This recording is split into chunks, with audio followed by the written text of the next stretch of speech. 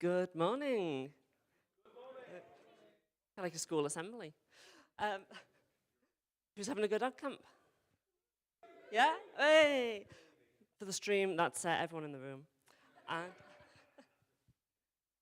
so, just a few quick things. I think, have we got anyone here who wasn't here yesterday? There's a few. So I'll do a quick run through of just some basic things. If you don't feel well, go home. We won't begrudge it. It's better than don't be contagious. If you want masks or lateral flow tests, find one on the crew. We've got some of them. And if anything does catch fire, there is an emergency phone number. Yesterday, there was a fire. It turns out it was the pizza oven. When I found that out, a lot more relaxed. Photography, take photos, but just be respectful of other people, especially those who don't want to be in pictures. We've got live stream sorted, and just check in before uploading anything with anyone.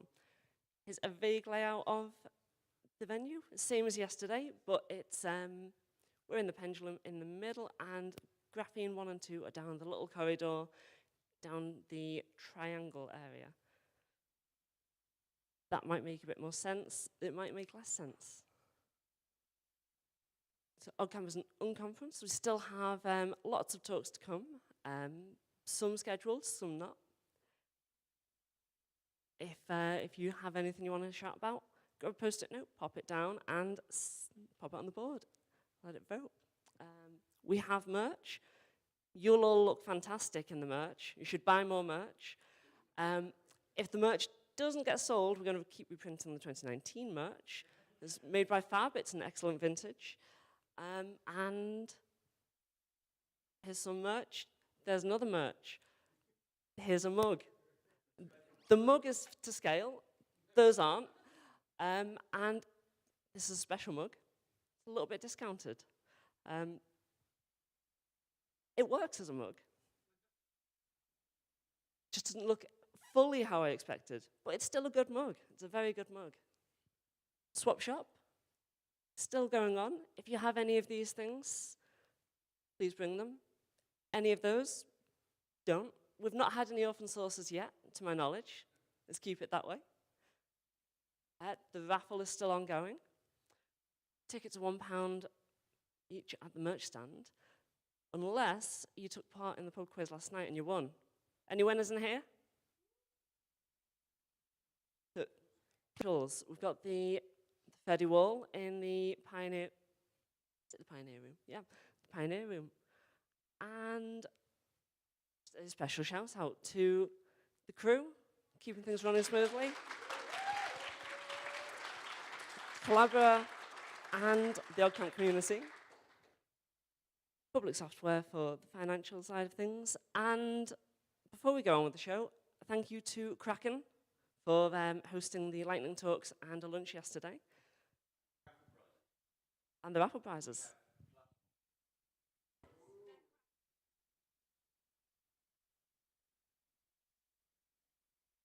So there are Krakens in the raffle.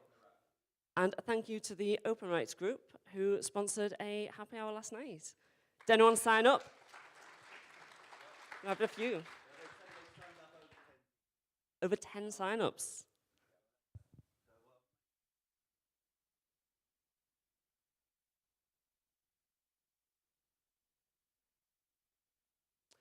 These mugs are outside the door, and they're only £8,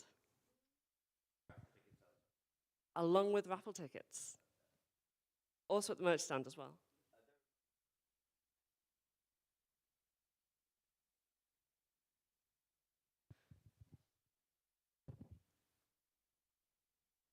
We're going to hot swap. Oh, actually, no, there are a few announcements, aren't there? There's always one. There's always one.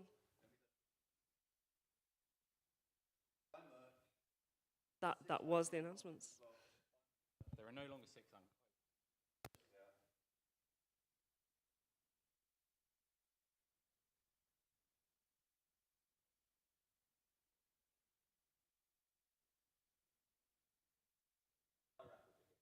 Give it a second.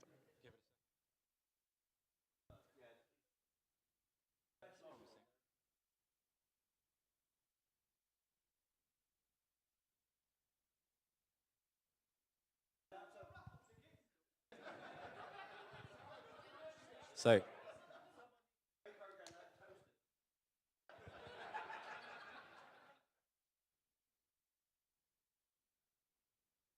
oh, that was yesterday. That's yesterday. We ended, of course, yesterday on the groundbreaking and widely celebrated OggCamp quiz hosted by somebody very strange. Right, so we've got about 20 minutes to busk until the 10:30 talk. So I just thought I'd put the schedule up. Thank you very much, by the way, for taking part and bringing along talks for the unconference. It's lovely. That's the point. So one of the Chris's on the crew, Chris Media out the front there, has been helping me to keep the schedule updated. If you do put a sticky on the unconference board, I think we've got 4 remaining slots. So you've got a couple there in the 11 and 11:30 slots. And there's a couple more, I think, later in the day. So there's still a few bits if you want to fill in and put up a talk today. But there will be a slight delay while we get them into the system because paper to computer. But yeah, we've got an amazing scheduled track in this room today, which I'm quite excited about. I was really excited. Gary and I, well, the whole of the organizing team went through the submissions for the CFP, and we were really pleased with the diversity and range of talks. So thank you, everybody who's been part of the main track and going to be speaking today as well. There's some exciting talks coming up through there. Just thought we'd put this up so everybody can get a sense of what's going on today. Then there'll be a lunch break. There's Ian and Sam talking about digital legacy just before lunch. Then we've got a really busy afternoon with lots of options. I can't decide with most of these which ones I want to go to, so that's a nice problem to have. Again, there's a slot over here if anybody wants to go over and to the Pioneer Room and put one up in that slot, although, again, you're going to be competing with some awesome other talks. We close the unconference at 4:30 so that we have plenty of time for the raffle, the infamous OggCamp raffle. You may have heard that there are some raffle tickets for sale. I don't remember. So if you could tell your friends, if you know where to get raffle tickets, please make sure to inform your friends. As I mentioned on the in the quiz yesterday, we're going to keep printing OggCamp 2019 T-shirts in order to meet the ongoing demand. So please go and buy the ones that we have on the merch stand. Anyone else into 3D printing? I'm excited about the CoolCAD talk. That sounds fun. And I know Ariel's got some fantastic stuff to talk about. I had a brief chat with John about Yarg yesterday when he was doing some videos of his demos. So yeah, this is just very exciting. So I hope you're all looking at that schedule and thinking to yourselves which sort of sessions you want to go and get involved in. I know. I'm just going to take a sip of my coffee if that's all right. Jokes next. We can do some more of Gary's quiz questions. They were jokes.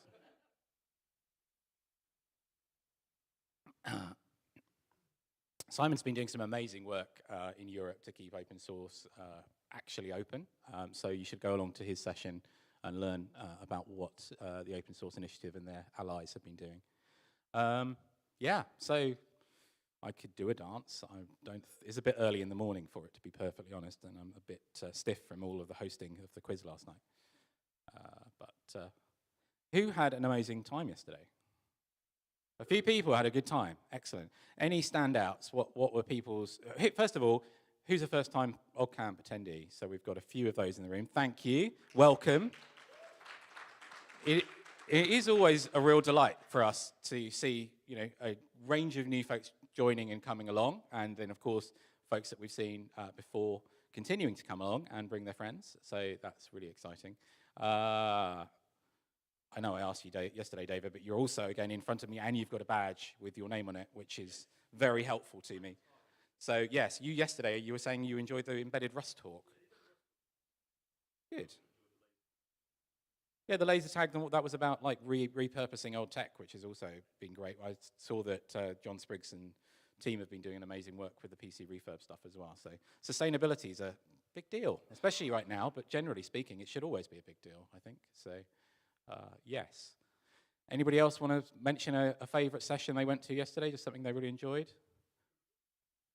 The blue jacket, I mean, it will be out again later. It is already hanging in the crew room, ready.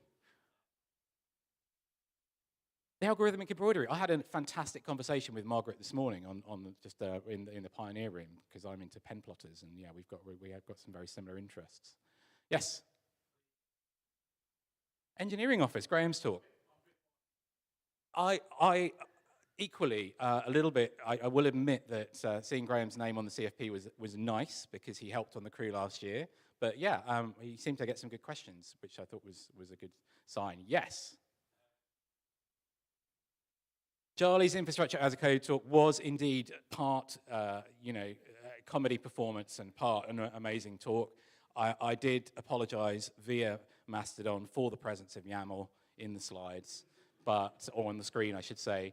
But no, that was phenomenal, as usual. So yeah, look, again, it's all about everybody that's here. It's all about all of the speakers. It's all about all of you. Everybody's been very nice to one another, which is always a fantastic thing as well. It's just a great vibe here. So thank you all for being here and being part of it. I have no idea what will happen in future years, but I hope that it will be just as good vibes.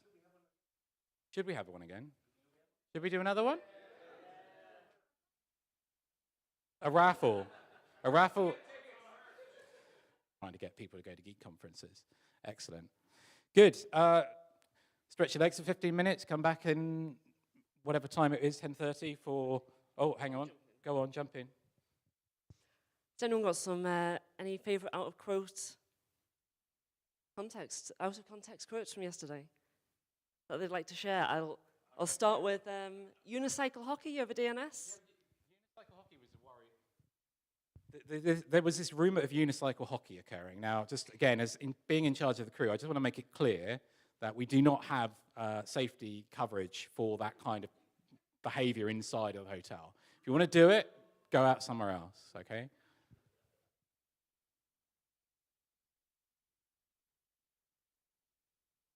Oh.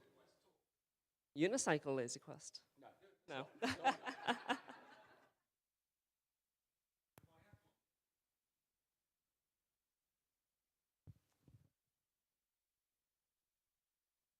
Okay, so there is genuinely going to be a 15-minute break before Bonnie comes and talks about Gen Z.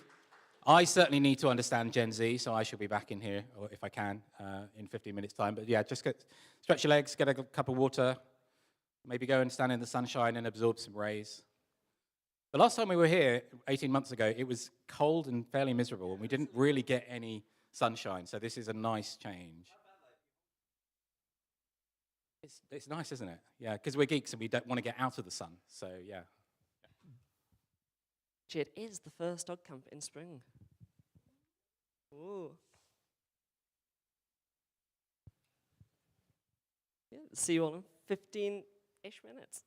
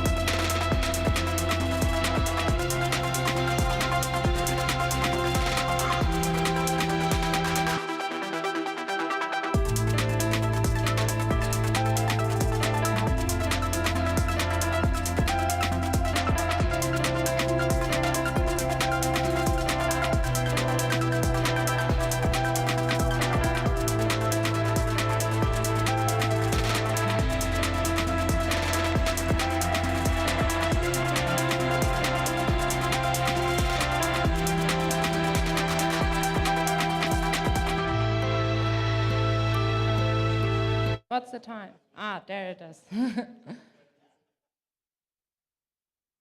10:30, perfect. All right. Hello all, I'm Bonnie Mering from the Free Software Foundation Europe. I will introduce you today to two of our projects. As you have seen yesterday, we have loads of projects. My colleague Anna over there introduced the FSFE and has told you some of our projects. Two of them are designed for the younger generation, so Generation Z and Alpha. And yeah, I will go chronologically, so about target group, I will start with the younger people and then go over to the older people, the teenagers in this case. But first things first. So what is the Free Software Foundation Europe? We are a European-based organization, and it's our mission to empower users to control technology. We are a charity, and yeah, everybody can participate as volunteers in all of our different activities. Two of them that I will introduce you today. There are several options for you to also join in and yeah, engage with the younger people. That's so far about the FSFE. We also have a stand over in the conference room there where all the tables are, and we are around there. If you have any questions, feel free to talk to us afterwards. Our first activity for younger kids is Ada and Sangerman. It's a book, and it's written by Matthias Kirschner. Matthias is our president of the Free Software Foundation Europe, and he told the story to his kids in the evening and then decided to make out of the story a book. I say it's not a bedtime story, it's a workbook. So you read it with the kids and afterwards you talk about it. What's the story about? It's Ada, the girl on the right.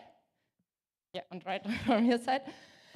She is very much tinkering around with technology, trying to find out how things work, and is very engaged. And she's like loving to acquire knowledge, loving to learn more about how things work, what software is, how hardware is working, and soldering. She's building loudspeakers for her little brother. So very curious kid. And on the other hand, you have Zangerman, who as a kid used to be like that. He loved to invent things. He was dreaming about little computers in his pocket. So he was like this inventor person. And when he became older, he made this all happen. He realized this. But he released all of his projects as proprietary. Some of you might remember stories that are actually like that in the real life. For example, if you think about the International Court of Justice, there might come some stories to arrive to your mind where people also were like taking away rights that other people have. And yeah, some things might come to mind in this regard. Anyway, Ada was feeling very uncomfortable about this, and she was like gathering around her schoolmates and her classmates and decided to step up for software freedom. So she learned more about software, she learned how things work and how to like circumvent them. And she eventually also got to the president with her classmates, and she started a smaller demonstration there, and yeah, we talked to them, and now you have to read the book to find out what happens then. This book is available in many languages. It's translated in Weblate, and it's translated by volunteers, so if you speak another language than English, because we already have it in English, feel free to jump in there, feel free to join us in our Weblate project, and yeah, to help translate it. We have over 20 languages. We have Polish, we have Italian, we have now starting the Romanian translation, so many people step up there, many people come together and yeah, do that together, and it's really amazing to see all of the outcomes there. As this book is released under Creative Commons, you can also reprint it then afterwards. For example, this has happened also with the Dutch version. This was a volunteer who translated it and then also organized the printing of the book, and now we have it in one more language. We also have it in French printed, and obviously in English, so you can also order it in your normal bookstore. It's in English, it's released by No Stretch Press, as far as I remember. And yeah, there are loads of options for you to engage with this book. We also have it in a Git repository, obviously. So there's a README that explains everything. It's a good README, it's a good documentation. And yeah, you can have the ebook from that. You can use PDF slides there. So many options to engage with the book, many resources. We also have a movie. This movie is designed by a famous German illustrator of movies, like a movie creator. I don't think you know the very famous German child show for kids. It's called Die Sendung mit der Maus. And it's like a very educational. So it teaches kids about different topics in real life. And the one who designed Die Sendung mit der Maus also designed this movie. So it's an educational resource. And you can watch this with kids and instead of reading the book. And yeah, then they basically also get the same story, but in a movie. Those are the resources that we as FSFE provide, but others also came up with resources. So this is the France Educational Ministry. It's very, I don't know, they really like our book. They also hold it up in parliaments and talk about this book. And they also created this web page where you can engage with the book. So you can listen, read it in classes, you can watch the movie, you can remake it, you can download it, telecharge means download, and you can listen to it as an ebook, écouter.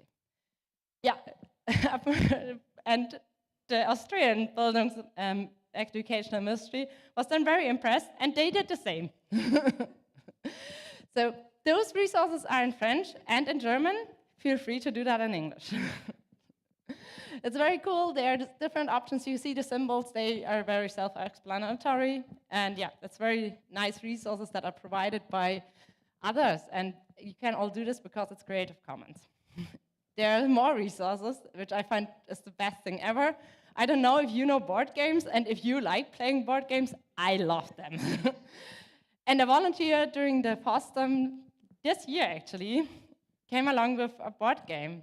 And they started to do this in their session for kids about the book, and they created this. It needs more work. I'm not saying that it's already finished and everything, but it's a nice idea to start. And I don't know if you have ever tried to create a board game. It's really, really complicated. It's not something you can easily do because you need to think about rules and what's the aim of the game and all of that. So it's like very complicated, but it's amazing.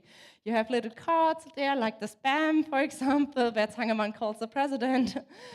And yeah, it's really great. You can see on the left side from your side the editor, how you can like create those cards. And yeah, feel free to check it out. It's an amazing resource, and it's just really fun to play around. I will take questions later, if that's all right. So those are some of the resources that are provided by volunteers. There are plenty more things out there, and feel free to also think about something else. For example, there has also been a recording as an audiobook, and yeah, in Italian. And it's really great how many ideas the volunteers have and how much energy comes together there. With all of those resources, you can do different things. You can do readings in class, for example. So this is one of our volunteers in Italy. He's a teacher, and he read this book to his school class, and they afterwards engaged about this book. We also do readings, for example, at conferences. So during the Chaos Communication Congress and during SFSCon, we also read this book to kids, and we afterwards do activities with them about the book and talk with them about the book. There are many ways or many options to read the book. We also are invited for readings, and it's amazing to see how many people come together there and how many people enjoy listening to the story about software freedom. When you read the book, there are many other options afterwards to engage with the books and to engage with the story and to get the kids to understand what's happening there. For example, you have those postcards where you can color with the smaller ones. But we already had volunteers who started soldering then, and they put little LEDs in those postcards and an Arduino on the other side, and taught the kids how to make this LED blink. So many options. You can also write postcards afterwards with the postcards that we have, also over there at our booth, and tell Ada or Zangerman what you think about us. It's amazing what the kids actually write. I did this at the Chaos Communication Congress. with some 5-year-olds and one 12-year-old who joined the session. And the 5-year-olds, they need a lot of help with the writing. But the older ones, they already write on their own, and they just tell Ada how much they admire her, how much they value what she's doing, and how much they would like to be like her. And they also tell Sangeman what they don't like about his control over the technology. And it's amazing how the kids already understand the concept of software freedom. You can also do this and ask them to step into one of the roles, for example, as President Czech. I don't know, the kids love to play president. But it's amazing to give them different perspectives on the topic and to engage with them about this. So this is one of the activities we have, and there are even more. You can also ask the kids to think about an invention they would like to make. So get more on the tinkering side of things. So for example, here's a 3D scanner by the kid designed. It's amazing, and they also do t-shirt custom production things and all. It's they really think about how machines could work and what they might need, and it's amazing to see all those curious little minds. With the kids afterwards about software freedom, it's a nice way to explain your own kid what you're actually doing, because software is a very abstract concept for children, and this brings it to a very low level and makes it easy for them to engage. Best target group, as I found out, is between 5 to 12, as they then already have some attention span and can already listen to a slightly longer story. And yeah, it's amazing how many people come together there. We also have an activity for older people. Not as old as we are here in the room. Sorry. So we have a programming competition called Youth Hacking for Freedom. Youth Hacking for Freedom is so it's about your own project. You design an idea, and everything is possible there. There are no restrictions on the ideas, none at all. The only thing, it needs to be free software in the end. That's the condition. It must be released under a free and open source software license. And I will tell you some more of the projects later on. But first things first, teenagers need to be between 14 to 18. If you know somebody, feel free to let them know that this competition is out there. It's a very nice way to get, yeah, I do see two in this room. So feel free to join, it's still ongoing. And it's a nice way to get teenagers interested in free software, in software in general, and yeah, to let them learn about software freedom, about all the different topics around this. So it's not from above, but with them, and yeah, together we are doing this competition. It's not that we go there and we say, you must use this and that, but it's more about we let them think around and design their own ideas, and it's on an even level base. The teenagers need to be from Europe, so this is not the EU, as this is very important in the UK, I learned. Sorry, I can't stop that. So everybody is welcome to join. As long as they are living in Europe, they don't need citizenship. You just need to live here. This is only possible thanks to our sponsors. Also Collabora here, thank you so much for also sponsoring the amazing OggCamp and also helping us with the Youth Hacking for Freedom programming competition. Yes. Now more about the competition. It started in January and it goes until June, the 30th of June, and it's still open for registration. You can still join. There are still some months left for you to design your own project, to come along and to have an idea what you want to do. Otherwise, you can also join the next session. If you feel like this is too short notice, feel free to join next year. It starts again in January on the 1st, and yeah, runs until the 30th of June.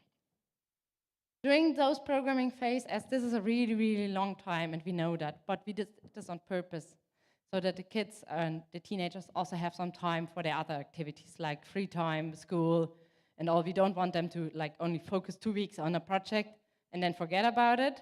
but to think about something they want to design and keep working on this over a period of 6 months while not neglecting the very important part of free time and school. We have monthly video calls to keep them going, and in those monthly video calls, we have an input topic that we discuss with them. There's an expert who, for example, talks about free software licensing. I will come to some of the topics that we have in a minute. We have time for questions, so general questions and questions about the topic, and we have the chance for the kids to meet each other and to talk with each other in breakout rooms. The calls are online, and we know that some have made friends across borders there. So it's a very nice way for them. The things we support is project management. So we help them to stay on track. We help with motivation. If they are lost somehow, they can always reach out to us. They can always talk to us. If they, for example, need to find an idea, we are always there. We are always happy to help, as we are not a jury. The jury is external. That gives us some time to, some space to move around. We help, obviously, with licensing questions and with general questions. In those monthly video calls, we also discuss what Git is, for example. We discuss documentation with them. So there are loads of topics around software freedom that we discuss with them, that we help them to understand and to learn about. So it's not just about, I need to program a nice software project, but it's also about how does a free software project look like, and how does a stable free software project should look like from the beginning on. We don't help with security questions or programming questions. Those we encourage them to reach out to their teachers, for example. Like we already had one who did an automatic telescope, and together with his math teacher, he did all the calculations. And his math teacher, I guess, was really happy about teaching him how to calculate the movement of stars. Yeah, so they do loads of things there. And this is what we do. And for all other things, we encourage them to seek help from other experts there. Who evaluates all of those projects in the end? Well, this is our expert jury. We have loads of them. We have Klaus Knopper, who is the creator of Knoppix. We have Thorsten Behrens from Collabora. And yeah, Alesh and Lydia from KDE, Marvin, who did MicroG, so loads of people coming together. Hannes Mehnert is also there from OggCamp. So those is our expert jury. We coordinate with them, and they have various backgrounds. This is very important because the projects that are handed in, as said, there are no limitations to the projects. So we need a wide range of jury members to evaluate all of those projects and to have different expertise. Yeah. In September, the jury has decided up on the 6 winners, and we contact those 6 winners and let them know that they have one of our awesome prizes. Very important part here. Please take notice of the numbers. Yeah, as said, only possible thanks to our amazing sponsors, and yeah, this is really nice for the kids. I know most of them just buy a laptop from that, or some of them also do travels. It's really fun to find out what they do afterwards with that. And they are invited to Brussels and are there for a full weekend.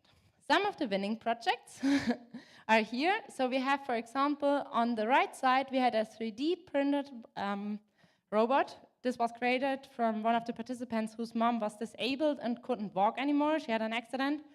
And he was like, how can I help my mom? So he came up with this robot that's controlled by a microcontroller, and she could also control it from her microcontroller in her hand. And it moved to her, and it brought her water or the food in it, and it's all 3D printed. And yeah, it's an amazing project. You can also see a video of it moving around in the house, and it also has a disco mode so that the mom can have some disco lights there. And it's an engaging project.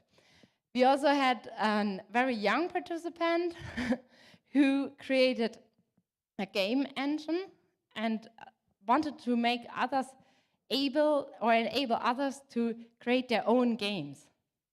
And yeah, this is one of the other projects.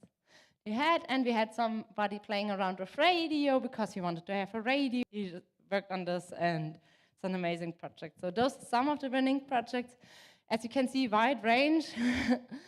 And yeah, they all come together in Brussels in October and have a fun weekend where they network, meet new people, find new friends, and have the ceremony plus the dinner. We have loads of food there. So it's a really cool weekend. That's a really cool project to engage with the kids. Feel free to help us and donate to us, as we are a charity. And yeah, thank you so much for your attention. I'm very happy to take your questions. Those are the 2 projects we have for the young generations.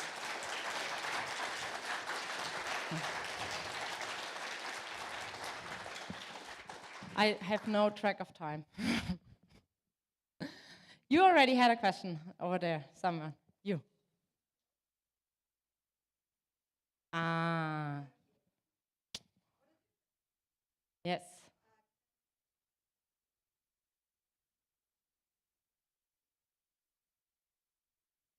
So we don't offer this option, but if you say, I want the kids to sign up and I want to be their mentor, that's fine. It's just we engage with the children. Like, we tell them what free software is, and we tell them how to license a project. We do license checks in the end as well, so very thorough on that. And we also give feedback there. If you say, I have a class or I have several kids as in a youth center, of course you can be their mentor. It's just that we need the kids to sign up for the competition. So it does not need to be you, but the children or the teenagers.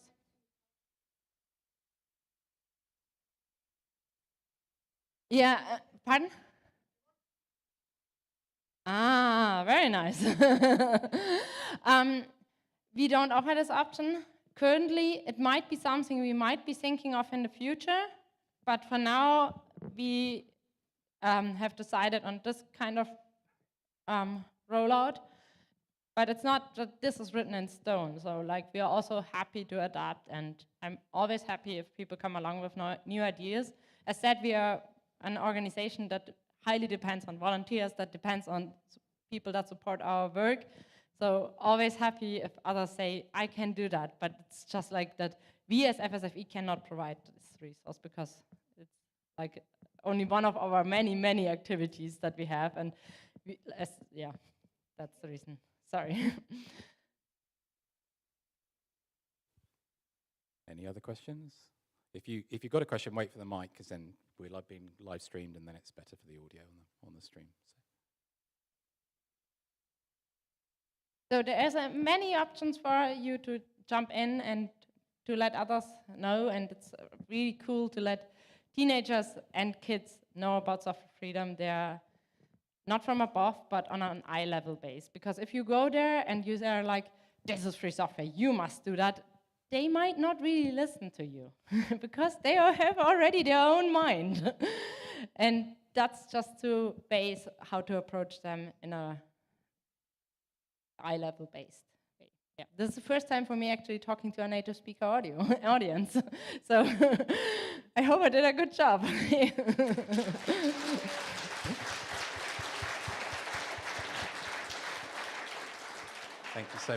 Thank you so much, Bonnie. That's amazing, and it's amazing to have FSFE here at OggCamp with us. We really appreciate your support. Thank you. Okay.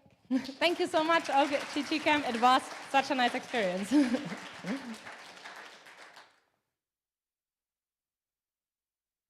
Okay, so do go by their booth in the Pioneer Room if you haven't already gone and picked up your stickers and leaflets. And next in this room, we will have Chris Ellis. And you're also free to go explore the Young Conference, which is also just kicking off again. Have a great day at OggCamp, everybody.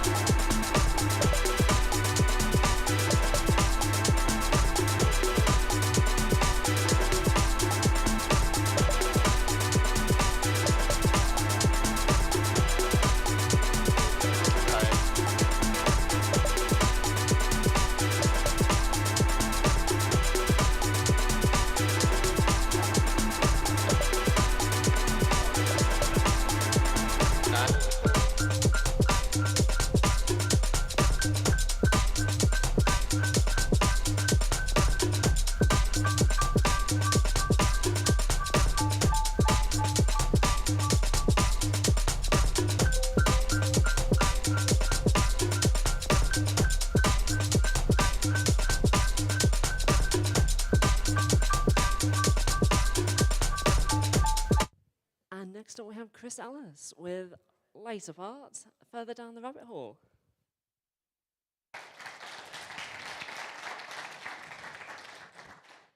Okay, so you can hear me even better. Right.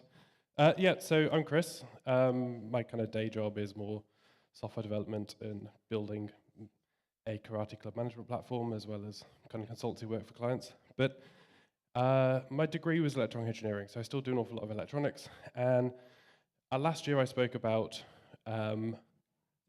these things, which are a whole bunch of like LED art badges that I made. And the collection has grown somewhat. I've made a couple of custom commissions, we could say, although I didn't make any money off it, so it's not really a commission, is it?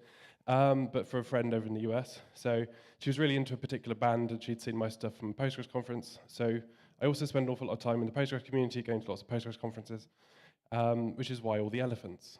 So some of these are actually based on the logos for the Netherlands Postgres conference. So there's quite a lot of these things now. But where did it all start? So all this kind of started with about 4 or 5 years ago. My mum wanted to go and do a fused glass workshop together as a family. And searching around for inspiration for that, I kind of came across this, which is like an Art Deco kind of glass pendant. And I had that very natural reaction that some people in the room might resonate with, going, well, that could be a PCB. So this is kind of where it started. I had that kind of random little idea of, well, I can actually do this and make this from a PCB and kind of get that kind of artwork effect. And then, of course, you know, just a dumb PCB that looks pretty is pointless, right? So we can at least make it do things. So this design, you know, got a few LEDs on, little microprocessor on the front, battery on the back, and then obviously I made a few of them. But this was all, you know, fun. And then it kind of kicked off, well, you know, my involvement with Postgres, and let's make some for the kind of Postgres world. So I then did some elephants. And now to explain where this all kind of comes from. So in terms of the PCB, we have the main color, which is what we call the solder resist. So that's what stops solder going everywhere when the boards are assembled. So in this particular case, you can usually choose like 5 or 6 different color options when you get stuff manufactured. So in this particular instance, it's a black PCB with a black solder mask, a solder resist. The kind of gold bands are actual real gold. They are effectively copper that's been exposed and then gold plated. So that's a pretty common process in PCB manufacturing for signal integrity and stuff like that. Now, obviously, we've got a few bits of white here and there, which are from the kind of silk screens. This is what's usually used for the component names on everything. So you'll also notice there's not any component names there and stuff. So, you know, actually the PCB manufacturer doesn't care about that too much. And then on this particular design, which was the very first one, it had a CPU again on the front. Now, for this, it's basically a custom design for every single badge, which kind of slows things down. So later on, I kind of moved to more of a modular approach. So how do we go about getting all those LEDs processed, handled by one fairly small microprocessor? So the microprocessor itself has only got like 16 I/O pins, but if you count, we've got about 60 LEDs. Well, this is where we get into the joys of matrix LEDs. So effectively, we have 6 columns and 10 rows. So that allows us to connect 60 LEDs between those kind of column and rows. So this now allows the LEDs to all be individually controllable by turning a row on and turning a column off, effectively. So the columns, the reason we have 6 columns is because the particular microprocessor here has 6 PWM channels. So all of the LEDs are PWM controlled, so we can do brightness control. So this allows us to then kind of have a uniform brightness that's kind of set at the level across everything, and we can still control each individual LED and program all these kind of patterns in. So very early on, I decided to move to more of a modular approach. So there's a control module at the back, which has the battery clip and the microprocessor on. And then that is basically, I got a big batch of those made up. And it's easier to assemble those 2 kind of PCBs together by hand than it is to solder the battery clip on by hand or to solder the switches on by hand, which I was doing at one point. The one thing I'm never doing is soldering the LEDs by hand, because that is a complete pain in the ass.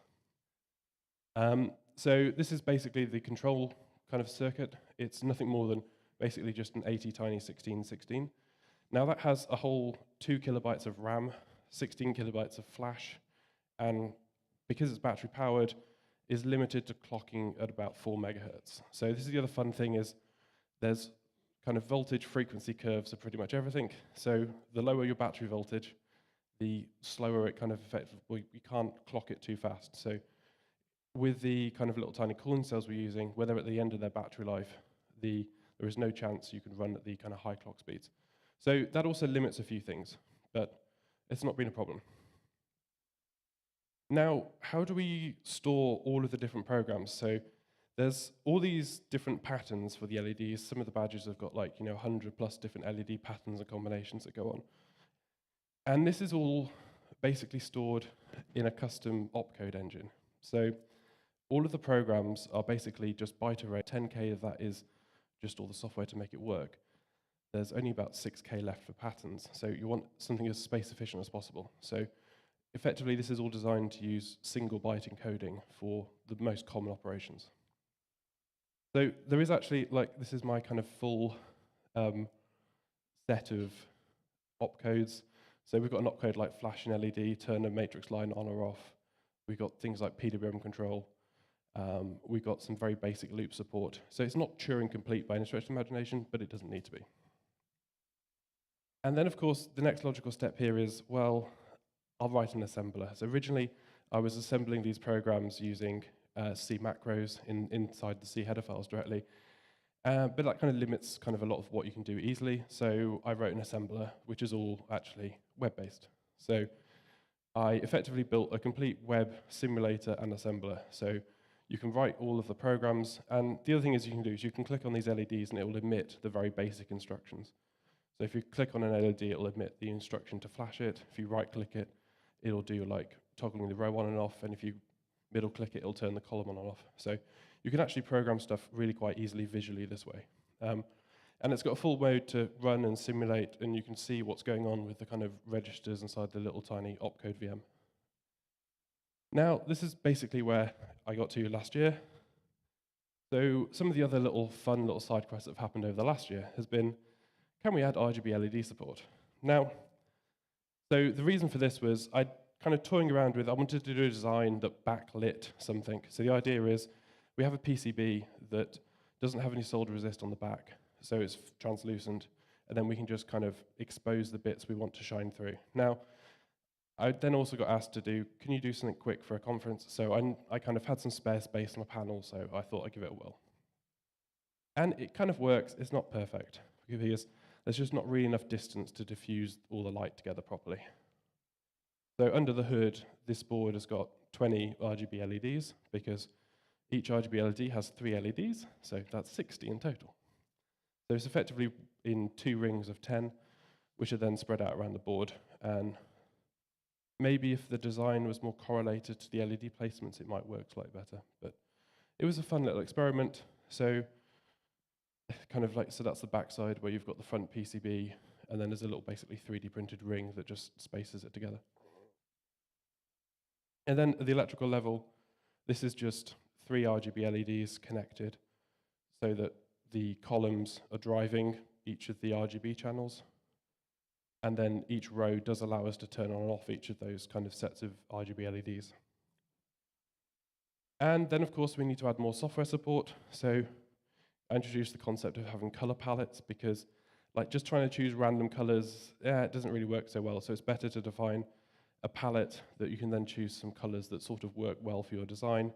And then it's easier to say in the code, well, select a random color palette or go through and iterate through the color palette. So added in some support to the opcode engine to be able to do all of this. And it works for the purpose of that badge.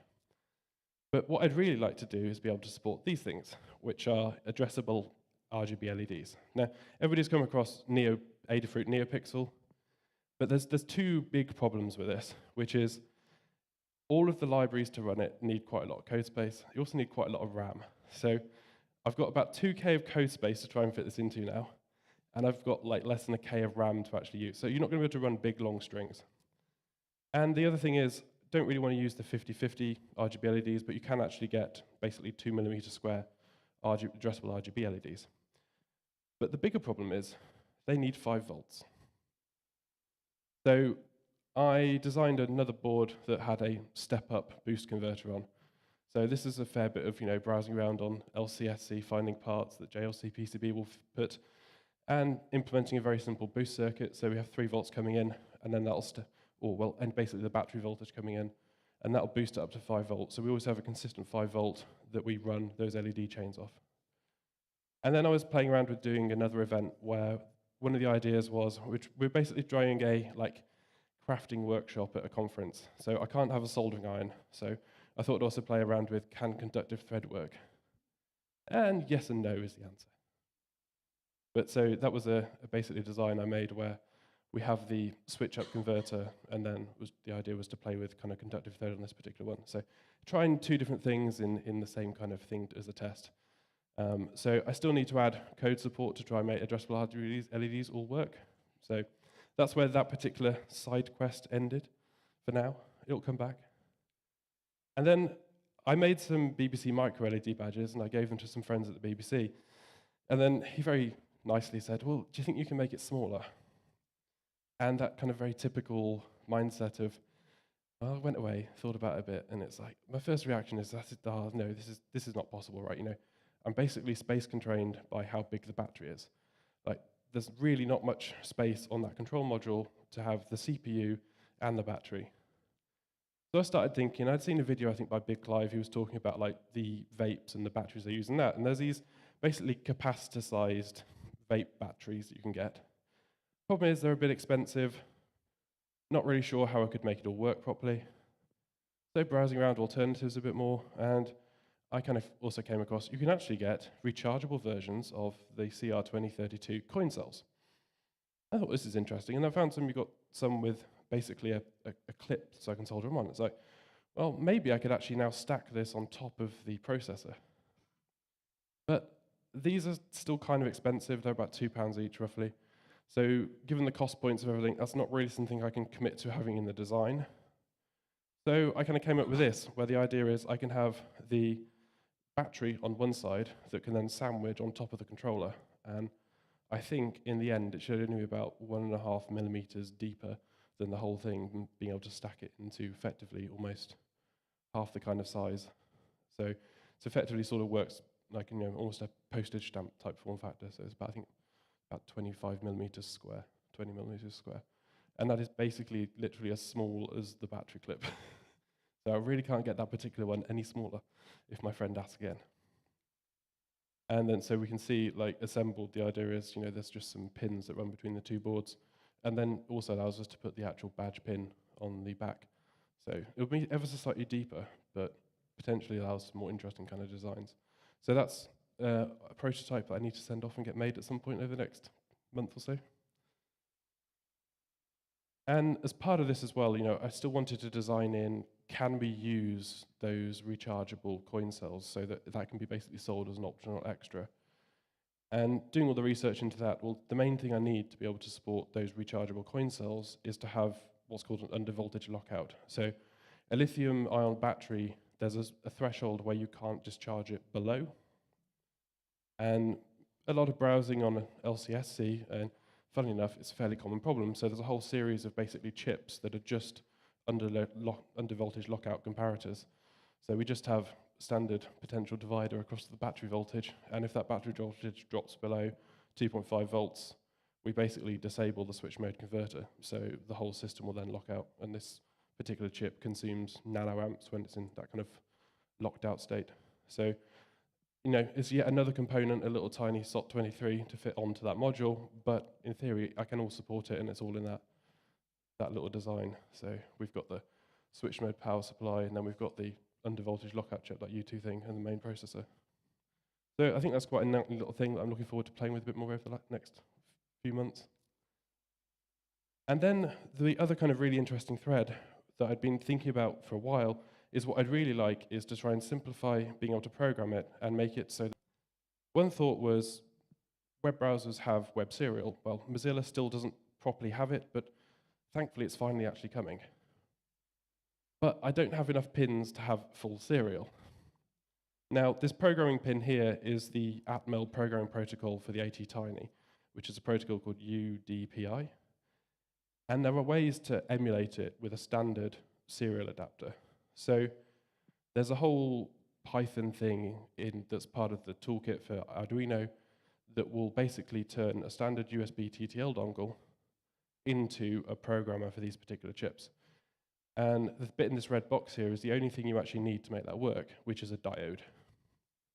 So effectively, we just have a diode that's coupling the receive and transmit lines together, and that's enough to turn the little tiny cheap USB TTL dongle into a programmer for these AVR series microprocessors.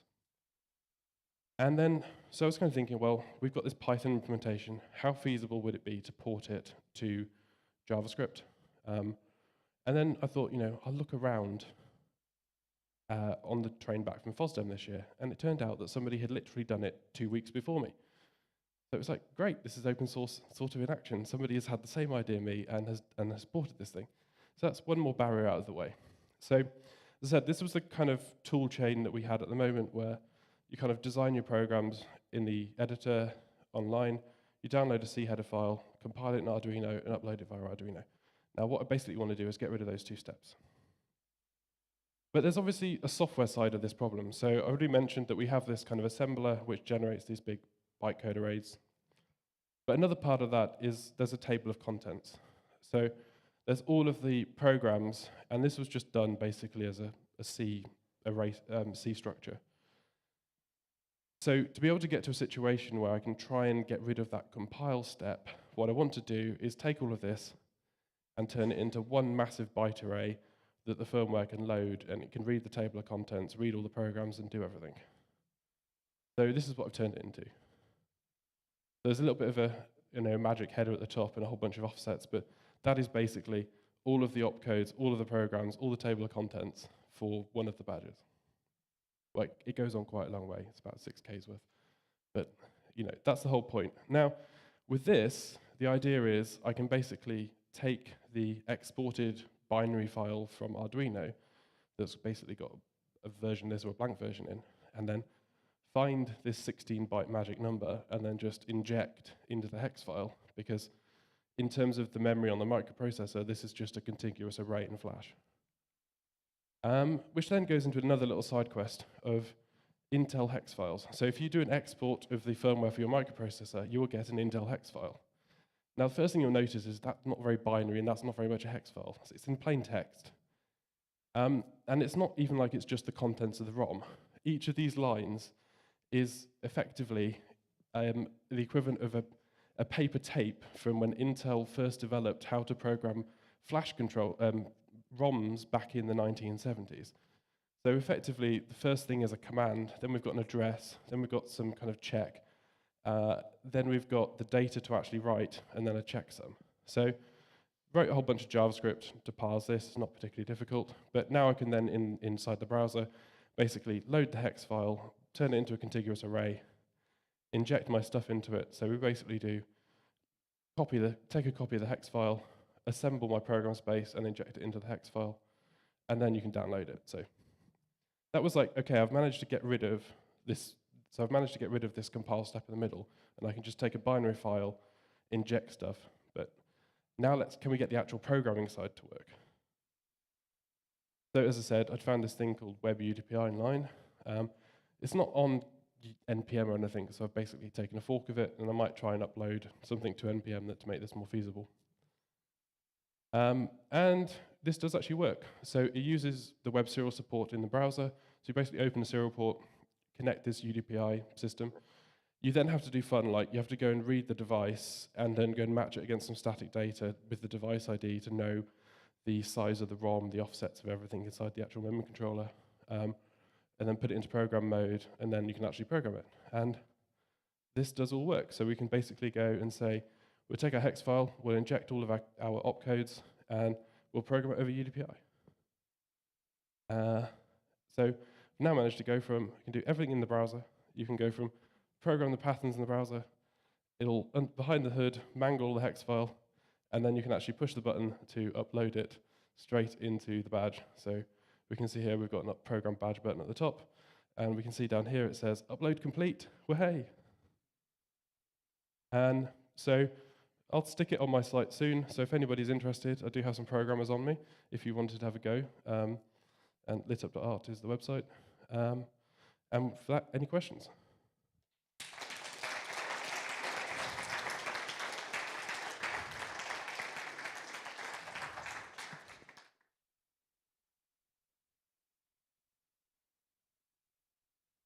I think Terence has a question.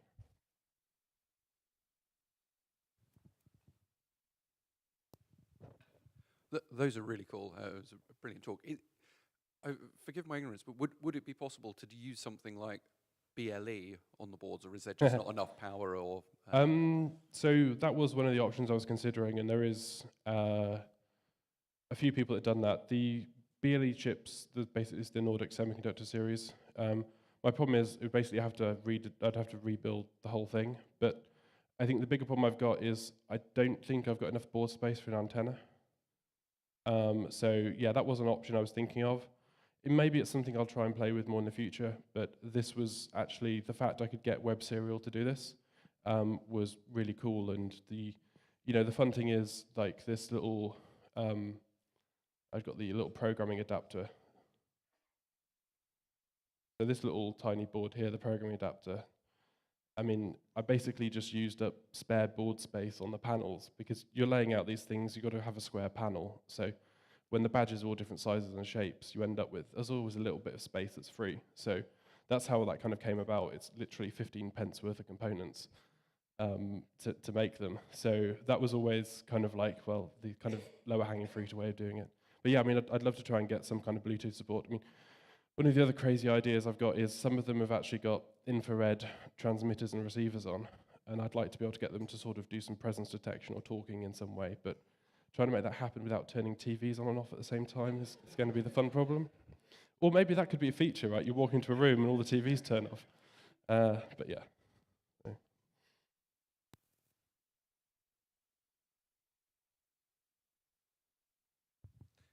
If you didn't have awkward friends asking you to make the board smaller, like, what would it take to use the rechargeable batteries and let users recharge their own devices? So that's the thing I want to move towards. So I want to move basically the standard module towards having the boost converter on it, because that does help with problems with, like, the blue LEDs always fade first because they require higher voltage, and it's basically the same voltage as the battery refresh. And then if I've got the undervoltage lockout chip there, then you can use the kind of rechargeable batteries on basically everything. So I'm hoping that in my next production run, effectively, of the control modules, they can support the rechargeable batteries. And the other thing I've been trying to design in, there's like pogo pins where hopefully I can have a charging interface as well. So the idea is you maybe can have like a desk hanger where you can hang it on that can recharge the battery or power it as a kind of statically rather than just burning through lots of batteries. But it's kind of all interesting, you know, the differences between the chemistries and the power available and stuff. Like the rechargeable ones have less capacity than the non-rechargeable ones and all that kind of stuff, but they have a higher current draw, a support, and things like that. So like in everything in engineering, it's all trade-offs. Any last questions?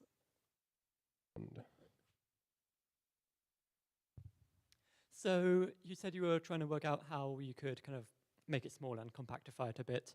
I was wondering if you'd looked at like smaller coin cell batteries, or if they like have limitations that made it not viable, or that kind of thing. So I mean, when I was first designing it, that was one of the things I kind of went through and a few times was actually, is it better to stack two thinner coin cells to get the higher voltage out of them, and then have a step, you know, basically then a switch mode step down converter.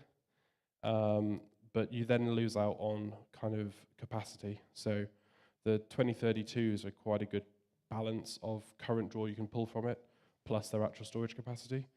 Whereas everything is smaller, it probably wouldn't even last half an hour really, rather than at the moment they seem to be able to last a couple of days. Well, no, about 12 hours, I think.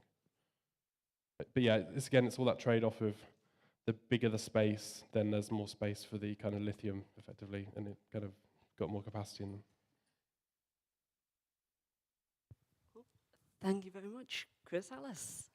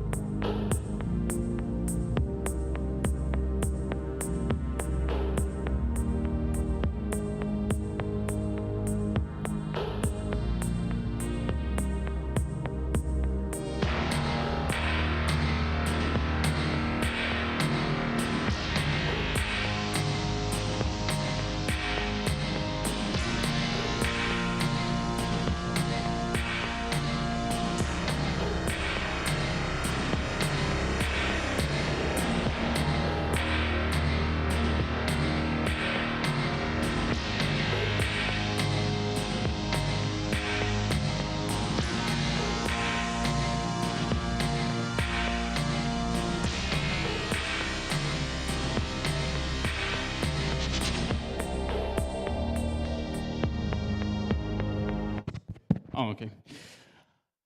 Hi, everyone. Thank you, and good morning. Thank you very much for coming. So in the next 50 or less minutes, James and I will talk about the digital ID system that is currently under the development and proposed by UK government.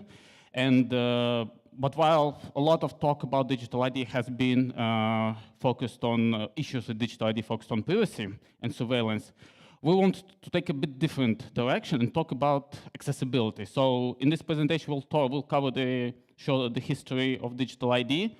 We'll cover the proposed design and who have proposed it.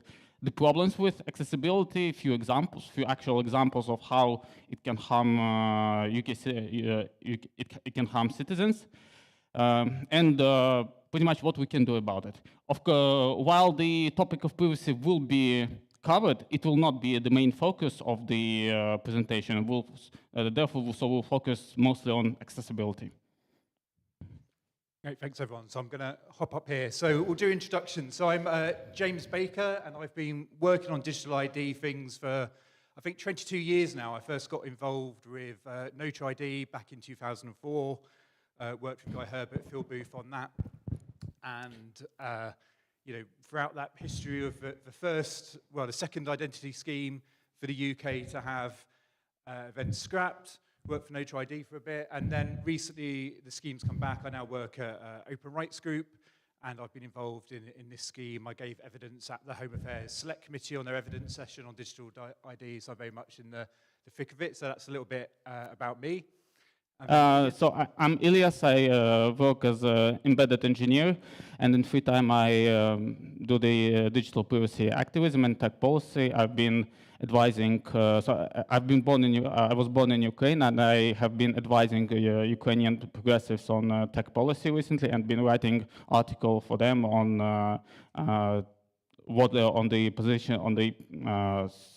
positions on tech policy. So I'll hand over to James to talk about history of digital ID.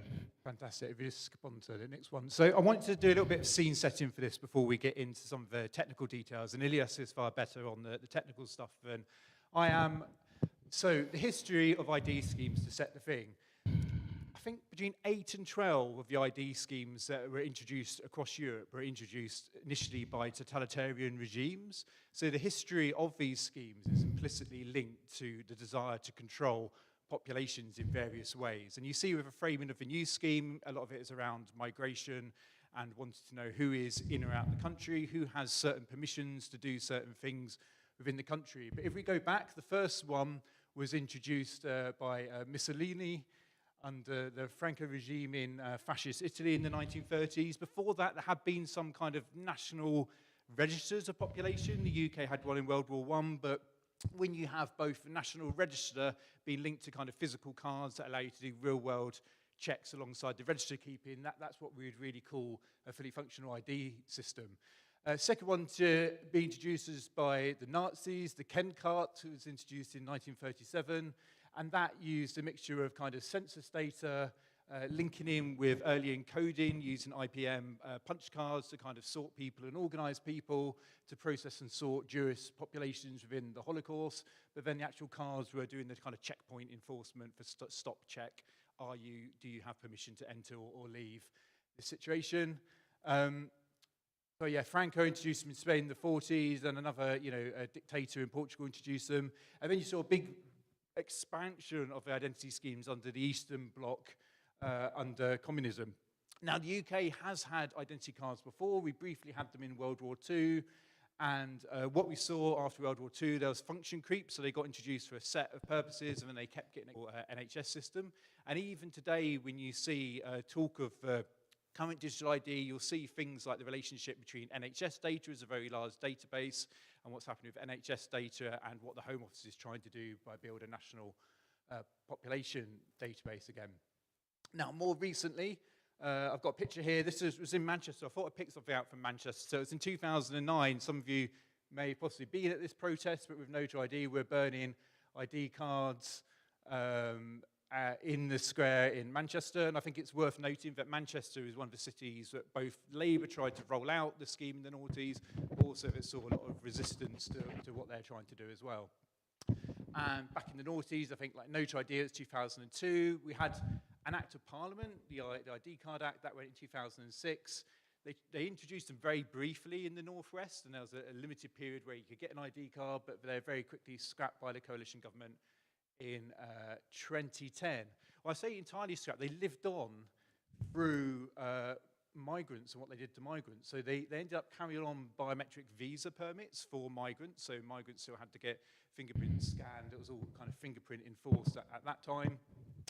And the kind of lobbying for this never went away. We called it like the Tony Blair government in exile through the Tony Blair Institute, heavily funded with lots of money from Oracle. Larry Ellison kind of putting into that institute has continued to push for the reintroduction of digital ID, both in the UK and around the world. So you really saw a lot of the lobbying for digital ID schemes go through the international organizations like the WF, who had their paper Reimagining Digital ID in 2023, and then a kind of rollout of different digital ID schemes across the world. Some like, I think that, the Estonia scheme is mentioned quite a lot, which works on the X-Road system, the Indian Aadhaar scheme, and what have you, and you really saw this kind of expansion of them. But they all take slightly different forms of how they operate and their kind of structure around the world. Some are kind of slightly better than others. And I think it's fair to say that although, the history of these schemes was rooted in totalitarianism, there are a lot of countries now that are introducing them which are democracies. But where you've seen far less take-up is on the common law countries, because they don't have the kind of Napoleonic code of how identity is established in the first place. And I'll maybe talk a little bit about that later, because I think it's got some quite interesting analogies between closed source and open source. And the basis of this is, like in the UK, you have the permissions to set your own name and identity. You can just go and change your name anytime you want.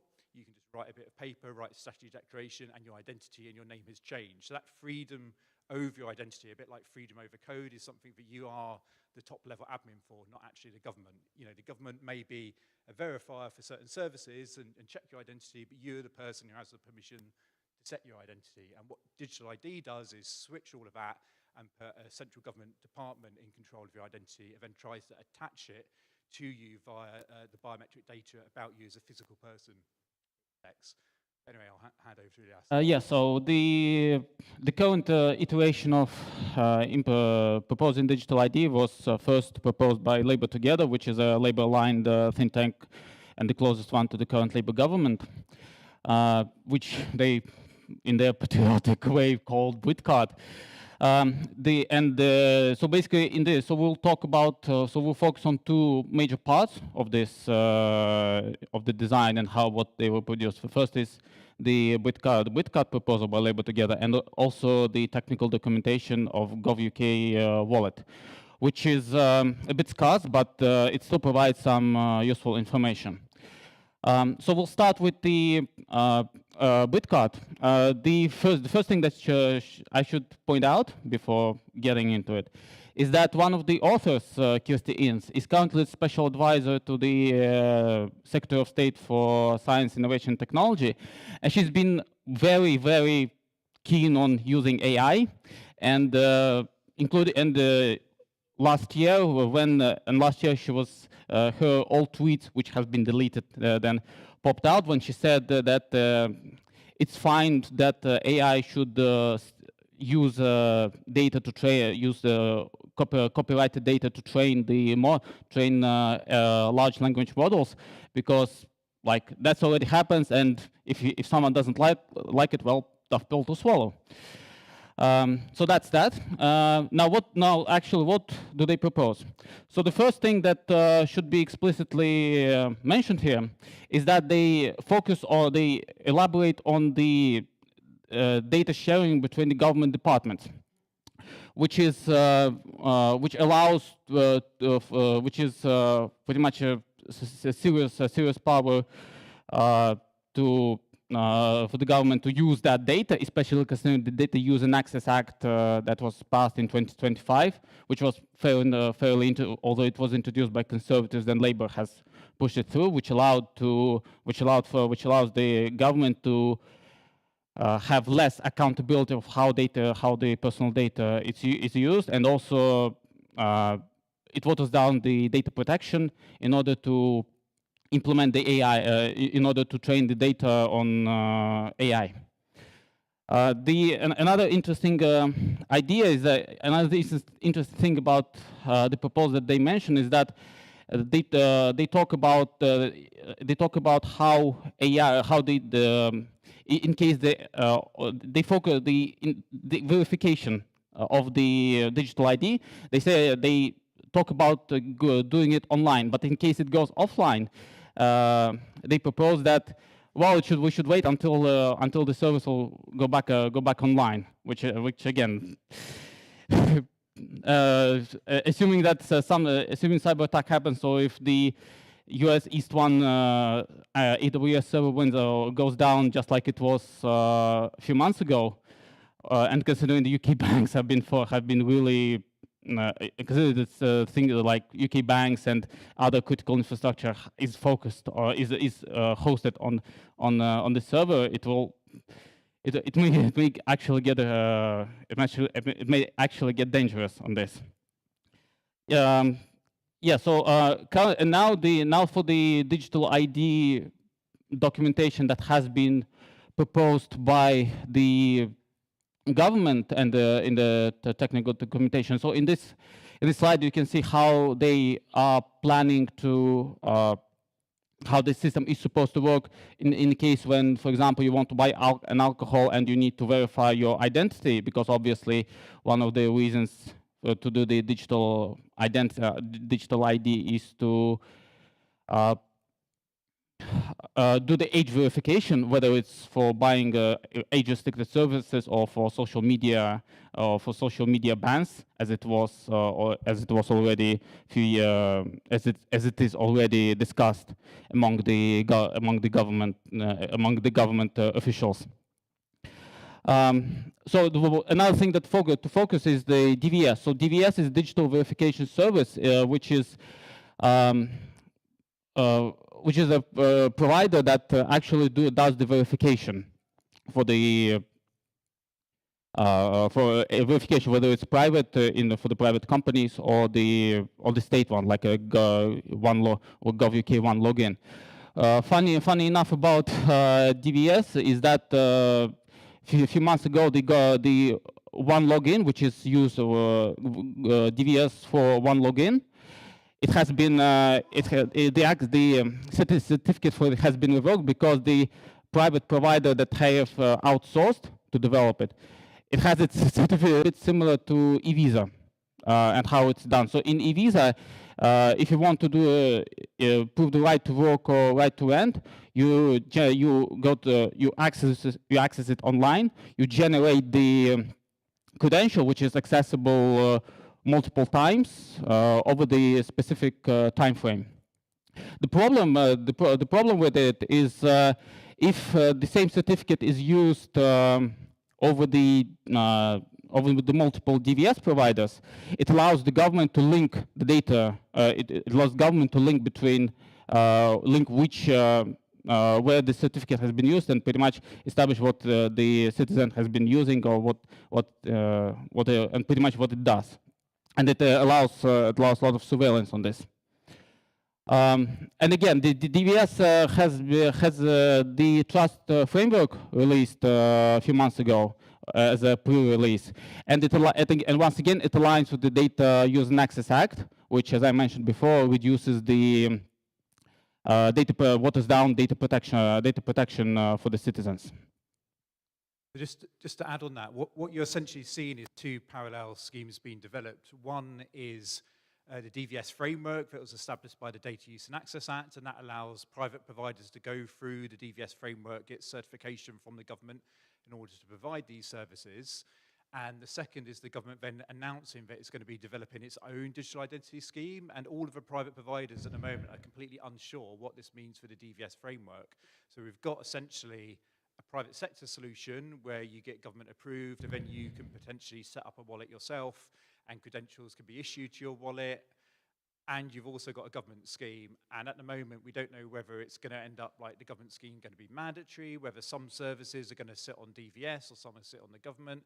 We don't know if a private provider is going to be able to accept government-issued credentials into their private sector wallet. So the entire industry around this, who've been kind of invested in building their own things, is also completely up in the arms as well.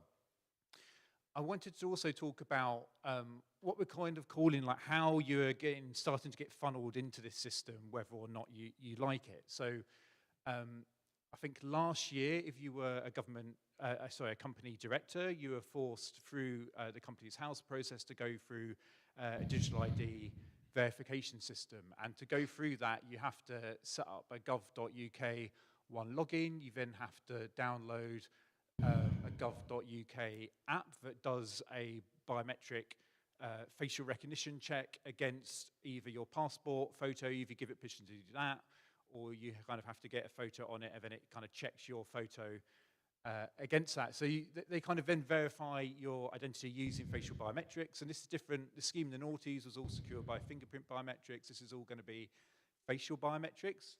Facial biometrics does raise additional privacy risks, because alongside this, you're also seeing the rollout of live facial recognition systems across the UK. So the facial ID from your passport photo, or when you sign up to this, it can then go into those live facial recognition systems used by the Met Police, and I think Greater Manchester Police are also starting to roll it out. Most police forces now are starting to do the live cameras. But the point is, you're going to see a link between your digital ID facial recognition and real-world facial recognition. Just to also add about this, regarding the credentials and how they're being generated, there has been a talk, there's been a presentation at the Chaos Communication Congress 2 years ago, which was focused on EIDS, which is the European Union's version of digital ID, and they also have a similar issue with the linkability between the credentials being used, but also the proposals there that has been, as I understand, have been discussed. Is, for example, if for example for the issue of credentials, which is in UK's digital identity system, it will be the government to issue one-time credentials, so over multiple one-time credentials. So, for example, it issues like 10 credentials. It's if you use it for one service, for example, for public service, then it's expired. If you then you use it for age verification on like to buy alcohol, it expires again. While it has also been pointed out at that presentation that there are some slight issues, there are some minor issues related to privacy. It's still a good proposal, which at least should have been considered within the UK government. But unfortunately, UK government and with their digital ID proposal, they want to actually establish that linkability to observe what the government, to observe the citizens' actions. We'll just go back to the funnel. Mm-hmm. I'll carry on a little bit. I've just got a bit of time. So, so yeah, on this. So when you hear the government say, well, the digital ID is going to be voluntary, what they mean is having the actual the wallet app that then issues the credentials onto your phone is voluntary. It's not going to be voluntary. You're still going to have to go through the gov.uk login to access services, like if you're a company director, and that will expand. And there's still going to be shadow accounts set up if you haven't done that, based on population databases behind that. So even if you don't have the actual app and using your government digital ID, you will still have, your identity will still be part of what you could consider to be the wider scheme.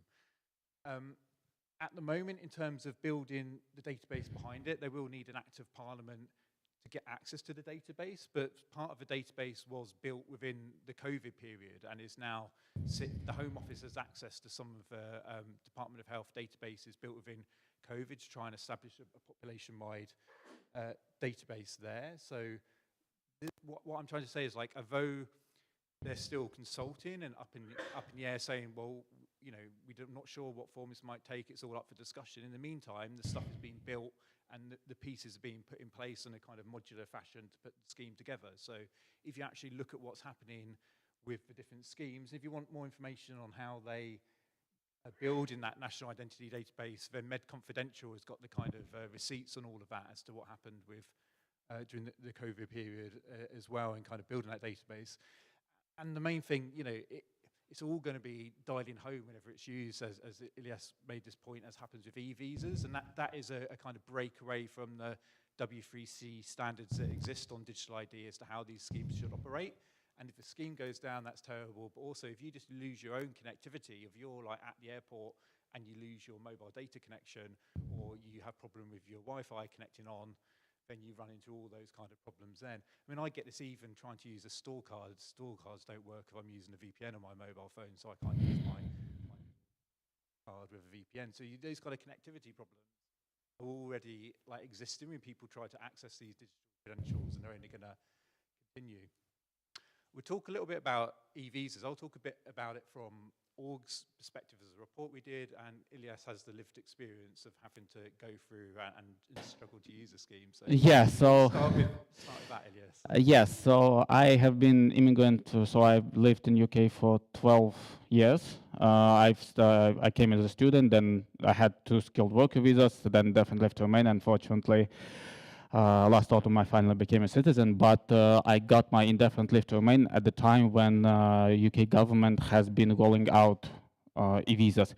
Again, to be fair, the e-visa scheme was introduced back by the Conservative government in 2020, even 2022, because when I was getting my extension for work visa in 2022, I got the BRP card, and even though my visa was for 3 years, it mentioned that the expiration date is December 31st, 2024.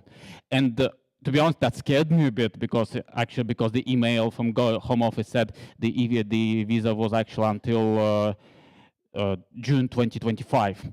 However, with the really fine print at the letter, when the BRP arrived, it was mentioned that actually, you know what, by 2024 the e-visa will be introduced, so that's why you have BRP cards. And I had friends who were legitimately scared because the BRP cards have been for less than intended, and only after I told them that actually it's because e-visa will be in place, then they had a sign of relief.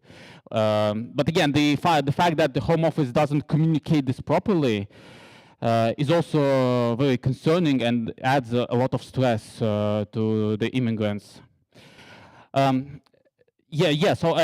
regarding the traveling, so I've been helping with Ukrainian refugees who also have their refugee papers as e-visas, and they've faced a lot of trouble when they were traveling traveling to and from the UK, because for some of them, for example, missed their flights because they couldn't access e-visa, and which is exclusively online, so you can't download an offline version of it.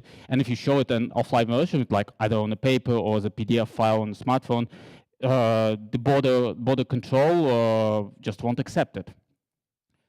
Now for the main event, and actually how it can be used to limit accessibility. So there are 2 points, 2 major directions where it can be used to limit accessibility.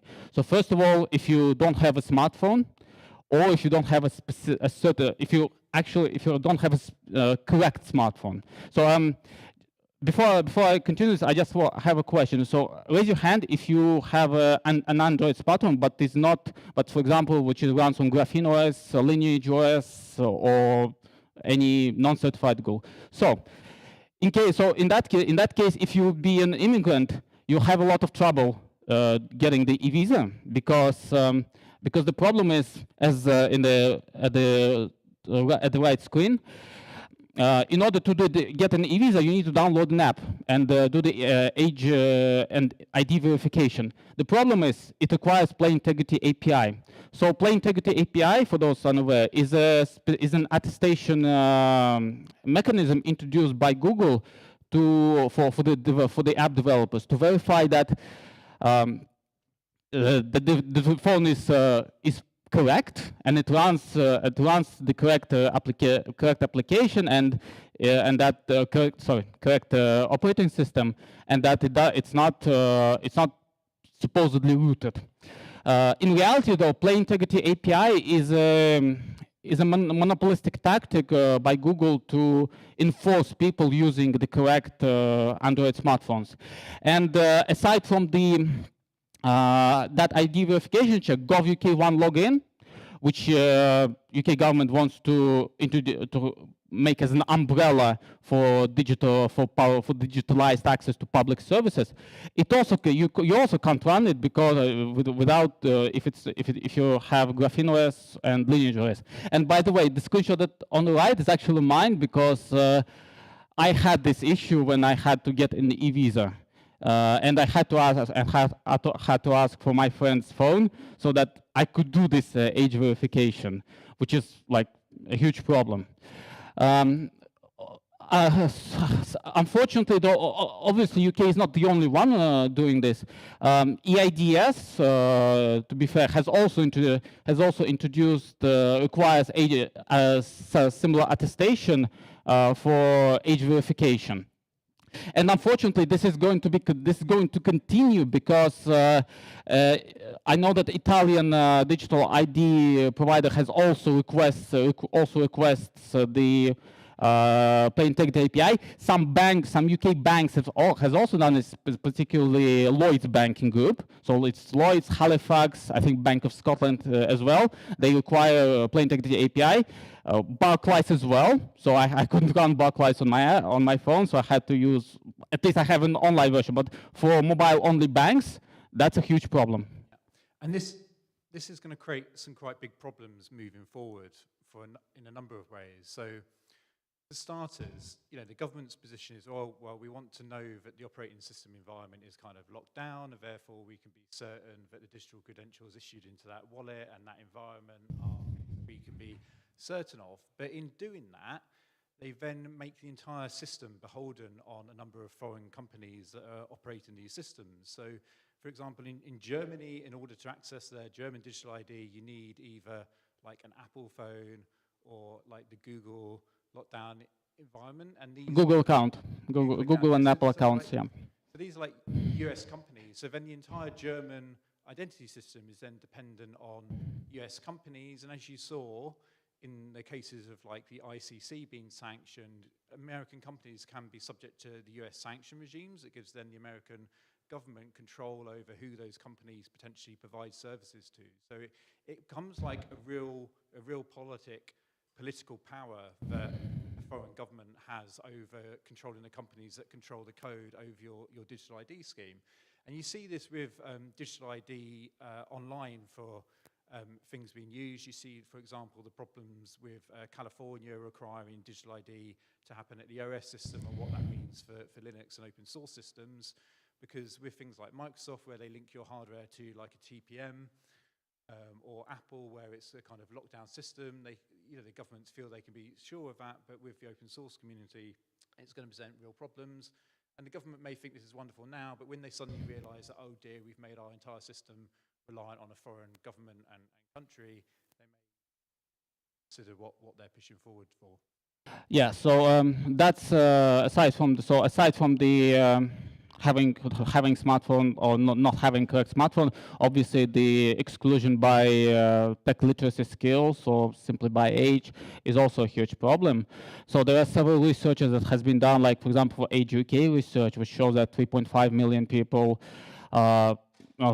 aged 65 or older, they have never even used internet, or not even not just smartphone, but they just never used internet. So for those people, accessing the digital ID will be without proper tech education will be really problematic. Another problem is, of course, because there is no mandatory ID as a passport or driving license in UK. There's around 11 million people, according to British Computer Society. They confused. Yeah. So there are several million people as well, according to census, to 2021 census, that also don't have access to don't have ID at all, like whether passport, driving license. That also excludes them from having used digital ID because the proposals by Labour Together and the documentation of Gov.uk Wallet, they focus mostly on people who already have existing ID or who has records in the home or on whom they have records in the Home Office. But not for those people. And obviously, the tech literacy just in general, British Computer Society has made a research, has done a research, and according to it, just about around 11 million people just have lacked tech skills like for everyday life. And and also, I just want to highlight the talk by PC Refurb yesterday about the digital exclusion, which has also highlighted the exact same issue. And I think when public services are going to get digitalized, the first thing you need to do is to improve the tech literacy of its population. So, for example, Tony Blair Institute and UK government, like they talk about a country like Estonia and their mandatory ID, digital ID, as an example of how it should work, but they admit the fact that Estonia has one of the highest rates of tech literacy across all European countries, and they also have a really good public infrastructure. So and while the UK is not that bad, but still lags behind countries like Estonia. So that's why it's important to focus on this. And also another thing is multiplicity. So for example, that happens usually when there are several cases of when multiplicity can be used is crucial. So for example, when a couple marries and then the woman changes their last name to take the husband's last name. And if that is not reflected into the document, if that is not reflected into the public records, then it may actually be it may actually harm that person. So that because there is no that person could not prove that that it's her or him. Like, and also the same goes for political refugees who have to change their identities to avoid pursued by totalitarian governments. So this is a problem both, when changing your name, but also currently in the UK, you're allowed to have more than one name for different purposes. So this happens most likely for like film stars who might have a performance stage name. We use the example, Tony Blair's wife was Sherry Blair, but she practiced law as QC under Sherry Booth. So, lots of professional people, perhaps you're an author and you get known under one name, you then get married and name, but you want to keep your author's name, or you're publishing under a pen name as an author, or you could be a sex worker or a victim of crime and be known by different names. And you have that freedom currently. You can change your name and have different names as long as you're not using it fraudulently. The other example is Grant Shapps. I think, was it like 20-something different names to publish books under? But so there's lots of people, including professional people, established people, who are lawfully going around with different names for different purposes. And all of this system doesn't have an ability to account for that at the moment. It kind of have one name for everything. It causes a whole host of problems for it. Yeah, so where does it lead in practice? So we'll talk about two cases where it actually hurts how such digital exclusion seriously harms people. So first one is Ukraine. So in Ukraine there was a public digital service called DIA. It is similar to what UK government wants to do with the Gov1 login, to serve as an umbrella for digital ID, for access to public services, to even start business and that sort of thing. But recently, the Ukrzaliznytsia, which are Ukrainian railways, they've made the usage of they made the verification of identity using DIA mandatory to buy tickets for selected routes. Particularly striking is that they included Lviv-Kiev, which is one of the main routes to travel, whether in and out of Ukraine. Aside from the fact that DIA is voluntary, the usage of DIA is not mandatory in Ukraine, and around 50% of Ukrainian citizens use it. and obviously that excludes those people, or makes it hard for them to purchase tickets. It also harms foreign volunteers who came to fight for Ukrainian army, because they can't access, they're not eligible for having an account in DIA or in Army Plus, which is a digitalized version of pretty much requesting services such as, for example, getting time off, or requesting moving from one front line to one area in front line to another, for submitting reports, that sort of thing. Foreign volunteers who shed blood and sweat and tears to fight for Ukrainians, they're being excluded with this.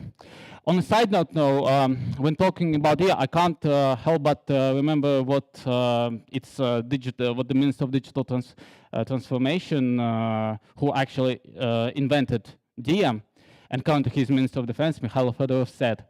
I think the role of cybersecurity is currently overrated. A lot of people talk about it, but very few can actually name the examples of cyber threats. So yeah, qualifications to talk about the qualifications of that person to talk about to implement this is says for themselves. Another example is India's Aadhaar.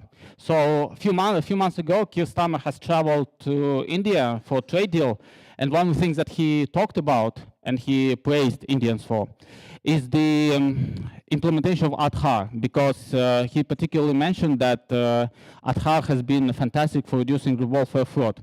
Of course, he didn't mention the fact that a lot of research has been done, including by Indian researchers, that point out the supposed reduction of welfare fraud that's been accomplished by Aadhaar, is that because Indian government has been making it extremely difficult to actually get this welfare. And there has been and it led to tragic circumstances. For example, in September 2018, an 11-year-old girl died because her parents could not register for Aadhaar and could not therefore access the welfare that they were entitled to, even though they were eligible by requirements. But because the system is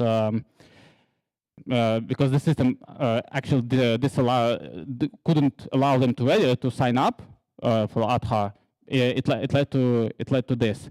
Another thing that has been researched about Aadhaar is that it also discriminates against women, because in India there has been a lot of families where women are dependent on their husbands, whether it's for bank accounts or because they don't have they don't have the smartphones, and they have to rely on their husband, and that stimulates towards those husbands initiating the abuse towards those women.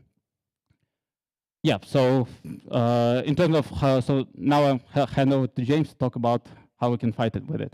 Yeah. So after ID cards and the National Identity Register scrapped in 2010s, Francis Maud within the Cabinet Office set up a group, privacy kind of advocacy group, to come up with a set of principles as to kind of what a good identity assurance scheme would kind of look like. And they came up with this whole list of principles such as user control, transparency, the ability to use different identifiers, multiplicity, data minimization, quality service users, accessibility, and portability. So the point I want to make is, like, people have done work as to kind of what good would look like. And you've also got a lot of work with the W3C standards to create something which, although not ideal, is more privacy preserving than what the government is doing. So as the government consults on all this stuff, they're kind of already drifting away from what good looks like,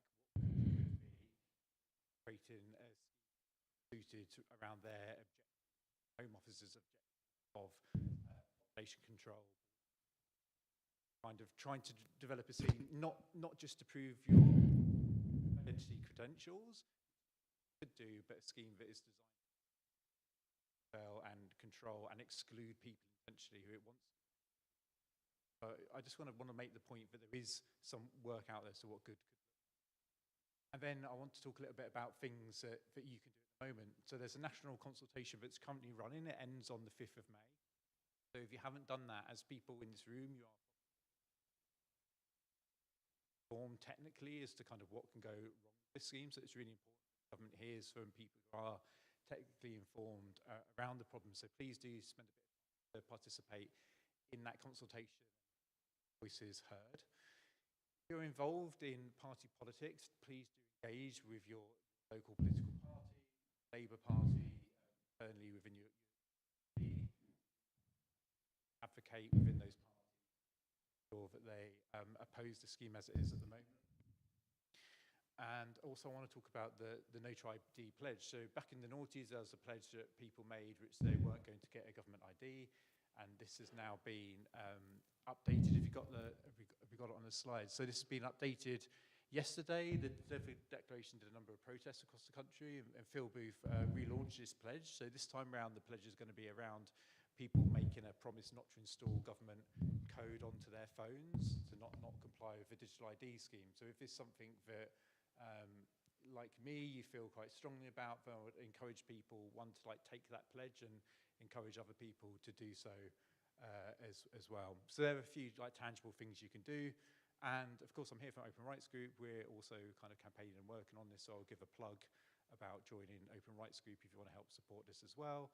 And it just so happens if you do it over this weekend and you sign up for £120 a year, we'll give you a free signed copy of Cory Doctrey's Institutification as a book. So there you go, I got my little sales. Yeah, so just in case there will be slides, I think the slides are published. So if you follow the OggCamp hashtag, I've published the published slide that you can download in case you want to access the link for the public consultation. And yeah, on general note, thank you very much for attending. I hope you haven't been too much bored with this talk. And yeah, if you have any questions, we'll try to answer.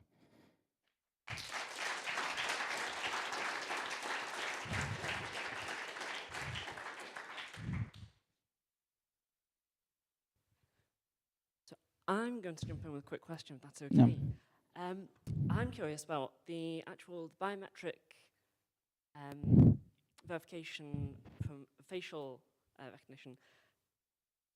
What's the requirement for organizations or companies to actually submit to that? Because I know there's the likes of Face Watch being rolled out in a lot of supermarkets and shops that's excluding people from going about daily business like that. Could it add additional risk in kind of that respect? Yeah, so FaceWatch is a private database. It doesn't have access at the moment to the national database. And the main database of your faces is the one that Identity Passport Service have, and that links together driving license has a photo ID on it, or anyone who's got a passport, has to have a kind of biometrically suitable photograph where you're not allowed to smile.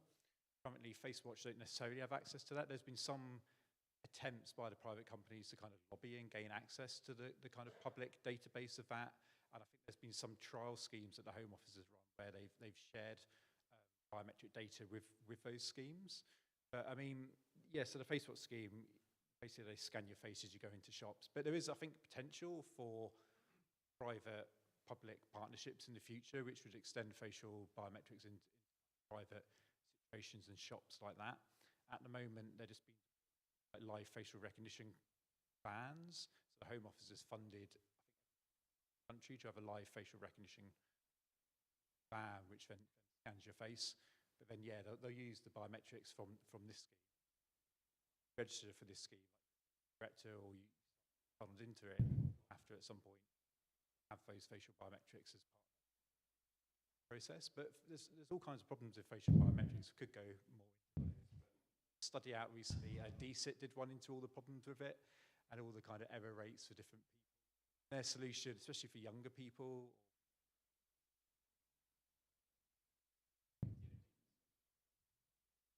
algorithms don't match and work as well. I think I also want to add that, again, that's once again to compare European Union and United Kingdom.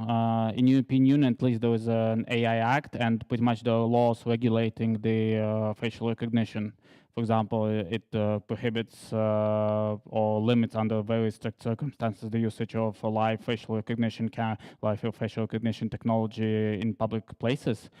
In UK, though, there hasn't been any such legislation even considered.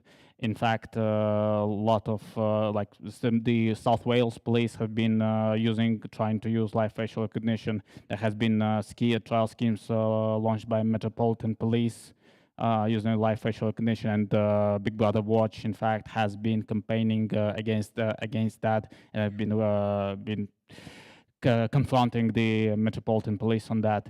So I think just to add, yeah. So the UK urgently needs the proper regulation framework for facial recognition technology.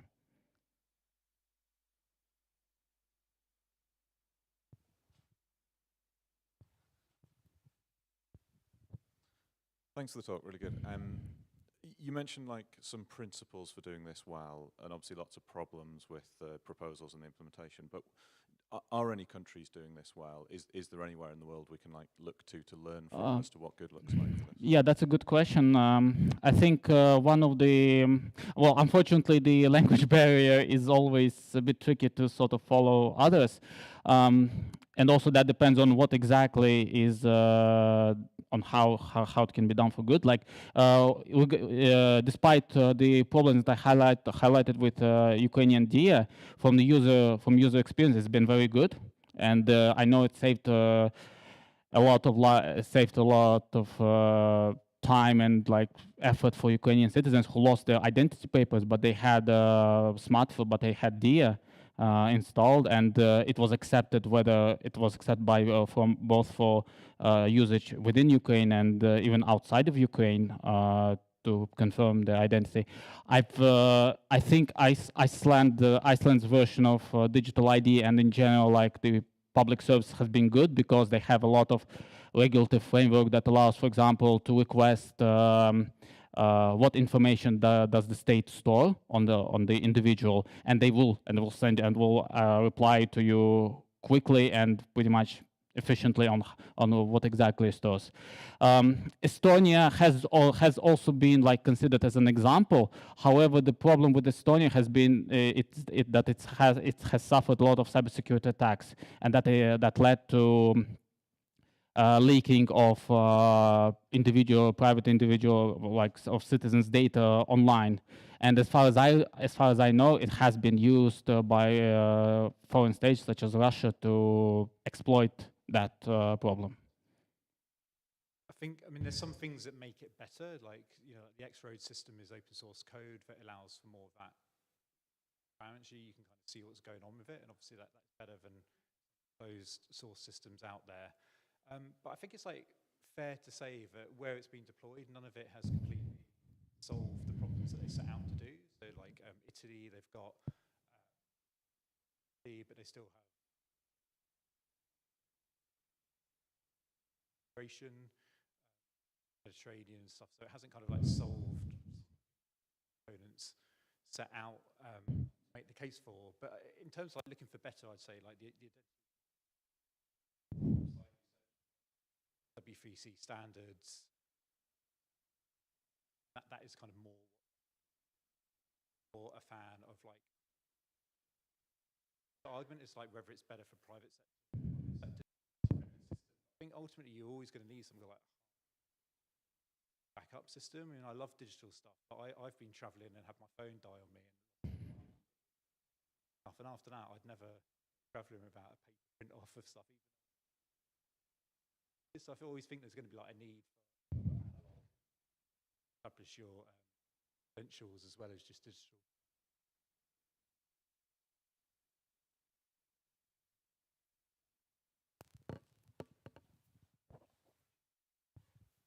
Thank you for the talk, lads. Call me naive or uninformed, but what if I want to practice my GDPR rights and say, dear gov.uk, remove all my data from your website? Is that an option? No, because GDPR, you have got certain rights under GDPR, but they only apply in certain situations. So government has like legal basis for processing your data which don't rely on your consent. One thing the Data Use and Access Act that was passed 2005 did was extend that to create a new basis. So there's now something called a recognised legitimate interest. So that a government can say this is now a recognised legitimate interest, which it sits on top of even the law enforcement, government like purposes for processing your data anyway. So GDPR is unfortunately not an effective tool in able to do that. You might be trying out, you might be able to try and do some stuff with GDPR to work out how your data is being processed, or you might be able to potentially use it to challenge a certain deployment where someone's saying you need digital ID. Might not, but yeah, it's unfortunate. Not. So best case scenarios, I can tell, I don't know, Lidl to frig off. I don't want you guys to monitor my face, maybe? Yeah, I mean, you could maybe try and like contact, for like the private face watch scheme and scan your face, you could maybe try and contact them and get your data removed if they've got it on their system. You could probably use GDPR rights to get it taken down, but yeah, I mean, those private systems you might have a bit more luck with. But if it's like a government live facial recognition system, you've got no hope because it's all been done under the lawful processes for data. Well, thanks for taking away all my hope.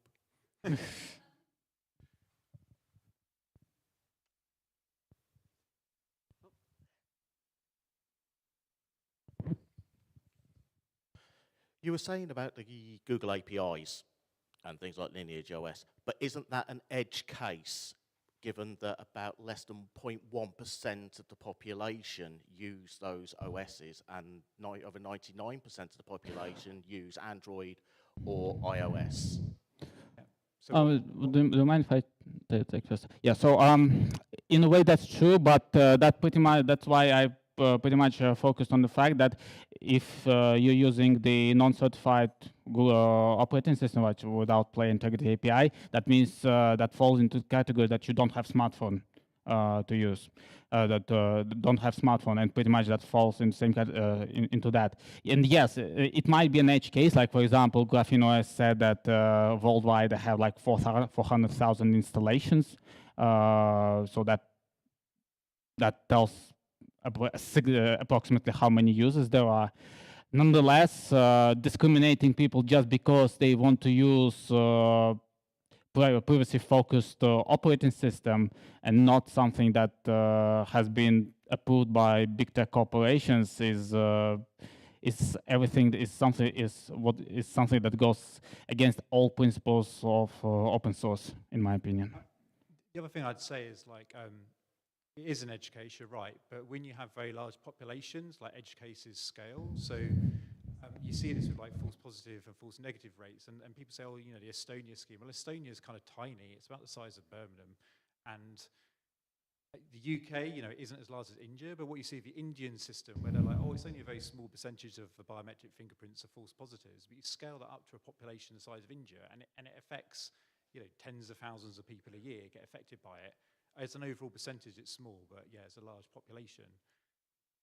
Will be a chunk of people. So when you then add together the people affected by it, the Graphene OS, the people who perhaps have like learning difficulties, so just struggle with using a smartphone because they can show a bit of paper, but they just haven't got the mental capacity to use a smartphone or digital device.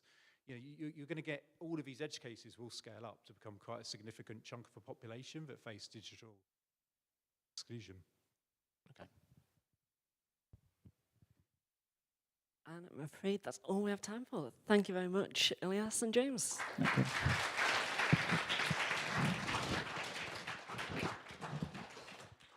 And our Open Rights Group are in the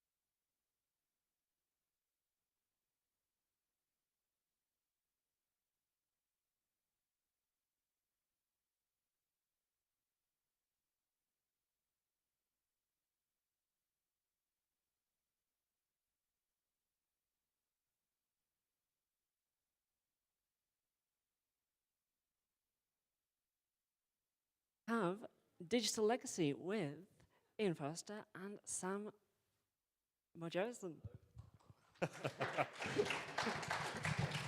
I'm never sure how to say his name either, so that's good, Sam. Okay, thank you for attending.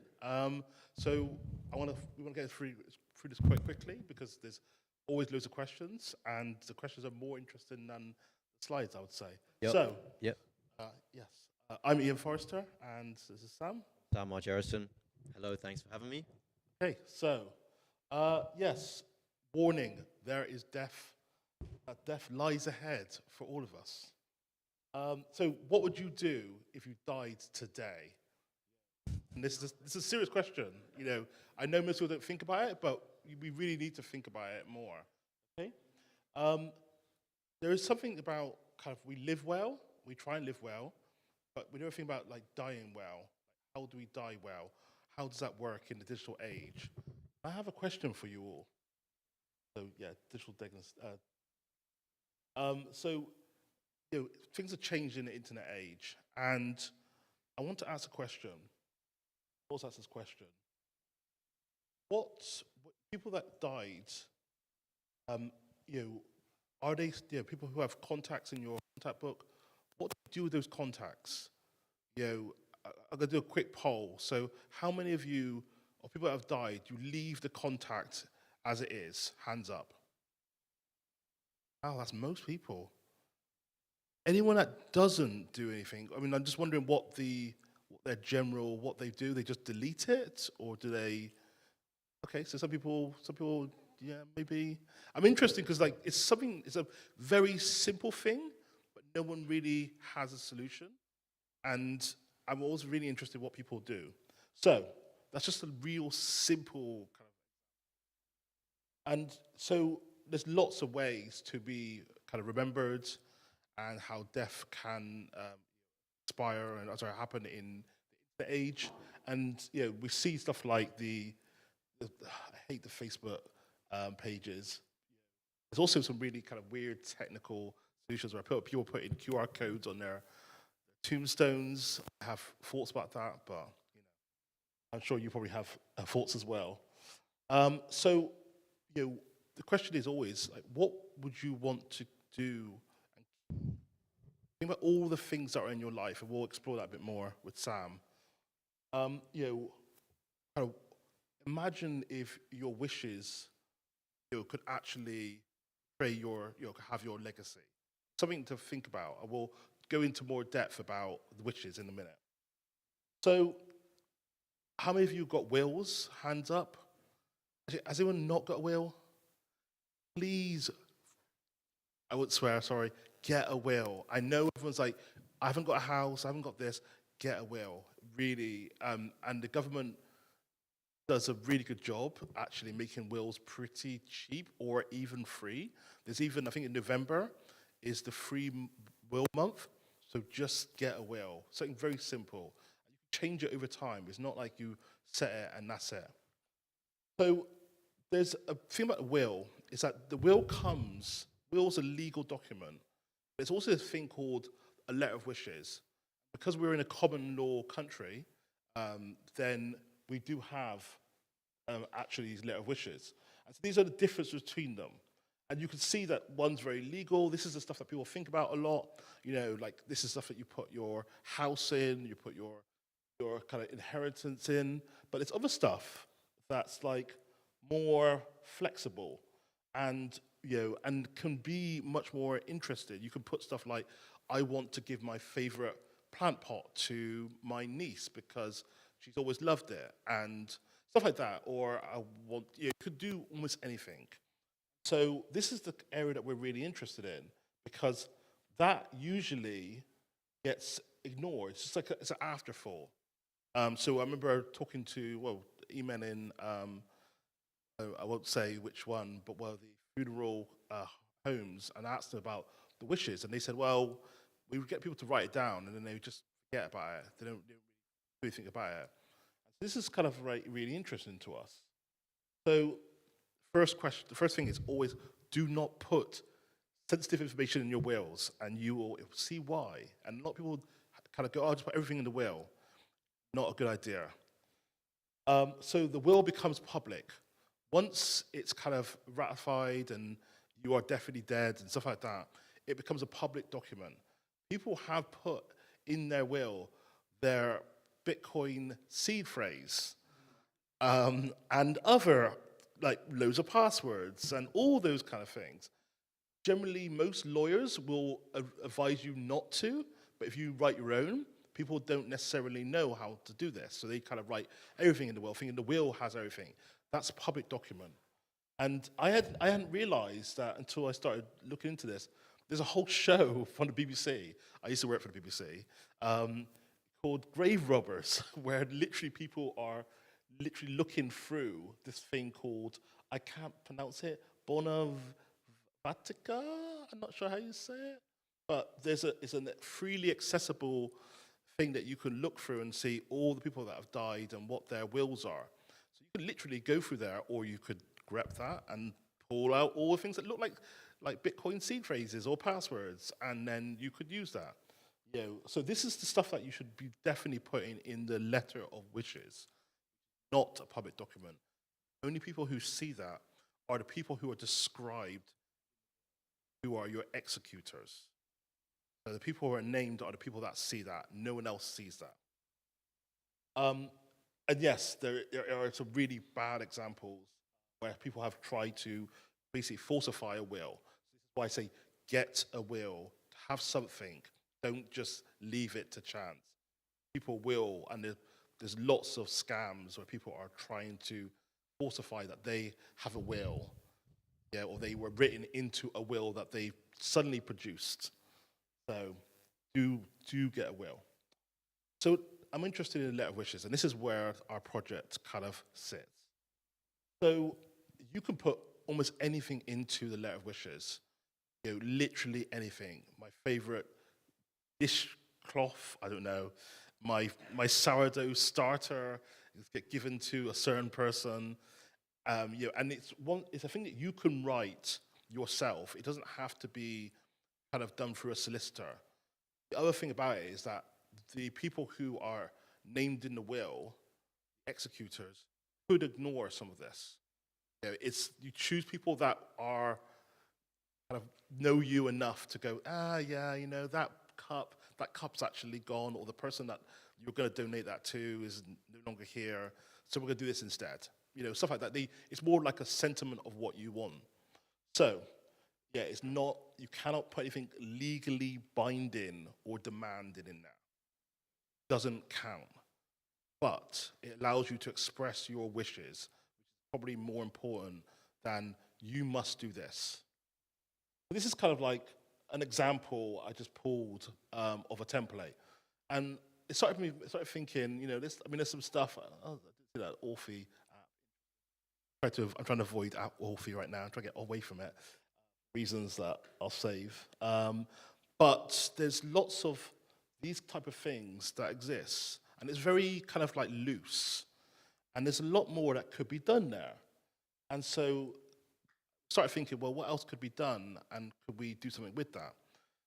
The other interesting part about all of this is that you might have done everything right, you know, but these things do have a habit of, you know, biting you in the backside. And so the things that you're requesting may not be possible. So a lot of the things is like, all my photos are on Google Photos. Yeah, I want them all pulled down, I want these photos pulled down. And then your executors go to do that, and it's a problem because, you know, they haven't got access to the Google Photos account, you know, because you've put your passwords in a vault. They may have access to that vault, but what tends to happen also is that a lot of the cloud providers will then do things like they'll use their end user license agreement against you. So some have like legacy contact. Dropbox just recently did this. There's a famous case where Dropbox wouldn't allow access to someone, even though they had the death certificate, because they felt that that person was potentially attacking, attack is probably the best word, attacking Dropbox. Yeah, they were doing things that they shouldn't have been doing, as far as they were concerned. And they have the right, because you've signed the end user license agreement, to do that. So you want some kind of control. You want to be able to pull that stuff down. You want to do that. You want to make it as easy as possible, because bear in mind, the executors are doing this all in the middle of grief. So it's not like they're just going ahead and going, oh yeah, I'm going to do this thing. It's like they're dealing with a funeral. They're dealing with like all these other things. So this is where we kind of got to. We started thinking, well, imagine if there was a machine-readable wishes, and imagine if you could execute that. And this is where Sam comes in. Yeah. So, I mean, all the issues that we've just talked about are going to become so much more prominent, more necessary to deal with, as a lot of our assets will become digitized. And, you know, every aspect of your digital life, both private and public, will continue to exist after you pass. And I can guarantee, maybe, I don't know about for this crowd, but most of us don't have protocols in place for unexpected events. And I mean, I don't really blame us, because tools are really scattered and it's complicated and it feels like something that's not really worth our time right now. But I guarantee that it will be in the future.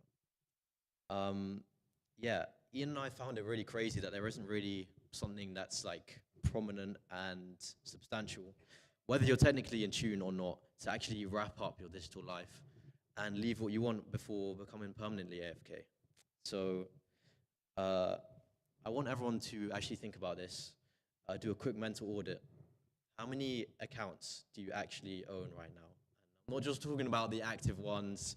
I mean everything. I mean the platforms that you've given information to, any cloud service that's storing something on your behalf, every subscription. I mean, for most people, it's going to be an impossible task, because you know, there's so much stuff. We've accumulated 2 to 3 decades worth of digital footprint that has no infrastructure, and there's no protocols there for when we're not around to control it.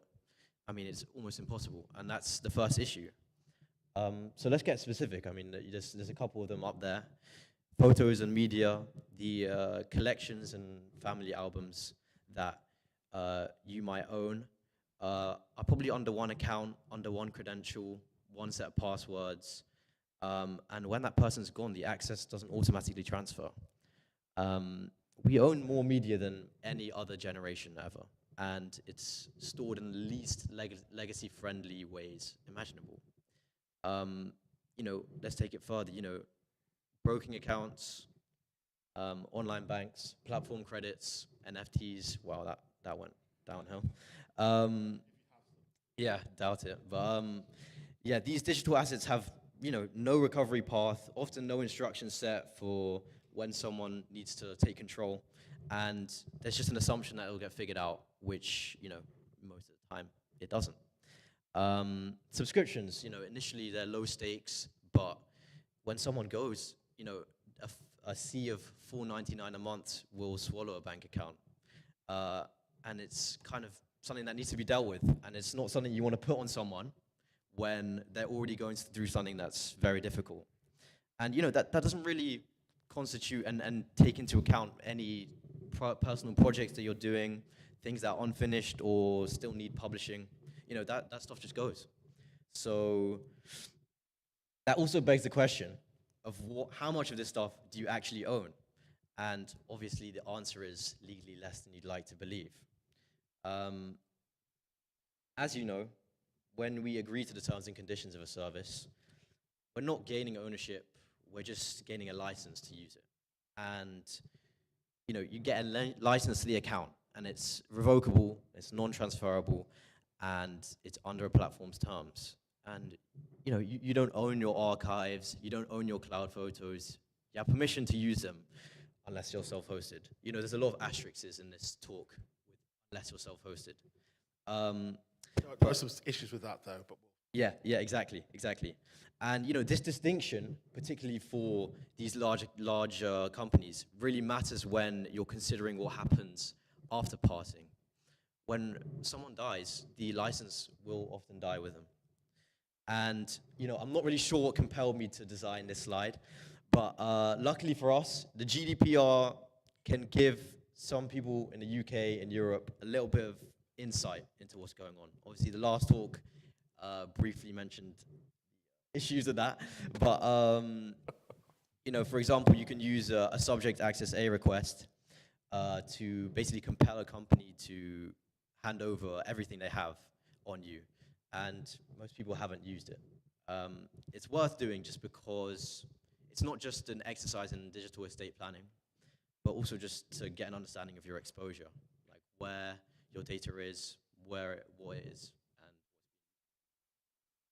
And so the second thing, which doesn't really apply to us really in the UK, but in Europe, for the lucky ones, we have something called the right to erasure and the right to be forgotten, which is just a request of deletion of data, which also has its exceptions, but companies are obligated to comply. What doesn't really exist yet, and which is why I put this strange image on, is at least not cleanly or publicly, is a legal mechanism to deny data from being used in AI training. And as of now, if a platform's terms permit training on your data, then that doesn't change after you pass. There's no standardized opt-out that survives you, and that's really the gap in the current framework that we've seen, and it's one that's really going to be harder to ignore as the value of our data increases. But there are some things that you can do and things that we can decide whilst we're still around to decide them. And that's kind of what we've been working towards and building. So the core idea of the system that we're trying to develop is pretty simple. You just define what you want to happen, and our software will package it into a set of instructions and an automation workflow using a tool called NAN, which will actually carry it out. So, I've been working on this UI, but obviously, we want developing, but I want the UI to actually make people think about this sort of stuff, to prompt people to think about their digital assets in relation to their digital legacy. And users can simply create wishes And these wishes are able to do a set number of things right now, like move a file locally or carried out by their executor. Exactly like a will or a letter of wishes. And this collection of wishes will become a downloadable package storing all this information and credentials locally so you can physically hand someone a flash drive. When an executor believes that it's time to execute your letter of wishes, they would open this directory and run this workflow. And an execution will produce a documentation detailing what's happened on this run and the key details about it and what's worked. And this is also available on the dry runs as well. We use NAN specifically for this, which is actually what the workflow is made on. But it's great because it's open source and it also has some already built-in capabilities to talk with a bunch of different third parties like Discord or Mastodon or WordPress, and also allows you to make your own simple HTTP requests. So if there's a public API, then our system will be able to talk to it. But that's cool and all, but doesn't really solve the first issue that we have, which is, what do you have? What do most people own? Like, what do you own online? And what I want to develop later on is a layer that comes before any of that, kind of like a digital inventory. Because right now, most people would come to a tool like this and not really know what they have. They can't make good decisions about their digital estate if they haven't mapped it out first. They don't know where their photos actually live. They don't know which accounts hold value and which is just jargon from 2014. You should be able to have a private, local, downloadable tool that's placed on a flash drive and run from anywhere, having access to really only what's necessary for that specific set of wishes. This project doesn't really aim to replace a particular service, but because there's already so much out there, but that I don't even know about. And we want it to just be a bridge that connects services together and also improve user awareness.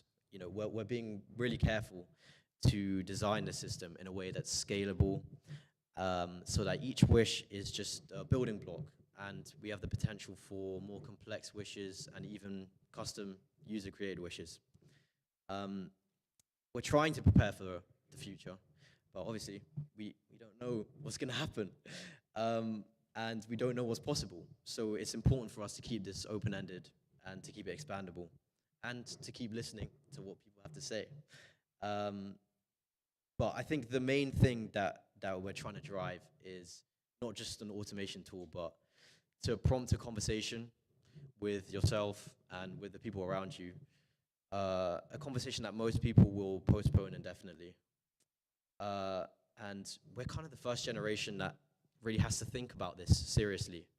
And we're doing it without any previous infrastructure, knowledge, legal clarity, and cultural precedent. So yeah, it's a tough thinker. Yeah, the question is like, what are your wishes? That first prompt at the beginning, what would you what would you do if you died today?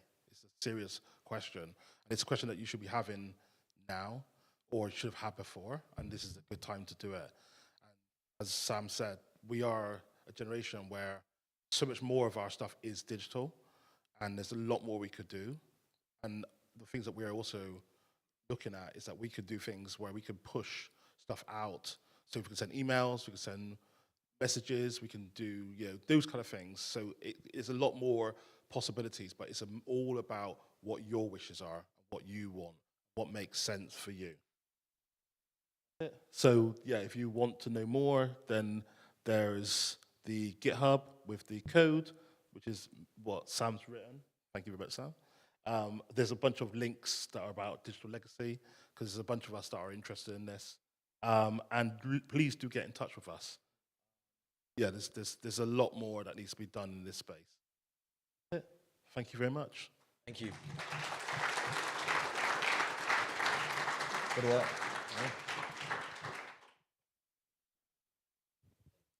Thank you very much. We've got time for a couple of questions, if there are any. So my first thought with this was, once you've done all the important stuff, you've divvied your money out, you've saved things that you want saving and everything like that. My first thought is I want this thing to trawl through my password manager and delete all my accounts. Because as you said, we've got millions of accounts online that we probably don't even use anymore. But I've got passwords for them all saved in my password manager.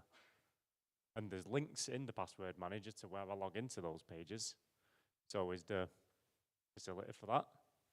I mean, this is what I thought as well. And I have a really clever, I think it's a clever solution to do the password, because I use KeePass, which,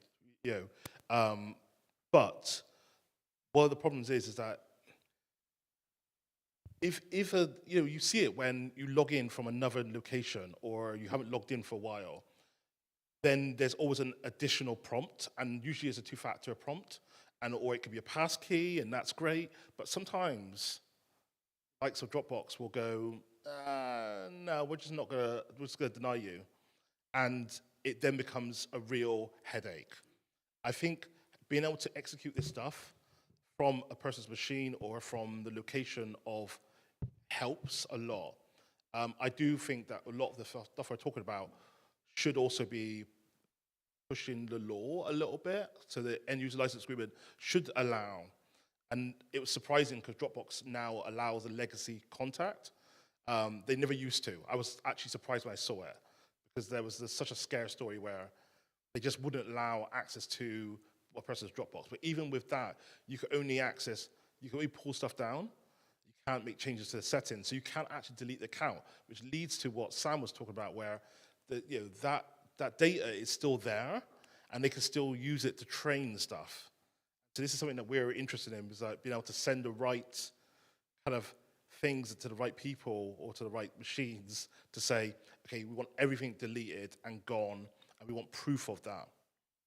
That kind of thing. Really interesting. Hope that answers your question. Sorry. Go.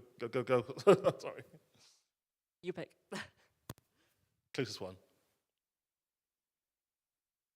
Yeah, I'm just curious about all of your integrations. So you showed that you have like integrations with Discord, for example, but by the time a lot of people in this room die, do we even know if Discord's going to exist? And I'm just wondering how those decisions are made to implement an integration or to implement something when the longevity of that integration is questionable. That's an issue that we were talking about quite a lot. You know, there's so much that's going to change next like decade or so that it kind of requires constant. And to be honest, it's a question that we talk about a lot and we haven't really found an answer for. We don't know how to, other than just constant improvement. So as a declarative developer, I keep on thinking about it being like a markdown document, and then that's like where it stems from, where Sam has slightly different. Oh yeah. Yeah, but that also I know that I can store a markdown document with a will, because I already have that. For example, so it makes it portable as well. It's with the will, so there's all these different things that will happen. But I think one of the things we really wanted to do is to avoid it being trust this service. Yeah. The nice thing about NAM is that you could run it locally, you could trust a friend with it, or you could trust a company with it if you wanted to. It was about a story about a chap who had spent massive amounts of time, years researching family history, and put it on his laptop. And the family were all looking forward to sharing that with their grandchildren, etc., when he passed away. And then the local solicitor informed the family that they could have the laptop after all the data had been deleted from it, because they concerned under GDPR. Jobsworth said, no, you can't have that. I also had some experience with lots of family albums being passed on and discovered in the bottom drawer of a sock drawer. And I realized that they're no use unless someone's written on the back who's in the picture, where it was taken, when it was taken, what the event was. And so I have tried to put metadata into my digital images, but discovered that when you upload that into Google Photos, they strip most of it out. So that's not much use. So I I've actually cloud shared my family album, and the family know about that I pay for the OneDrive family, what's it called, Microsoft Family 365 or something. So they all have 1 terabyte each, which I pay for, but they also can access my shared. So when I go, they'll get all the family photos, and it's got metadata written into the files. But because of what the concerns you've said about, the cloud can still, they can pull the plug. I'm now moving towards using SyncThing, which is free open source. Yeah. So that I've used it as well. My kids will have a SyncThing copy of all the family pictures and all my genealogy research from which I keep on my computer. So there won't be any risk of it being wiped because they'll have copies on theirs. So, there's so much I want to say. I'm a bit short. So yeah, redundancy is a good idea. There are companies like we were talking to Flickr. Remember Flickr? Flickr.org, not. And they've got a service that they're deploying. What was it called? Lifeboat or something like that? Yeah. And so you can request, because one of the things about pictures in particular is that you have the pictures that you have, but you also may have, this is also other people's pictures which are related and they tell the full story. And to be able to kind of create a creation of your pictures and their pictures, is really powerful. Yeah, it's done in a really nicely packaged way. It's very endearing, and it tells a really good story about the photos. Yeah, but also you send a request, and then the person sees the request, and then they go, yes, this is fine. And then I think it's called Lifeboat. It's really cleverly done. We're just waiting for them to have an API to be able to do it systematically rather than manually. There's another question, but I also wanted to bring up the question about money, because what tends to happen when you die is that your cards expire really quickly. And what there is an opportunity to do with this, at least in Caribbean culture, there's a notion that you have some money for the funeral and for those kind of costs. And so you could do something where you put aside some money in a bank account, or dare I say a crypto wallet or some kind, and it only is available once these wishes are kind of run. So it's really powerful. You could do more things like that, which most people don't think about. They think, oh, well, my credit card will last for a long time. It doesn't, trust me. Sorry, there's loads of questions, so I don't know how much time we have. We're just at the end of the time. Okay, well, come and see us afterwards. We'd love to show you it, and please come talk to us, because we would love to talk more about directions and all that. So thank you. Thank you. Very interesting topic. Thank you, Ian and Sam.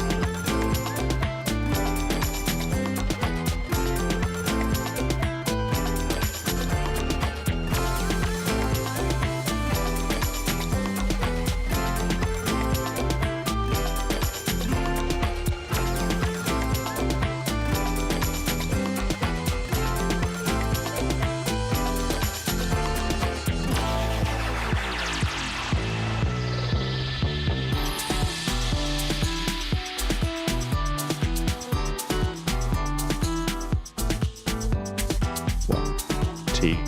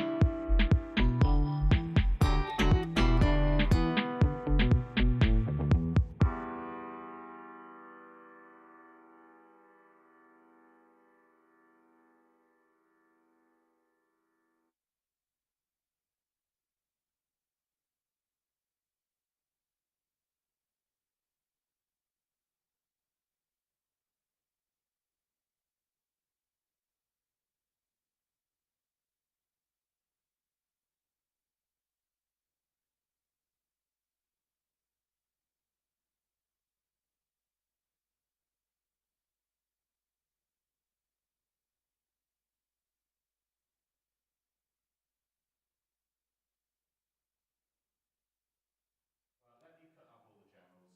Jay, just stick the main camera on. I'm not going to worry too much about levels and stuff for the stream. Okay. Cool. Everything. I've never been accused of being level for channels. I might have said. Right, okay. I think we're ready. Right. You take your seat. This mic's not allowed to be recorded, okay? No photos. No photos. Hello. Hello. Testing. Hello. Hello. Hello. Hello. You've got a very big audience. I don't think we wanted an audience, did we? Or did we? We didn't advertise it. How long do we have? When's the next talk in here? 2? We've got until tea. Yeah. Okay. 2 o'clock.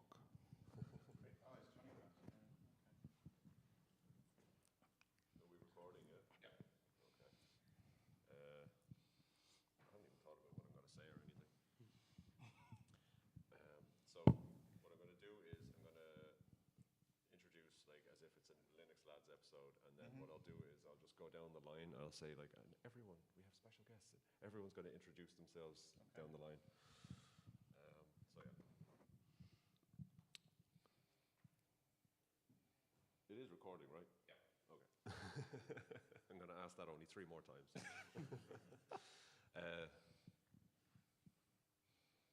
Hello and welcome to Linux Lads, live from OggCamp. As usual, I'm Shane, and we are joined by some extra special guests. I'm going to go down the line, let everyone introduce themselves.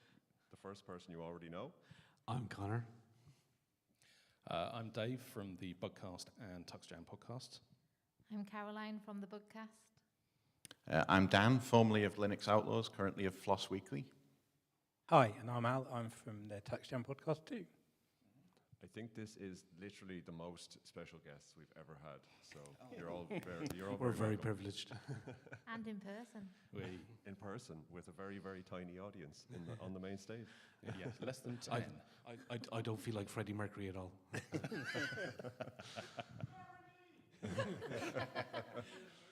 Dale. So, what we're going to talk about is OggCamp, essentially. I'm going to go to everybody, give everyone a chance to speak. What is it that you love about OggCamp? What do you get out of this weekend? Why do you come here, essentially? Just get everyone's take on the weekend itself and what you love so much about OggCamp. For me, it's the social track. It's always. I mean, the talks are very interesting, and it's always interesting because people are.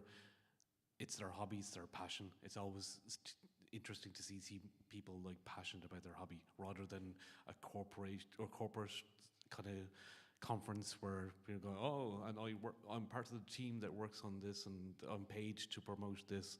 You can kind of tell when people are passionate, so it's always cool to see people passionate about their things. But besides the talks, it's always hanging out with our esteemed company to my right here, and various other people, and enjoying myself a little too much in the bar in the end of the evening. Yeah, So. I think astute listeners will hear the gravelly quality in our voices today. Dave, what about you? So yeah, they're very much the same. I'm a huge fan of open source and open culture, and it's really nice to come along here and see people presenting on things that they're passionate about. As much as I enjoy the corporate sponsor side of things, it's very much the people like me who have come here and they want to share their passions. But as with every year, I've come here and I've signed up for a whole bunch of talks and ended up attending next to none of them because I'm spending time with people. It's the networking that I come here for, not for the talks. Yeah, I couldn't agree more on that. I think I've been to 2 talks this weekend so far. Caroline, what about yourself? Yeah, I think for us it's become a family affair. We were just talking, it was 2019 when Luke was happy birthday, much to his chagrin. But no, it is very much meeting the people. Obviously, a lot of them cross over with the podcasting world. And my big focus is in inspiring the younger generation as well, because part of my day job is STEM. But I really enjoyed the talk earlier on about the Gen Z, Gen Alpha with the FSFE. So I think I'm going to follow that up. Thank you. OggCamp, the next generation. The Star Trek spin-off that we all wanted. Got the haircut for Captain Picard these days. Make it so. And I'm curious about what you think, Dan, because you're an absolute stalwart of OggCamp. You started this. I did, yeah, a long time ago. Way back in 2009, we had the first OggCamp in Wolverhampton. It was, at the time, we had Lug Radio Live, which was the big UK open source kind of event at the time, and those guys decided they weren't going to do it anymore. So they were doing a one-day event on a Saturday, and we decided to try and fill the Sunday with stuff because people were around, and that became OggCamp. Lots of people asked me why it was called OggCamp, because it's a strange name, and I couldn't honestly tell you why. It just seemed like a good idea at the time. It was an open source thing to do with podcasts, and I thought, it's a bar camp, I'll just call it OggCamp. And I did, and people asked me what it means. It hasn't got any great meaning really, other than that. Was there a link to Ogg Vorbis at some stage? It was referring to Ogg Vorbis, yeah. Although since people have asked me about Terry Pratchett and Nanny Ogg and all that kind of stuff, which links in. But there's a link there as well, because Ogg Vorbis was named after the Terry Pratchett thing anyway. So it's all cyclical, you see. Yeah, one of the things I love about coming here is just seeing. Often I see people that I haven't seen since the last OggCamp. So it's nice to touch base with people, and I shouldn't say touch base, make some management speak, innit? Anyway, kind of meet people and see how everyone's doing. Yeah, it's great. We have to interconnect between our silos, don't you know? Yeah. Synergizing all the data lakes. Al, what about yourself? Yeah, I definitely think it's again meeting people, but also I just like going to the unconference track. I just have no idea what you're going to find. Like yesterday, someone was talking about bioplastics and how he's in his hackerspace. He was trying to make a new substance which he could produce stuff from. And like today, there was one about the old retro thing, and it like having old scions and what you had to. And it's really interesting. But also, like you say, like bring young people. We brought Oscar along with me, my son with me today, and he's learnt so much more about what there is out there. So any standout talks this weekend? Like, I can't say much. I mean, obviously I went to Charlie's talk yesterday, Infrastructure as Code, which was beautifully chaotic and hilarious. I think what you described it as like 50% tech talk and 50% stand-up comedy act. But anything else that I maybe didn't see, and feel free to say my talk if you want. No, your ego is too big already, so we're not going to say that. Oh my God. Yeah, I was going to say Charlie's talk as well, actually. I feel like I'm just copying you now. But when she was like, shall I delete my website? Yeah, I'll delete my website. And then she just did it. And people are actively saying no in the crowd. I nearly put my hand up and said, you do realise you've just deleted your actual website. And I didn't realise that's actually what she was intending to do in the first place. Yeah. But the demonstration of that, the reason why she did it was absolutely spot on. There was even people in the audience like independently going, I can confirm your website is down. Like almost like she didn't realise what the ramifications were. There was about 50 people in here swiping their phones to see whether it would come back again or not. I'm actually looking forward to one later on this afternoon about resistance to AI, because as music podcasts we're having so many issues with AI slop music. Yeah. And I don't mind if people tell you that they're an AI artist, but it's when they try and make it past you. And it's not just that, it's that, it's when it bleeds into art and other things as well. So that's my passion project. And I know it's a tool for something, but it's when people are using it and trying to suggest that they've made something other than putting a prompt on a computer is, yes. Yeah, that's not what we got into Creative Commons music for. It's not for people who know how to formulate a prompt. It's because we want to be able to celebrate and promote artists who are actually artists. Yeah, I've definitely picked up on the AI hostility. Just a little bit. Well, the booby prize in the raffle this afternoon is the AI translator. That went down really well on the opening session yesterday. The same with the opening session this morning. Oh, yeah, we missed that. Well, last time around, the top prize was a lifetime supply of LEDs. And Yeah, I remember that, yeah. Everyone was gunning for that prize. That was like, forget about the mini PC or whatever that was on offer. No, the lifetime supply of LEDs. I went to a talk yesterday on amateur radio and open source software, and I nearly missed the talk because part of the nature of the unscheduled track is that it's not only unscheduled, it's also unannounced. So it wasn't. I was. Where was I sat? Oh, we were in another session prior to that, and I was looking at the schedule on the website, and I thought, okay, that hasn't got that one. I need to refresh. So I refreshed it, and literally in 30 seconds, it said, "Oh, you've got an amateur radio session coming up." So we had to quickly run from this one to go into the other one to go and see it. But that was a good session as well. Particularly, there's a large number of non-amateur radio operators in that session. Yeah, the old amateur radio thing has really taken off recently. It's something I tried to get into myself, but maybe if I win the Baofeng radio in the raffle. Yeah, well, you have almost three amateur operators on this panel. But that's just to encourage you, Alex is and Alex is as well. Alex passed his test earlier this year, so he's quite, Yeah, I actually brought a Meshtastic device with me for the swap table because I used it like once and then never again. Well, Meshtastic isn't amateur radio, but yeah, point well taken. All radio is good. It's radio adjacent. Yes, yeah, absolutely, absolutely. What's everyone looking forward to for the future of OggCamp, if you like? Wow. Yeah. What would you like to see OggCamp become in the future? What would you like to see happening at OggCamp that doesn't happen right now? I'm going to throw the really difficult questions at you. I think Karen's going to say it's like for younger people, a track for them. Yeah, we did it in Sheffield one year, and there was quite a lot of stuff there. There was BBC Micro. I think it was Caroline that ran the session in. It was, yeah. Wasn't it? Yeah. And there were some guy who was really involved in Code Club and stuff like that. Yeah. So that was really successful because you did have some families there with younger people, and I think more of that. And if anyone wants to do that, I'm more than happy to help with that because it's part of my day job, and it's trying to encourage young people to do that. I mean, Alex still uses BBC Microbit now. I think he's had another one since, but that was his early inspiration for doing that. That's very cool. Yeah. When we went to my first OggCamp was 2014 in Oxford, and I remember loitering outside the toilets with a portable recorder, and I spoke to Vivian. I can't remember her surname. Vivian and Graham Morrison from the former Linux Voice podcast. He does something else now. Is he on Bad Voltage or something, Graham Morrison? I don't know, to be honest. I don't know. He's on something. He might be.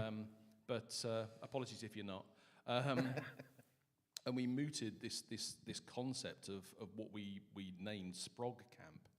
Yeah, I remember that. As a way of trying to incorporate kids into it, because there was a stupidly large quantity of kids who went to that event and have done ever since. So I think 2018 in Sheffield proved that we had a very good demand for kid, young person, teen-focused activities. So maybe that is something we could build on in the future. Definitely, yeah. In the future, that's something I'd love to see because my daughter's only about 1 year old. So as she gets older, like absolutely want to bring her to something like this, you know. And that's how you kind of ensure that the event is long-lived because, you know, we're all going to get older. We're all going to get old and creaky, and you know we're not going to be able to make it sometimes, and things will happen. And you know, you need to have that generation kind of coming up and having those little memories of going to OggCamp with their dad and their mum, and you know, and then they'll look very fondly upon it, and then that's what keeps it going. That's what keeps it going into the future. It was a genuine question for, so there was some members of the Dublin Liz community attending OggCamp. Don't see them in the audience today, unfortunately, but shout out to the Dublin Liz community. But they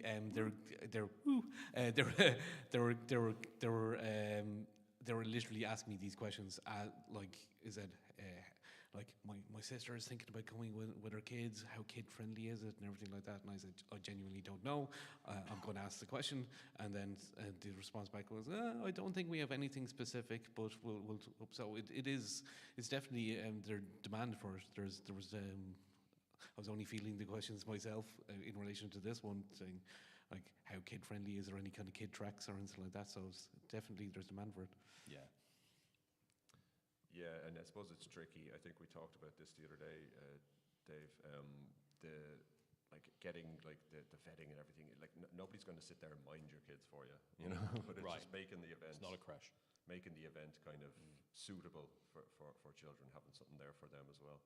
Yeah, you want that multi-generational stuff where the young person's enjoying something, but it's being brought to that next generation, and vice versa. The young kids might have come up with something that was stalwarts, like, oh, I've not thought of it that way, or something new way of doing things. Yeah. You know, we've got a number of young people actually here in the audience, such that it is no offence, right now. And these are the people who we want to be attending and giving talks at, and maybe even planning and organising and presenting OggCamp in the future.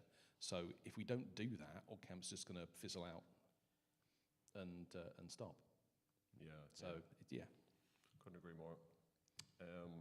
I've run out ambitious one we've done, and I have to give a big shout out to Joe and Gary for helping us set up all this equipment, and for kicking our arses to actually do something like this, because we would have made an absolute dog's dinner of it otherwise. A big shout out to OggCamp in general and the volunteers, because I think they get a lot of accolades, but they can never get too much accolades for the volunteers who help organise such an event like this. So shout out to them. Yeah, definitely. I want to just a little shameless plug. I want to talk about my experience of doing my very first OggCamp talk. Oh yeah. Oh yeah, let's hear it. Yeah, go for it. So it was on open source game dev, and you know, if anyone's considering doing a talk at OggCamp, I would just say just do it. You know, like you know, it didn't go according to plan. Like I started out, you know, I did that thing where I give you the end of the story at the beginning of the story. It was like a Tarantino talk, you know. And you know, you get flustered and you start like just saying whatever's in your head, and like I had a bit of a plan going in of what I was going to talk about, but I unfortunately didn't do it in the right order. So I was like, oh, by the way, I forgot to mention this. And then I demoed my kind of prototype game and stuff. But it's just good to do it, because the thing I always say is like, even this is what people said to me on Mastodon beforehand. They said, even if you don't do the talk as well as you had hoped, you're still going to get people coming up to you for the next 2 days going, oh, I saw that, oh, I'm interested in that same thing. And you know, so that's what it's all about, really. Yeah, and the audience is really supportive as well. I think that's one of the great things about OggCamp for me, is that everybody, you know, is supportive of people speaking, and they want to ask questions, they want to get involved and all that kind of stuff. And it's really gratifying when you hear of somebody speaking for the first time at OggCamp, where they've felt they were comfortable enough to do that. That's really big, I think, for me. It's really nice that there's that accepting kind of ethos of, we're not going to do a corporate speech that's incredibly polished and all the rest of it, because who wants to see that anyway? You want to see the passion, you want to see the, you know, the kind of raw love of the thing that the person's talking about. Yeah, Al, you've done a talk, haven't you, at OggCamp in previous years? Yeah, I have done. It's good. I did one about mental health and one about Ansible or something. But no, it's definitely kind of getting yourself out there, making yourself more speaking better kind of thing. You know, whenever it comes in, doing an interview or something, it's just really. Again, I was really nervous about doing it, but say afterwards, people come and say, yeah, and ask you questions about things. It's really interesting. Yeah, it's brilliant. Like, it's just this, because we interact with people through screens and, you know, through DMs and whatnot throughout the year, and then this time, then we come here and we're like, oh, you're actually real people with legs. I was just going to say, yeah, somebody said to me out there before, you've got legs. Normally I'm just like in a box, in a thing, but I do have legs, I can confirm that. I will say a place like this, everyone actually looks like what their user picture is, but in a corporate environment, you meet people in person and you're like, who are you? You're using something like 5 years old, I don't recognise you. Getting catfished. So what time were we on? 18, 19 minutes? I'm just going to say, because I'm looking at one right now. So Collabora is one of the sponsors of OggCamp, and they're handing out mini plushy beavers everywhere. So the amount of beaver, Caroline's got one. the amount of beaver. I've never seen so many beavers in my life. I want to know what everyone's called theirs. Mine's called Hoover, for Hoover Dam. Oh, okay, yeah, very good. Yeah. Very good. Call mine Bob. So what was yours, Oscar? What was yours called? Barry. Barry the Beaver. It's a I good like name. it. Barry the Beaver. I love I think Alex called his collarbone because of Yeah. Okay, yeah. Yes. Why not? What a great question. Apart from a plushy toy. We're getting hecklers from Joe there. From the balconies. So, like Joe said, what are we going to take away from OggCamp? Yeah, that's a great question. Apart from all the free stuff that we've got, I don't know really. Just the and the Ryzen PC, which is totally going to me. Yes, yeah, that's true. What am I going to take away from it? I mean, what I take away every time, which is like a renewed energy that there's people out there that feel the same as I do about whatever it might be a software project or politically, or I don't know, about Terry Pratchett or music or anything. Just meeting people who you connect to in that way. I think I always take that away. It energizes me in a bit. That like sometimes I get a bit kind of jaded, and I'm like, oh, you know, it doesn't really, not sure where I fit in. But then I come to OggCamp and I realize that everyone can fit in here, which is one of the things I really love about it. It doesn't really matter who you are. That's it, Yeah. That's the main thing for me. That's what I was saying, gushing to my partner before I came over here, and she's like, okay, yeah, cool. And I just talk ad nauseum at her.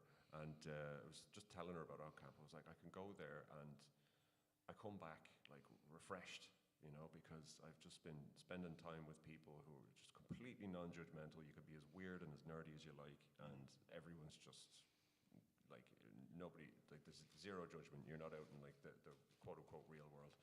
Yeah, I think it's fair to say you are amongst friends in this place. Yeah. I mean, despite the fact that you have such a phenomenally wide and diverse group of people, they all come from different backgrounds. You know, you're looking around this room now, and I can see 10 people that aren't on the stage. And Don't you mean 100? yeah, sorry, 110 people. We can dub the crowd noise on later. And you know, I don't know most of these people, and I'd like to. It'd be nice to chat to you at some point.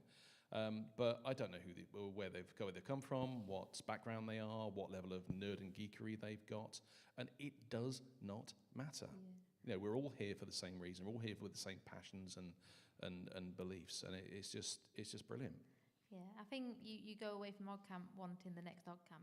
Yes, pretty much. Yeah, Yeah, that's true. Yeah. Yeah, and for me, I've walked around today and I've recognised so many faces, and then it's like, oh, I listened to your talk last year, and you know what I mean? It's you don't see them for the rest of the year, but actually, you remember them, and I think that's the power of OggCamp, isn't it? Or you can go around and say, I was trying out KDE, I was trying out GNOME, I was trying out the latest Ubuntu, Fedora or something like that, and most of the time the reactions you'll get is people's eyes glaze over anywhere else, but over here they're like, oh yeah, and how are you finding it? And like it's like immediately they know what you're talking about. Actually, I've thought of something that I am going to take away that I've learned that I didn't know, which apologies to Gary and Joe for this, but I've learned that apparently a handbrake is something you use in a kitchen and it's a furry appliance.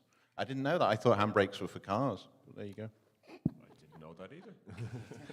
It's from the quiz last night. We had some controversy at the quiz. Oh yeah, I want to know what this cow say. The cow controversy. Yeah, no one's speaking. To be fair, I'm not. That's fair enough because what Gary said about cow say is not an Easter egg. I appreciate that. So that one I can accept. But a handbrake being something that you would use in a kitchen, I don't get that at all. Complete news to me. Maybe it's a camper van or something with a kitchen in it. Could be that. How many people are now going to search up to see what it is? No, I think What are you going to take away from OggCamp? Yeah, I think that it's well, thinking about the next one, when's the next one going to be, kind of thing. And I think, as you say, is always coming away thinking of ideas, definitely being refreshed to kind of like going, what can we do to make it better? Do we have any questions from the audience? The 10 people that are here. 110. 110 people. Get it right. Are we growing? I guess not.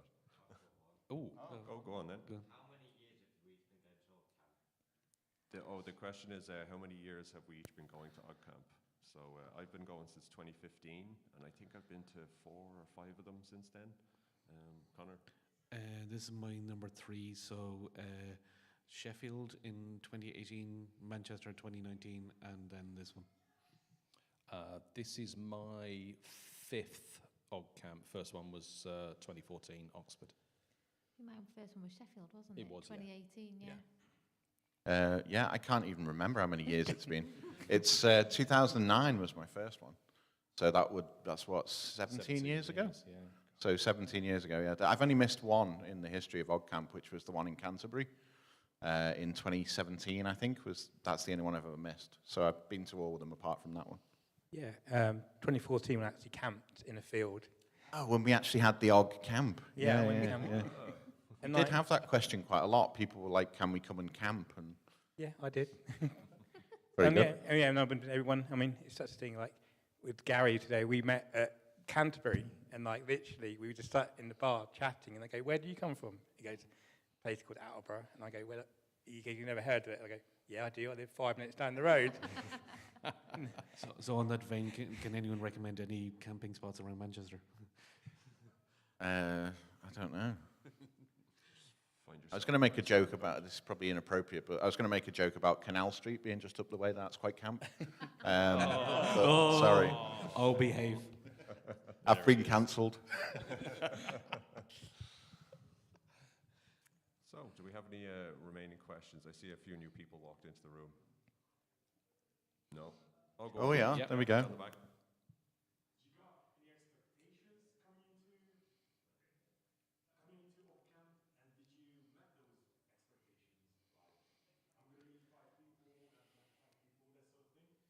Oh, the question was, did you have any expectations coming into OggCamp, and did it meet those expectations? So yeah, when back in 2014, I was like, found this thing at work called Linux. I was like, wow, what is this? And like, then you find out, I start listening to podcasts, and I think on the Brinty podcast, Popey said, oh, OggCamp. I go, what is this? This just sounds like up my street.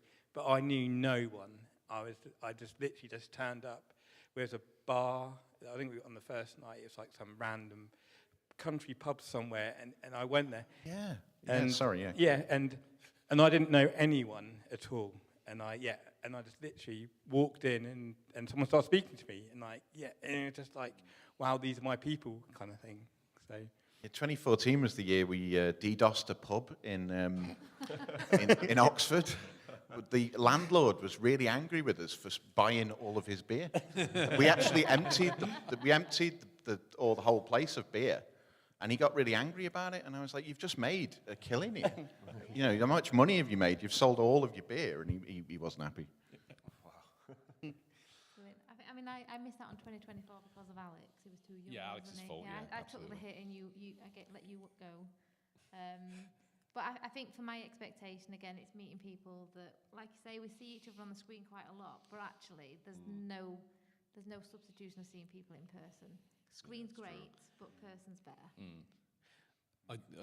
Dave, I think when you first met me in person, you're like, you look different on the screen than in person. Yeah, you came up to me yesterday and said hi, and I'm like, no, I'm sorry, mate, you're going to have to remind me. And you said, Connor, and the moment you spoke, and I'm like, oh my goodness, it's Connor. And then I proceeded to call you Shane twice as well. So. Yeah. All us Irishmen look the same to you. A lot of people, the first thing they say to me after they meet me in person, after seeing me on screens, is, wow, you're much taller than I thought. Yeah. expectations, like going back to that question, when my first one was in 2015, yes it was, and I actually heard about it, I believe it was on Tux Radar, Graham Morrison's old podcast. I think that's where I heard about it. It's lost in the fog of my memory, but and I thought like, would I really fly over to England and get a flight and fly over to England and just to do this? Is that a bit silly, like, and is that it, will they be kind of like, what the hell are you doing here? Why did you fly over here from Ireland? Like, why would you do that? But it wasn't like that at all. As soon as I got there, people were like, oh wow, you flew over here from Ireland just for this? Like, you're very welcome, and they were super nice about it. And I then introduced, and then I went to OggCamp a few more times, and I got Mike and Connor. I bit them with the bug, or I didn't say that right, but you know what I mean. I was like, you guys have to go to OggCamp, you'll love it. Yeah, I was actually just as you were speaking there thinking, how was he introduced to OggCamp? And you literally answered the question, so it's all it's all Shane's fault. I berated you and Mike for years to go. When I first came in 2014, I'll be honest, I was excited by the concept of it when it first happened, and I kind of followed, picked up on Brat Hole Radio as a result of that. I was already listening to the Ubuntu UK podcast, as was at the time. But the idea of going to Liverpool to spend time with geeks, it appealed, but it didn't appeal enough for me to actually get off my backside and do it. Oxford was different because directly between Oxford and my house was my mother. So she became the base for myself and Luke and Ethan when we first went to OggCamp. And that was it. That was kind of like the catalyst that meant we have to go to OggCamp more often. And we didn't until it then came to Sheffield. And of course, Sheffield's like 15 miles down the road, so it was very easy. We travelled in on each day on the bus, and it just totally worked for us. And then Manchester happened in 2019, and we were like, okay, we have to make this work somehow. And we came up with some phenomenally complex logistics to allow us to attend. And now we find ourselves in a situation where we can't really consider not coming to this event because of how valuable it's become to us. Not having OggCamp last year in 2025, supposed to be around October time, was a big deal for us. We wanted to come to this event. Oh yeah. So yeah, it's big. But to go back to the original question about expectations, my expectations for coming here was, it is what it is. I know why I'm coming. I'm coming for the people. I'm coming to learn. I'm coming to see basically what's going else on in the environment, in the industry. Expectations, they were met before I turned up. Yeah, that's how this is for me. Yeah, on the thing of expectations, when we did the very first OggCamp way back when, I wasn't really sure anyone would turn up. So my expectations were like quite low, and it definitely exceeded it because there was like 100 people there, and we realized that there was an audience for this. But did it? It did show, says John. Yeah, we were worried, that no one was going to turn up, and I was setting up the main stage in the top floor of this really funny little hotel in Wolverhampton, and then suddenly I heard there was a snake of people all the way down the stairs. Was it? Well, but it was great that people came. Yeah, it was great that people came. So that exceeded my expectations. So similarly attended, just like this podcast is being attended, yes, with the 100 people that are here. Yeah, with a massive sea of people. Yeah, of course. Yeah. We're playing. Be quiet, but they're there. Sold out crowd. What the hell? A sold out crowd here. I think we're coming up to the time, so I think we're going to wrap it up. Any final thoughts? Any shameless plugs for any of your projects? Well, yeah. I mean, if you're going to be talking about projects, I mean, the Bugcast. By the way, I have been podcasting for one day longer than Alan Pope. I have to say this everywhere I go, but we're over 18 years old now. We're getting close to recording our 900th episode. Yes, our podcast is an adult now. Yeah, absolutely. Thebugcast.org.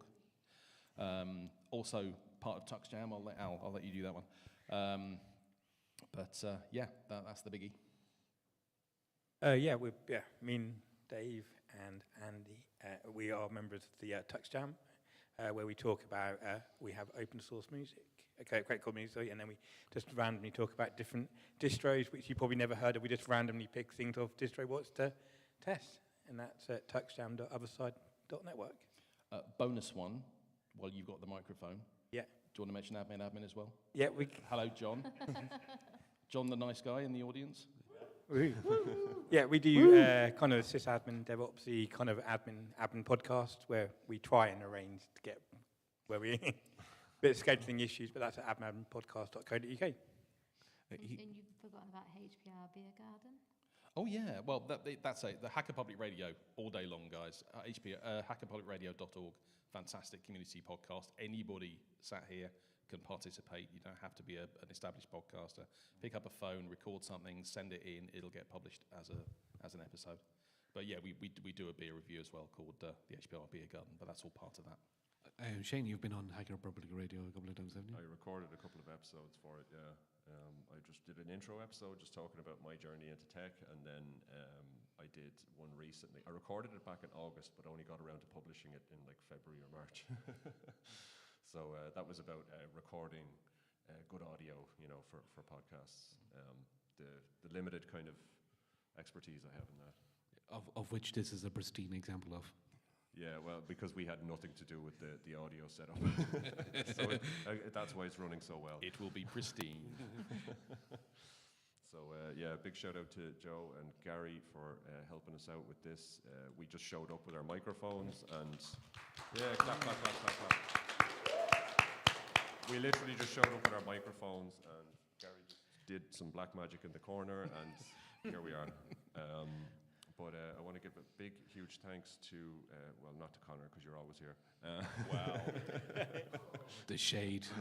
May I? Thank you, Connor. You're very welcome. Big thanks to Dave, Caroline, Dan, and Alan for joining us. I've got one more little shout out. Ooh. On a semi-regular basis, we do something called a pod crawl, so everyone is welcome. We literally sit there on a video call and everyone drinks beer or soft drinks are optional, so there you go. Yeah, hosted by TuxJam, tuxjam.otherside.network/podcrawl. There we go. Yep. Endless plugs. You did tell us to. Yeah, that's fair enough. I've been on it a few times. We've both attended, so yeah. Yeah. But hence why Dave has only seen me on a screen. That's why I didn't recognise him. If you'd had a beer in your hand, I would have recognised you. A microphone in front of his face and a beer on the other side. And you're just walking around like this the whole time. Connor! All right, I think we'll leave it there. I think there's a talk in here in about 5 minutes, so we better wrap it up. Yep. But cheers, thank you everybody for joining. Thanks for the audience. Thanks for everyone for putting on OggCamp and all the hard work you all do. Thanks very much. Yeah. Thank you for having us. Thank you. Thank you.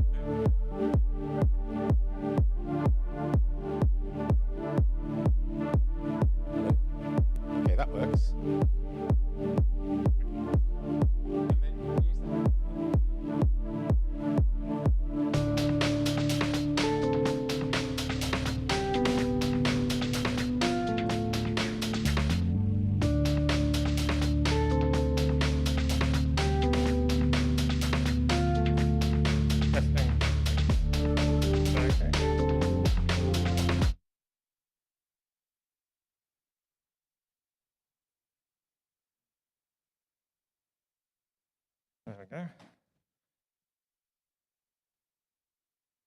Try not to kill myself with the microphone.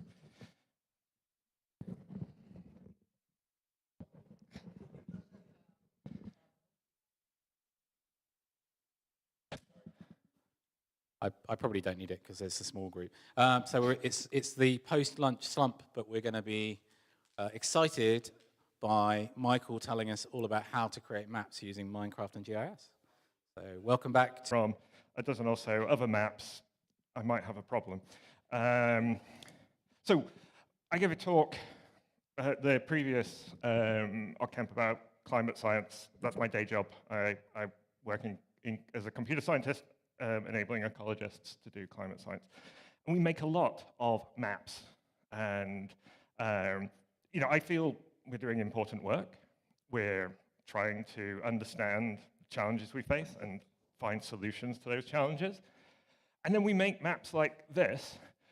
And you know, clearly this is like a dove maybe, or a butterfly coming out of a forest maybe, I don't know. It's a map of increased probability of species extinction if you turn land into farms in Ethiopia. That's what that is. But it doesn't talk beyond the scientists involved, right? This map tells the scientists what they want to know, but it doesn't engage the broader public, which is, I feel, important, and we should be doing more of because it affects everyone, and we need kind of everyone informed of the kind of difficult choices that are ahead. So I've been working to try and find other ways of communicating the kind of data that we generate. Sorry, I'll try and keep the rest of the talk happy. So this is one of the examples of what I've been trying to work on, is kind of 3D printing maps, right? Can I take the data at least out of the computer and give it to people? And maybe then it'll start to be more tangible and impactful. That's not what I'm going to talk about today, but what I am going to talk about is the area that this is a map of. This is Kullberg in the middle of nowhere in central Sweden. And this is what it looks like on satellite view. Does anyone recognize this? This is where the Meese are right now. So it started April 22nd. SVT, the Swedish equivalent of the BBC, for 3 weeks, have high-quality studio cameras in the forest under buckets to keep the rain off in each of those locations. And what's happening is that the moose are migrating north right now, as in spring. And they are here because as they come north, they need to cross this river, and they end up on this peninsula, and at some point, they'll swim, because moose are good swimmers. They don't like doing it, but the alternative is going back, and so that's what we're trying to capture on this. So this is Den Stora Älgvandringen, the Great Moose Migration. So I encourage you to go and watch it. It's on svtplay something. And there's moose. And that counter, as of this morning when I left, said 32. When I went to bed last night, it said 20. So we had 12 meese swam just after sunrise before I got up this morning. And you can see there's a chat. There's a big online community of mooseaholics like myself. And there's some meese swimming, just to show you that they do this. And so yeah, so as I say, they come north and they kind of will cross the river. Maybe they won't. It's a kind of bit of drama. And I've watched this for like 5, 6 years. It's been running 8 years. And I've seen, it's like 3 weeks a year I get to watch this. And so I know it very well. But at the same time, I don't know it at all because I've never been, right? I get to see what the television camera wants to show me. And I have questions, like why do the moose swim in these particular sections and not in other sections? Like what is going on the ground? You'll see moose come in at the entrance, and maybe you'll see them cross at either the passage or Nezet, but often they vanish for a while and then turn up in surprise places. What's going on there? Where did they hide? I wanted to know something about this. And so I thought this was a good way to test a new way of communicating kind of geospatial data in a way to make it impactful to other people. So I built it in Minecraft. So this here is the section that's Mount Fastland. Which I love Swedish because fastland is mainland. It's fast as in it's stuck. That's so I built this map as a way of trying to make it more real to me, and for the online kind of other viewers. And so what I want to share with you is how I made this map. Because for me, there's nothing magic or kind of particularly special that was involved in doing this. It's just, this is my day job, so I knew what to go for. And what I hope to share with you is the knowledge of how to do that. So if you want to take your local area or something that interests you and do something similar, you'll have some information to get started with. This here is the Swedish kind of open data portal, Swedish government open data portal. They have dozens upon dozens of different data products. I hate that we have put the word product in there, but that's what they're called. Different maps, you see you've got kind of some building maps and stuff. You can wade through there. And everything I'm going to tell you is going to be focused on recreating a small corner of Sweden, but nothing is tied to Sweden. This is, the DEFRA have full LiDAR scans of the UK that are open and downloadable. So you can go and fetch your local area in LiDAR data. A lot of the maps I use for my day job are very similar at global scale. So what's the first thing we're going to need if we want to recreate a part of the world in Minecraft? I need to know what's on the ground. So for that, we use what's called a land cover map. So this is a standard thing. It's a raster image, so it's just like a bitmap image on your computer. It's usually a grayscale image, where the numbers don't mean it's this color. What the numbers in it are just an enumeration of the land that is under the ground in that pixel. So if you imagine you just took a photo from the sky, and then in each pixel it just says desert, water, forest, or something like that. So this is the Swedish one. Category 1 is forest, and then we've got wetlands, we've got water at the end, and so those are the kind of top level categories, so like 1 through 6, if you see that in the bitmap, you can get forest or water. And then for water, we've got 61 and 62 will mean lakes and rivers or the sea. This being Sweden, they have a lot of classifications for forest. And the kind of thing, you have to look at the different translation for each one of these maps, because different areas will have different biases in how detailed they get. And so for that, we use what's called a crosswalk table. So this is, in my day job for making that map you saw at the beginning, I'll take a global raster of the world, which is 100 meters per pixel, and it has classifications of all the different habitat types in it. And I'll basically have to go, oh, what have they used, and map that through to what data I have about animals and stuff. So we're going to do the same, but we're just going to map it to Minecraft blocks. The map is at 10 meters per pixel, so every pixel represents a 10 by 10 meter square. And so that's our little island there. And this is my first thing, is I'll just take that image, and for every pixel in it, I'll create 10 by 10 grid in Minecraft, because Minecraft is 1 meter per voxel, I guess. I'm using there are many Python Minecraft map generators. I don't like any of them, but they're there, and someone's put in the effort, so I don't want to knock them too much. So I'm not recommending a particular one, I'm just saying they exist. And so you just pick one and figure out its foibles, and you're just kind of taking your bitmap and doing it. So this is stage 1, right? We know what's on the ground now.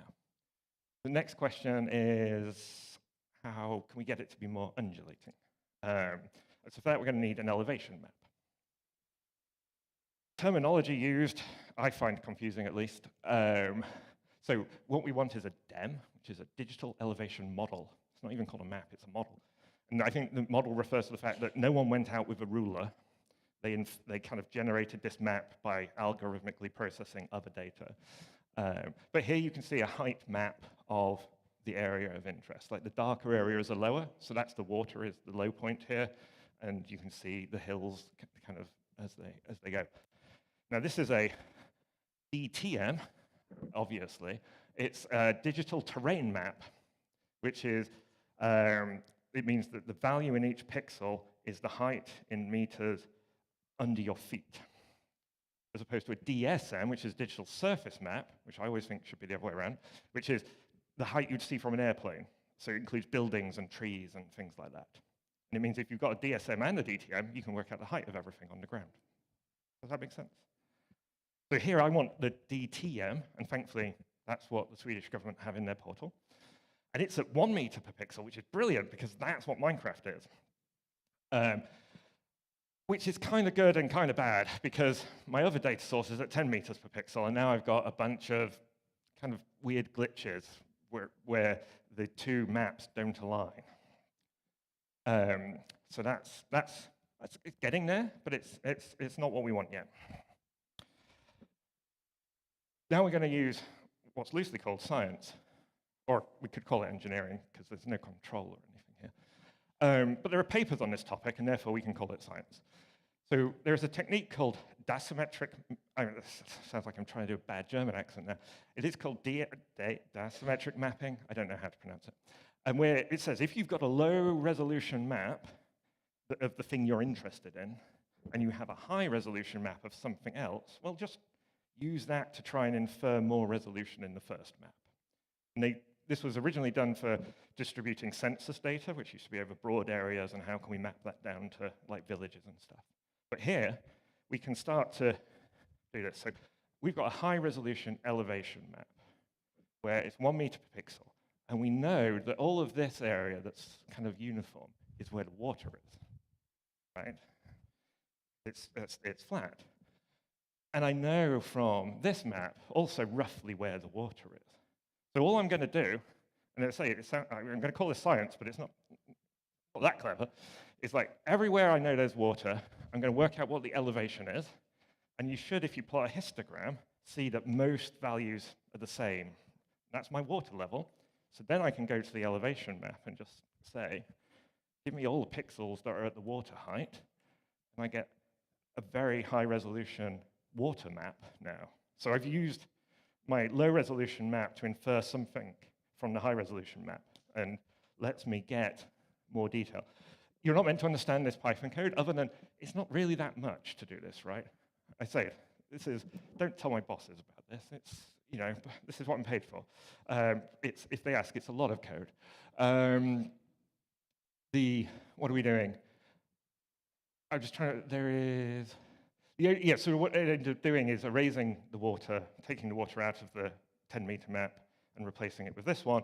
And then I go from this to this, where the outline of the islands is now better. You can see I've got things wrong. I've lost some water here. That's because the elevation maps are taken by a plane that flies back and forth. And this is actually a reservoir, and so the water level was slightly different between the passes.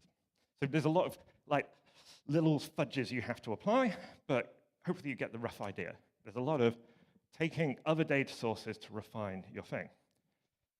The other thing that some of you might notice is the roads went away. And that's because the roads at 10 meters per pixel are somewhat crude. And you can see in the elevation map where the road should be, which is nice. But I can't do the same trick here because roads go up and down a lot more than lakes do. But we do the same thing, like what other data is out there that tells me where the road should be? And so for that, we just use OpenStreetMap.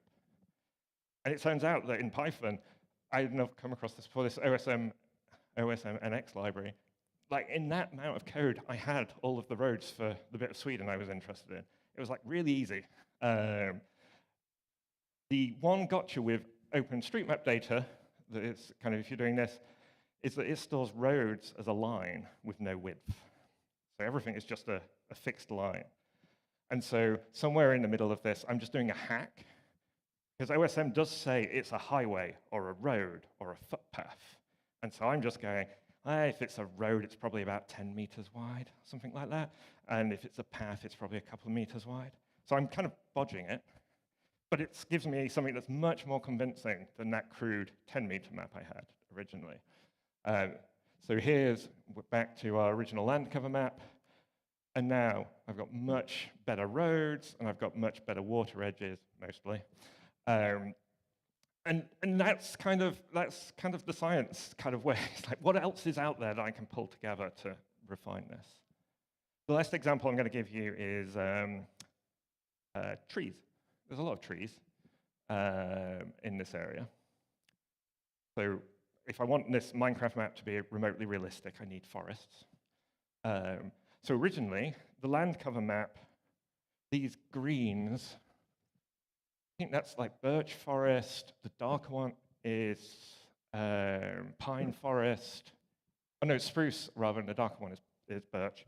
And so I get some kind of clue of what trees should be where. And so that's fine. Minecraft has spruce and pine and birch trees, and so I can generate the correct type of tree. But I can take a guess at their distribution and their height from Wikipedia data. Like, you know, what's the average height of a spruce tree? But we can do better. We can do better. So for that, I'm going to use LiDAR data. So LiDAR data is a plane flew over, fired a laser at the ground, and caught the reflections. That's how LiDAR works. I think it's magic, personally. I think. And the fun thing is, because trees aren't a solid blob, you'll often get reflections from the ground underneath the trees and from the canopies and stuff. It's really quite detailed. It's quite. I can spend hours just pouring through LiDAR maps. And if you go, I'll put that somewhere online. This map is interactive on that website, and you can spin it around and zoom in if you want to explore more. But this gives me my DSM. Remember the surface map, which gives me the top of everything. Oh yeah, here's an example of the detail that's in the LiDAR data. Like, you could see the power lines. You could see how they sag. You could see the stanchions, right? This is amazing stuff. At least I think so. But I want trees. I want trees. So I turn to science again. This time I turn to my colleagues, because I've not had to do this myself. So there's a data science scripting language called R, which is very popular. And it turns out someone has solved this problem for us. So if you have LiDAR data, you can pass it to this R package called LiDAR. I hope you all see what they did there. And it will guess where the trees are. And so it's, again, literally these 6, 7 lines of code are all I had to do once my ecology colleague told me what to run. The documentation for LiDAR is awesome. Not only does it tell you how to use it, it tells you what it's doing and the kind of science behind it. So a huge shout out to the authors of that. But I'm just reading in my LiDAR data. I read in my DTM, and then I normalize, which means I just get the height of everything above ground rather than the height kind of from the center of the Earth. Or from sea level, I guess, actually. We turn that into a bitmap, which is basically turning the LiDAR data into our DSM, and then I call locate trees. They made it very easy for me. And there's I'm using 2 different algorithms here. The red and the green dots are different tree heights, different estimates of where the trees might be.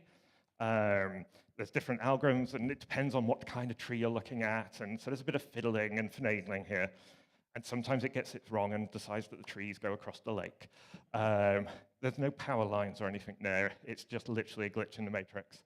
But it does a very good job, and much better than just putting down trees randomly, which is what originally I did. And so you can kind of see that I kind of missold you all. I said I was going to use science, and all I've done is take different bits of data that I found kicking around the internet, and I wrote a lot of small scripts where I just said, how can I use this one to make that one better? And slowly built up a more and more accurate version, allowing for the fact it's in Minecraft, so it's never going to be really accurate, a version of the world. So let's have a look. How did we do? This is one of the more iconic camera photos from Den Store Elvandringen. It's this tree. It's fallen over. He was in the LiDAR data. And if you look at the kind of undulating tree line at the back, kind of see it? It's like, how cool's that? It's just like, we have all of this data that's hidden in these data portals that tells us so much about the world around us. If only we could view it properly, right? So that I found quite amazing. This is a low resolution screenshot, apparently. But this is one of the other cameras that's kind of, the Mies kind of walk across this as they're going into the peninsula. There it is in Minecraft. Again, like, I've not fudged any of this. It's just running some scripts on publicly available data. And there's my power lines again, because I do love my power lines. I just find it amazing that you can just see so visually such a small thing in the data. On the road, I like this. This is maybe slightly nerdy, as opposed to the rest of the talk. So what you got here is the road is kind of sloping slightly away from us. And you can see this kind of circular shape kind of in there. That's macadamization. Roads aren't flat. They fall away to the sides. As you're kind of forcing the road to be 1 meter or another, the edges will go down step before the middle does.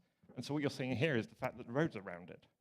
And it's because although the elevation map is 1 meter per pixel, only in X and Y it's down to centimeters, which I hadn't realized when I downloaded it.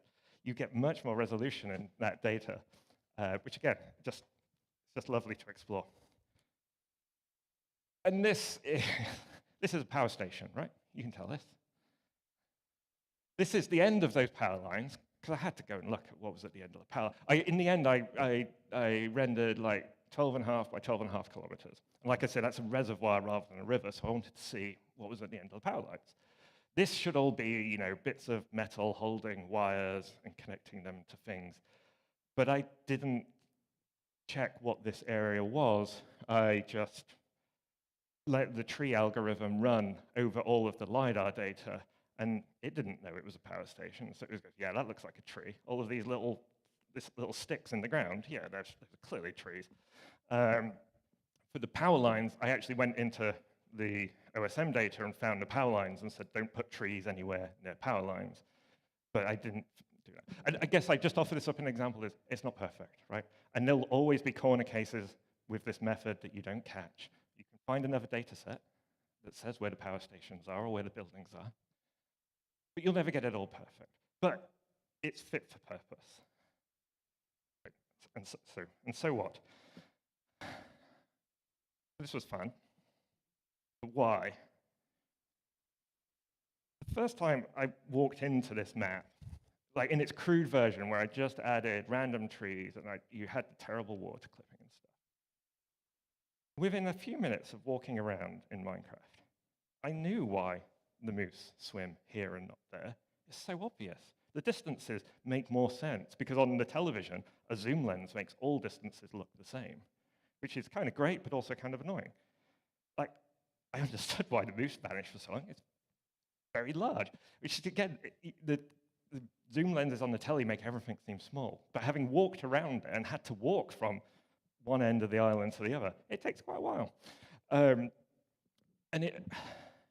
Even if this was just for me, I suddenly understood so much more about the area than I had from the television. Now, that's fine. Kind of what I would like to do is then, like, can we use this sense of immersion and being in that world, even for its crude nature? Like, we make these maps of forest loss, and they're just like, there's some pixels here, and then there's no pixels here. What if I put a class of students in a map and let them play for 20 minutes? They can build things and have fun, and then I take the forests away, right? Maybe that will help communicate the devastation that's happening. Or, again, sorry, meant to be happy, a rewilding project. You can take a devastated area and show actually what the impact, just a small investment in, say, supporting farmers in that area will do, right? And it's just like, how do you take these pretty but uninformative pictures out of the computer and make them more immersive? That's so. If any of this you want to learn more, I kind of write week notes as I go along. I'll put some of this online. or ask me questions. But yeah, I feel it was a success personally, and we gave this to the chat on the Great Moose Migration, and they seem to enjoy running around and pretending to be me. So that's success. That's my talk. Thank you very much.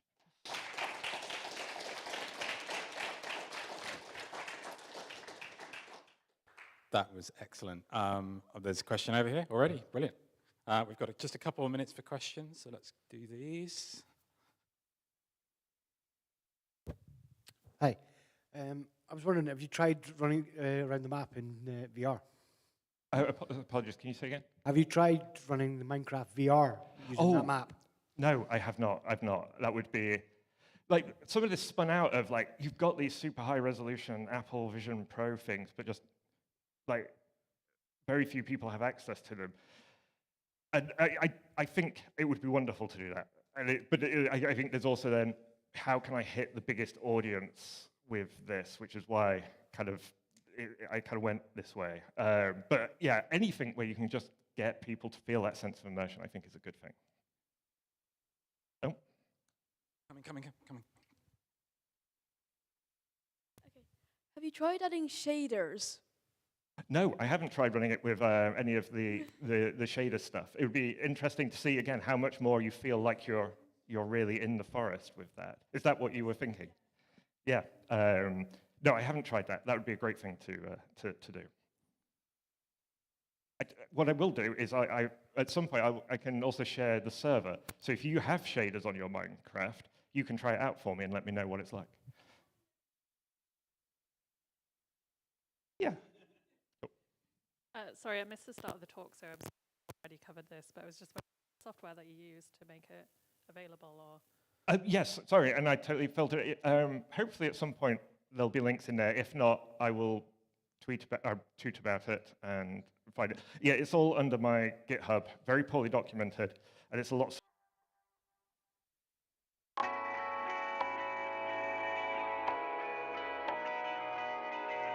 Driving down the highway, doing 95 alone. Trying to reach you, call you, but you won't come to the phone. Remember me, said you'd be my heart's home. Guess you were biting your tongue to go. Oh, I really should've known. We were dynamite till we hit a red light. Then I see the signs. Oh, after all that time, this is it for us. You don't wanna try. God, your love was real, but it's down for us. Now you can't decide.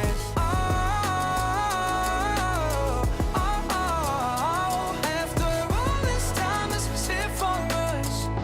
Hello. 1, 2, 3. 1, 2, 3. Boom. Okay, so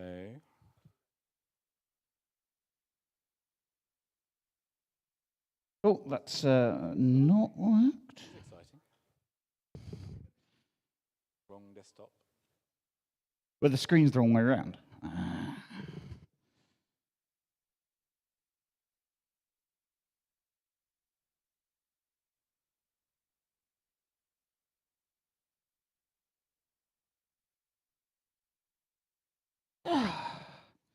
If in doubt, restart Impress. Oh no.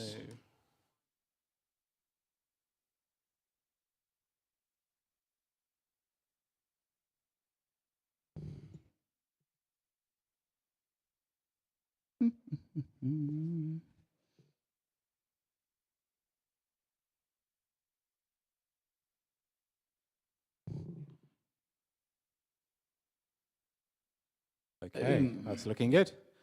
So, I am going to pass straight across to Tom to talk about music and freedom. Thank you, Tom. Hi, Manchester! I've always wanted to do that. My name's Tom. You can find me here on the Fediverse. There's a little bit of code at the end, but don't worry if you're not a coder. You can find the code for that on Codeberg. And I'm also going to mention a project called Listen Brains. So you can find my musical taste on there, and we can see how compatible we are. You might know me from my previous albums, such as running science talks in a bar once a month, or putting Apple Newtons online, or Lego, So Very Much Lego. That was the difficult third album. Hands up, anyone here who plays music? Fair few. Does anyone compose music? And who likes music? Yeah, now keep your hands up. Now wave them in the air like you just don't care. You see, music is what brings people together, and that's why I like it. You're getting people together in one place for one reason, and all the other complications in life can just fade away for a few hours. Everyone likes some sort of music or rhythmic performance, but owning music these days is a much more complicated thing than it used to be. Certainly when I was growing up, and you would be able to exchange mixtapes with your friends in the playground, or you would be able to go around someone's house with some LPs under your arm and exchange and listen to alternative forms of music that way. So it's very easy to discover, what's that Nirvana thing that I keep hearing people talking about? I could find someone else who had a Nirvana record. I can't necessarily solve any of the problems with modern music, but I can talk a little bit about them for those of you who might not know about it, and how that then enabled us to get our whole house singing and dancing with music. Has anyone ever brought some film or some music online, or a training course, streamed something on their Virgin Media box or over Sky? Yeah, we've all done it. Has anyone ever bought something on Amazon Prime, which is a mistake I made? Because the problem with buying something on Amazon Prime is it's yours until you decide, well, I don't need a delivery from Amazon once a month anymore. COVID is less bad than it used to be. And then all the things I've bought have disappeared. Not so good. Sky is a little bit better in this country. If you rent a film on their service for an extra £1, they'll actually post you a DVD, which is quite nice. So if you decide you don't need your very expensive... Yes. Is that better? Brilliant, thank you. What was I saying? Oh yeah, Sky will at least post you a DVD for an extra £1, so they're quite useful. So you've either heard of or probably got at least one of these systems, right? So Apple TV, Sonos music boxes, we've got one in our office just down the road, the Bose Sound Touch, an Amazon Fire TV stick. I mean, this list carries on down off the bottom. A lot of these pieces of hardware are tied to their individual services, so it's extremely difficult on a Fire TV stick not to buy Amazon Music, for instance. And Deezer is, again, its own thing. You buy your music on Deezer.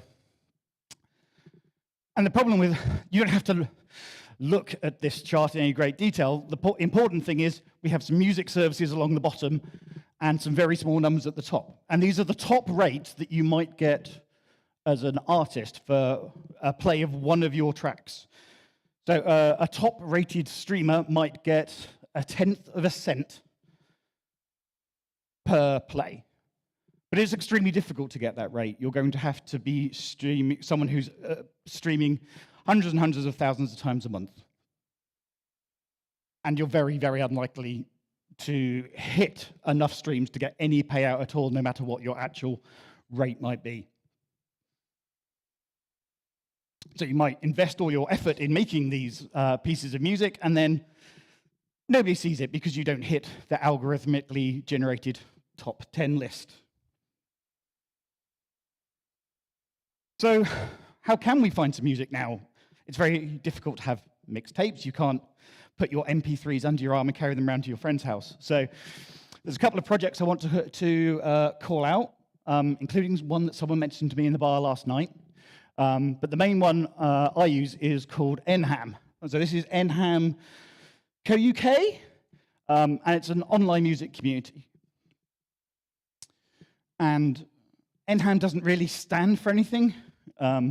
It's the nice, happy amateur music site, or whatever the acronym has changed to this week. And I also want to call out fairplay.band. So this is a distributed open source media player. So it's sort of a stand-in for YouTube Music. But they're also building out an ecosystem where you as an artist can use it as a publishing and a communications platform. And it's all going to be open source and available to the community. You may also have heard of things like Bandcamp. So this is a very popular resource with musicians. Again, they've got a much better payout rate, for instance. So Bandcamp will normally only take 30% of every download. And everything you download from Bandcamp, you get to keep forever. So there's no subscription type, which makes it really useful.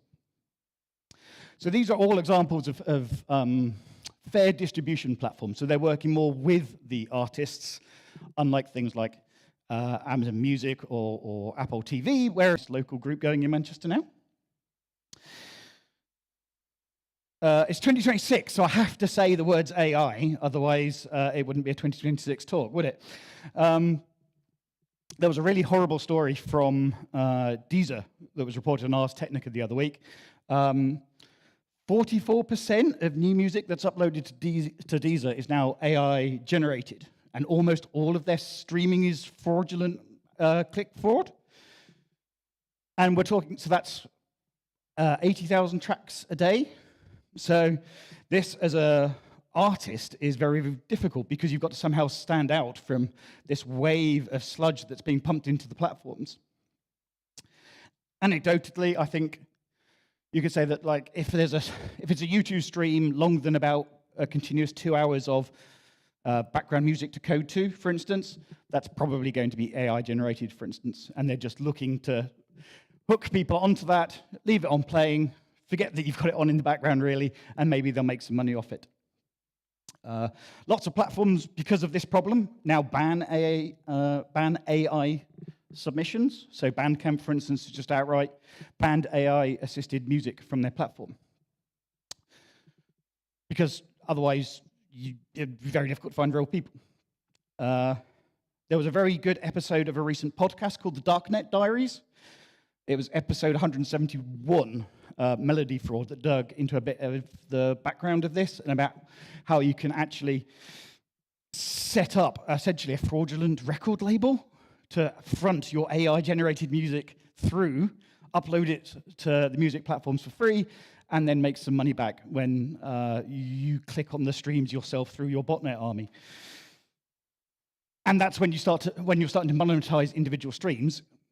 These are the problems you have, and if you weren't trying to make every last cent, then you wouldn't have this as a problem. So we talked earlier about some sorts of hardware you might have in your house, so this is another audience participation bit. Has anyone got a Sonos? Little white box? Okay. You can see them a bit more in maybe corporate products. Has anyone got a Bose device? Fire Stick? Yeah, yep. An Apple TV box. Okay. What about just a television that might have some sort of app built in, and it might stay working for 5 years if you're lucky? Or maybe just a Raspberry Pi. I'm glad so many of you said Raspberry Pis, because that's where we're going to end up. Normally, you buy one of these pieces of hardware, and it dictates what you're going to get from the other column. So if you have a Sonos smart speaker, you have to have a Sonos app. I've certainly tried to control the Sonos in our office from my Linux machine. No, not having any of it. If you're lucky, you can repurpose a Bose or a Fire Stick, for instance, and put something on it like Kodi or OpenELC. But that can be a very specific experience. It's like it's that speaker in that room, and it's got that thing on it. And in the other room, I've got a different speaker with a different thing on it.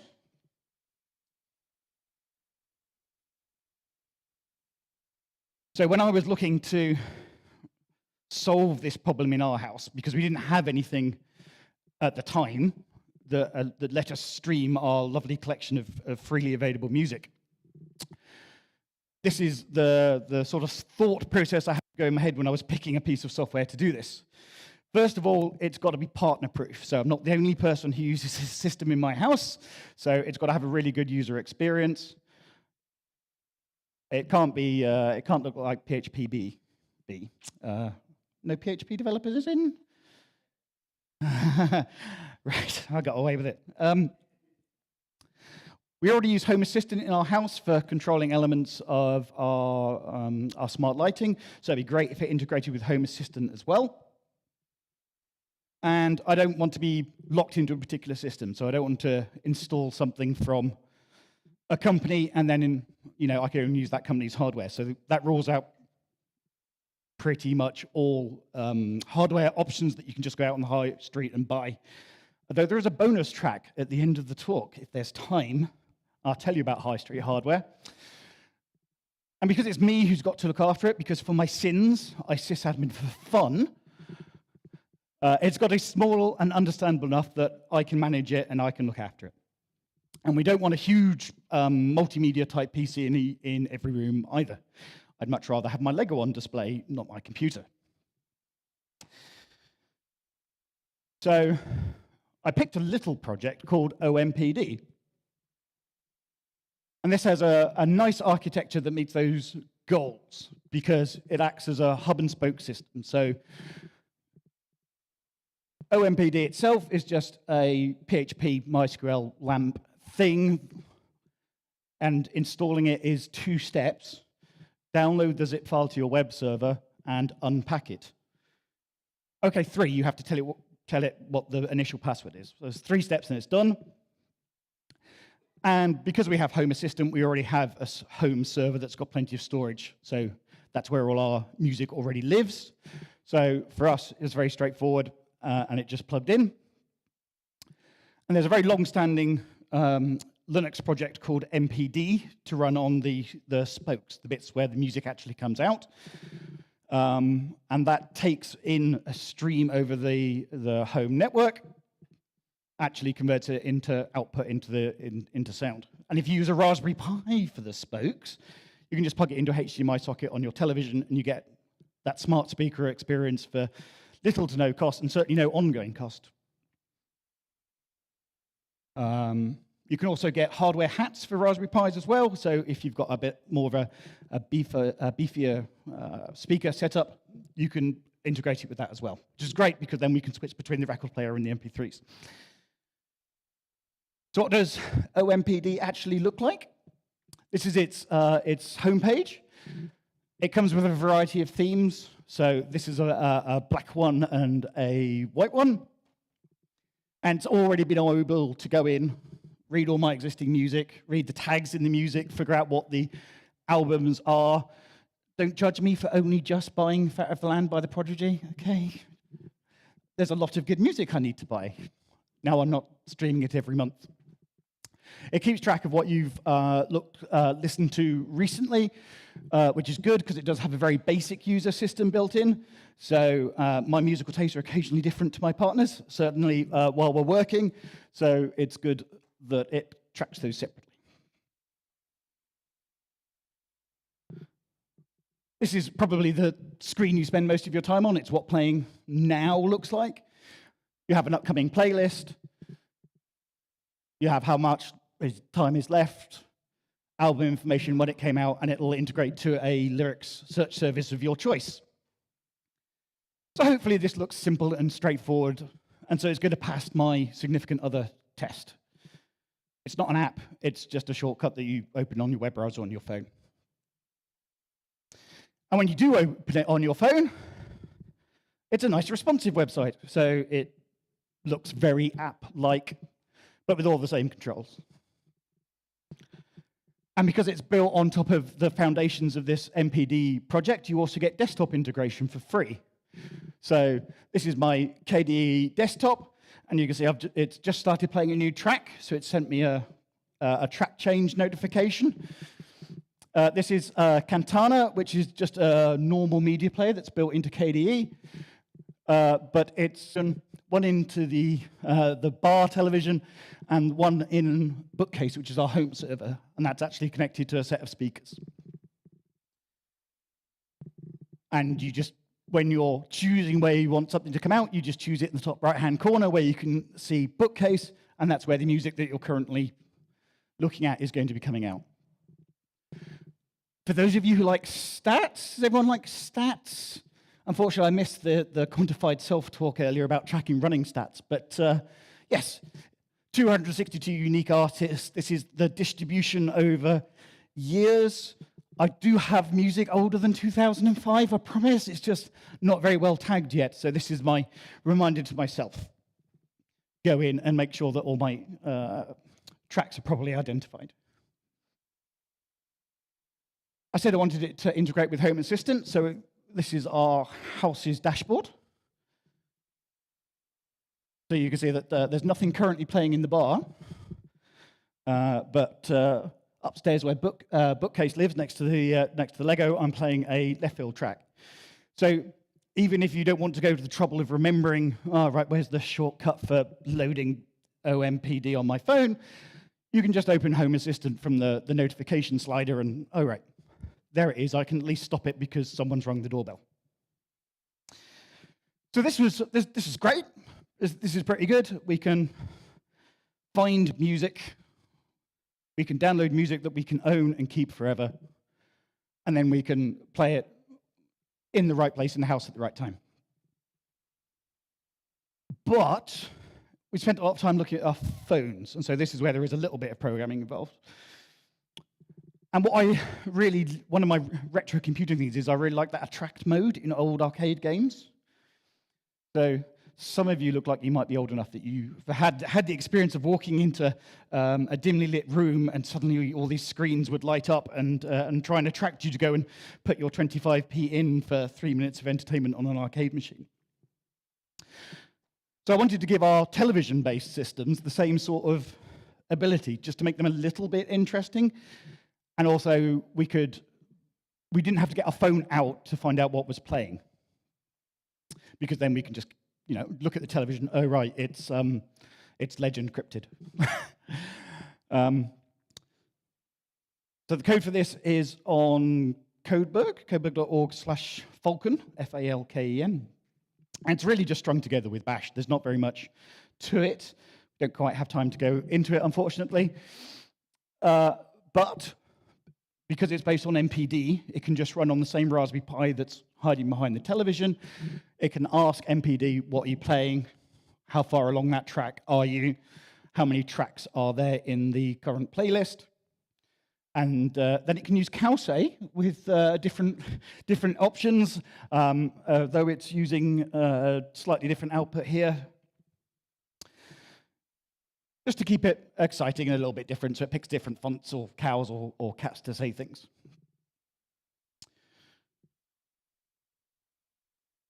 But of course, it doesn't always work. A bit like that time I tried to take a photo at an orbital gig. Didn't quite come out right. So some of the things it doesn't do very well is its multi-room support is very basic. So if you do have a Sonos, you can sort of synchronize your speakers in different rooms. You can copy and paste playlists between speakers in OMPD, but you can't synchronize them up, down to the millisecond. But you can certainly get the same playlist in sync enough between different rooms if you're having a party. It didn't used to have automatically updating support, so if you bought some new music and dropped it on your network share, you had to go and press some buttons. And that's the first patch I made to it, in fact, was to add that support in. So now it does. Great, open source works. It's also got a very particular idea of how you organize your music and your folders. So if you're not careful about making sure that there's one folder for your singles and one folder for your albums, it might have difficulty matching up what's an album and what isn't. But we're working on that. It doesn't handle video, and it's also a very small team of us. So we can provide some level of technical support, but yeah, we're not going to be having a 100-user Discord people helping you out if you do have a problem. But it's so small and simple, it very rarely goes wrong. So that's me. I've been Tom. Thank you, Manchester.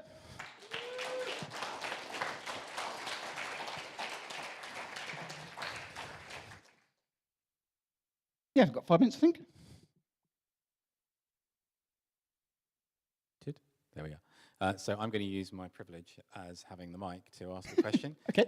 So Music Assistant has SendSpin now, which is a multi-room thing. Yep. And you talked about Home Assistant, and I just wondered what your thoughts were about future moving in that direction, potentially? Haven't had time to look at it, is the answer. But it's nice that the community recognises that this is a space where it's lacking compared to its more established closed rivals. And I'm quite excited to try it out. Hopefully while not breaking the existing one that we use in the meantime. It really depends how the individual nodes end up working. Questions?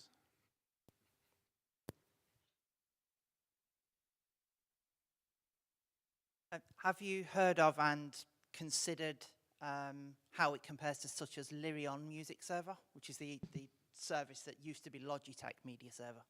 Yes, which I think is quite similar to Jellyfin, if I'm right. They're bigger, they do more stuff, they're maybe better maintained, but if we go back to what I said earlier, it's got to be small enough that if it breaks, I can fix it. Whereas something that's as big and complicated as Jellyfin, it might take hours to find the file that does it. Whereas opening playlist.php is a much more straightforward experience, which is the same reason why it's not why OMPD is not distributed as like a Docker container or something. It's just too simple for that to be worthwhile.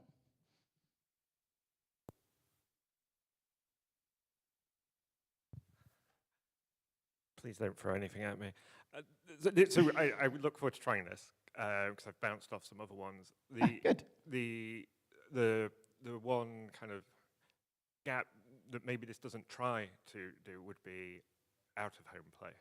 Sorry? Out-of-home play. Yes. So kind of like, what's your thoughts on, is that just that you should treat that as a different problem? Is it something that you would expect to see in this kind of thing one day? Like, what's your thoughts on that? Right. So playing our music when you're outside our house, it turns into a network problem. So as long as my device thinks it's in the house because it's connected to the VPN that terminates in our house, then it works fine. You can get an MPD client for Android, almost certainly for other platforms as well.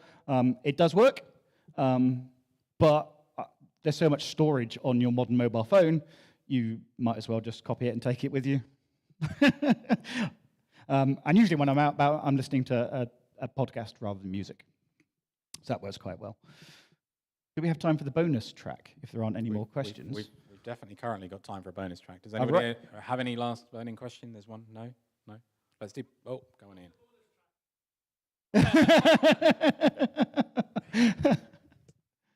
So thank you for this. This is really interesting. So I'm wondering, I'm going to ask some tricky questions. So the way that you play music is very different from the way I play music. So I'm usually playing DJ mixes. Okay. And I'm also playing, streams from other sites like Soma FM. And I want to be able to do that across my house.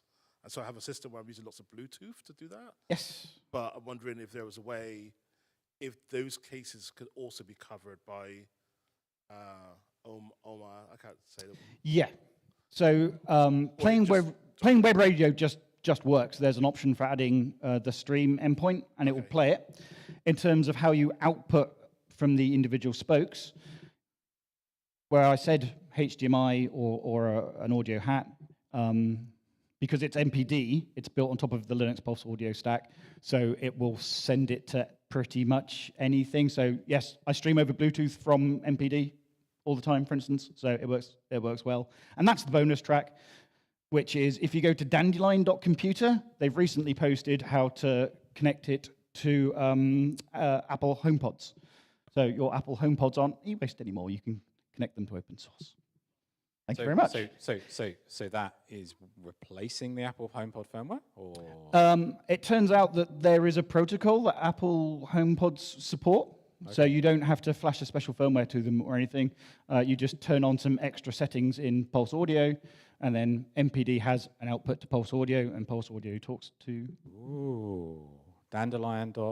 It's dandelion.computer, and it's their most recent blog post. Excellent. Thank you very much. Thank you, everyone.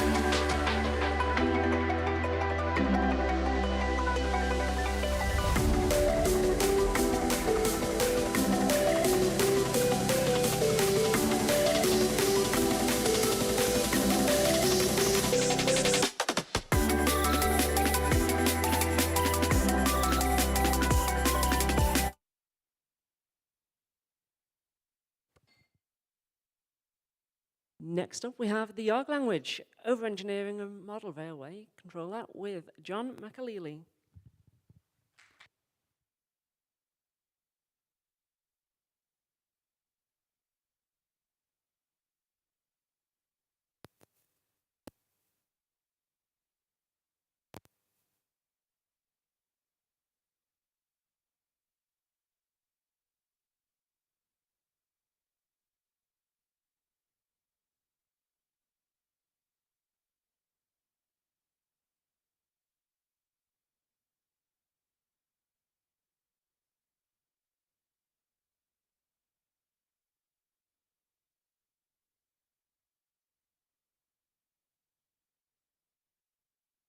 Christmas lights with it earlier in the year. This is the first application that I'm building that uses this language, but I intend it to be.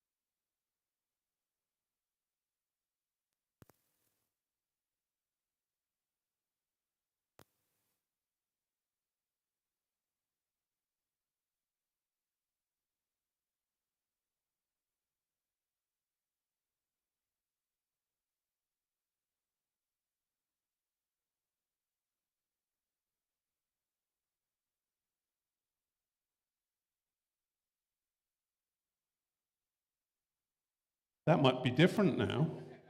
There you go. Interesting. Sorry for the people online who didn't get that. So an important constraint, as well as the size, is that other people will be involved in this project.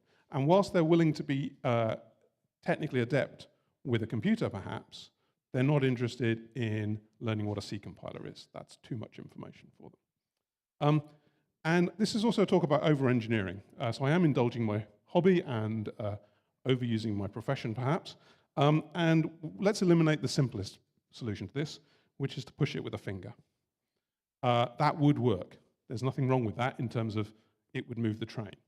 However, it has two problems that, as a club, we want to avoid. One is precision. The tolerance for these rails to line up is sub-millimeter.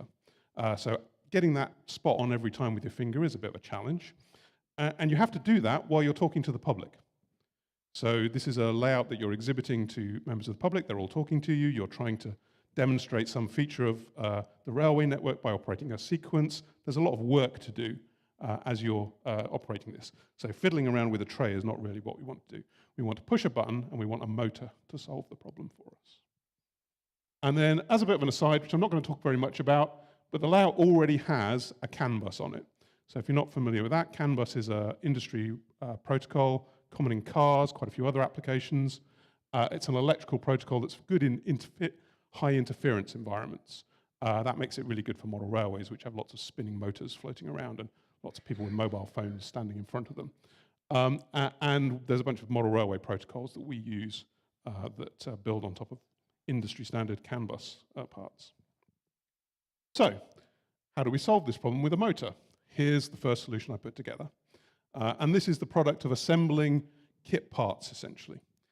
This is the work of imagining that I could solve it this way and then going for standard parts and seeing how the solution would work. So you can see a stepper motor. You have to imagine that there's some piece of track on here that moves from side to side. This is a bench test piece. And you can count one 1, 2, 3, 4, 5 boards, well, maybe 6.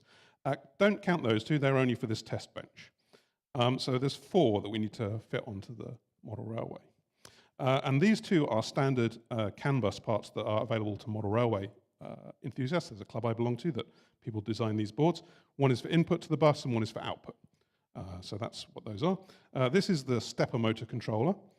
It does the job of managing, I don't really understand stepper motors, but there's lots of voltages involved. It's very complicated, and it does that for me, and all I have to do is say step, step, step, maybe thousands of times. That's something I can cope with.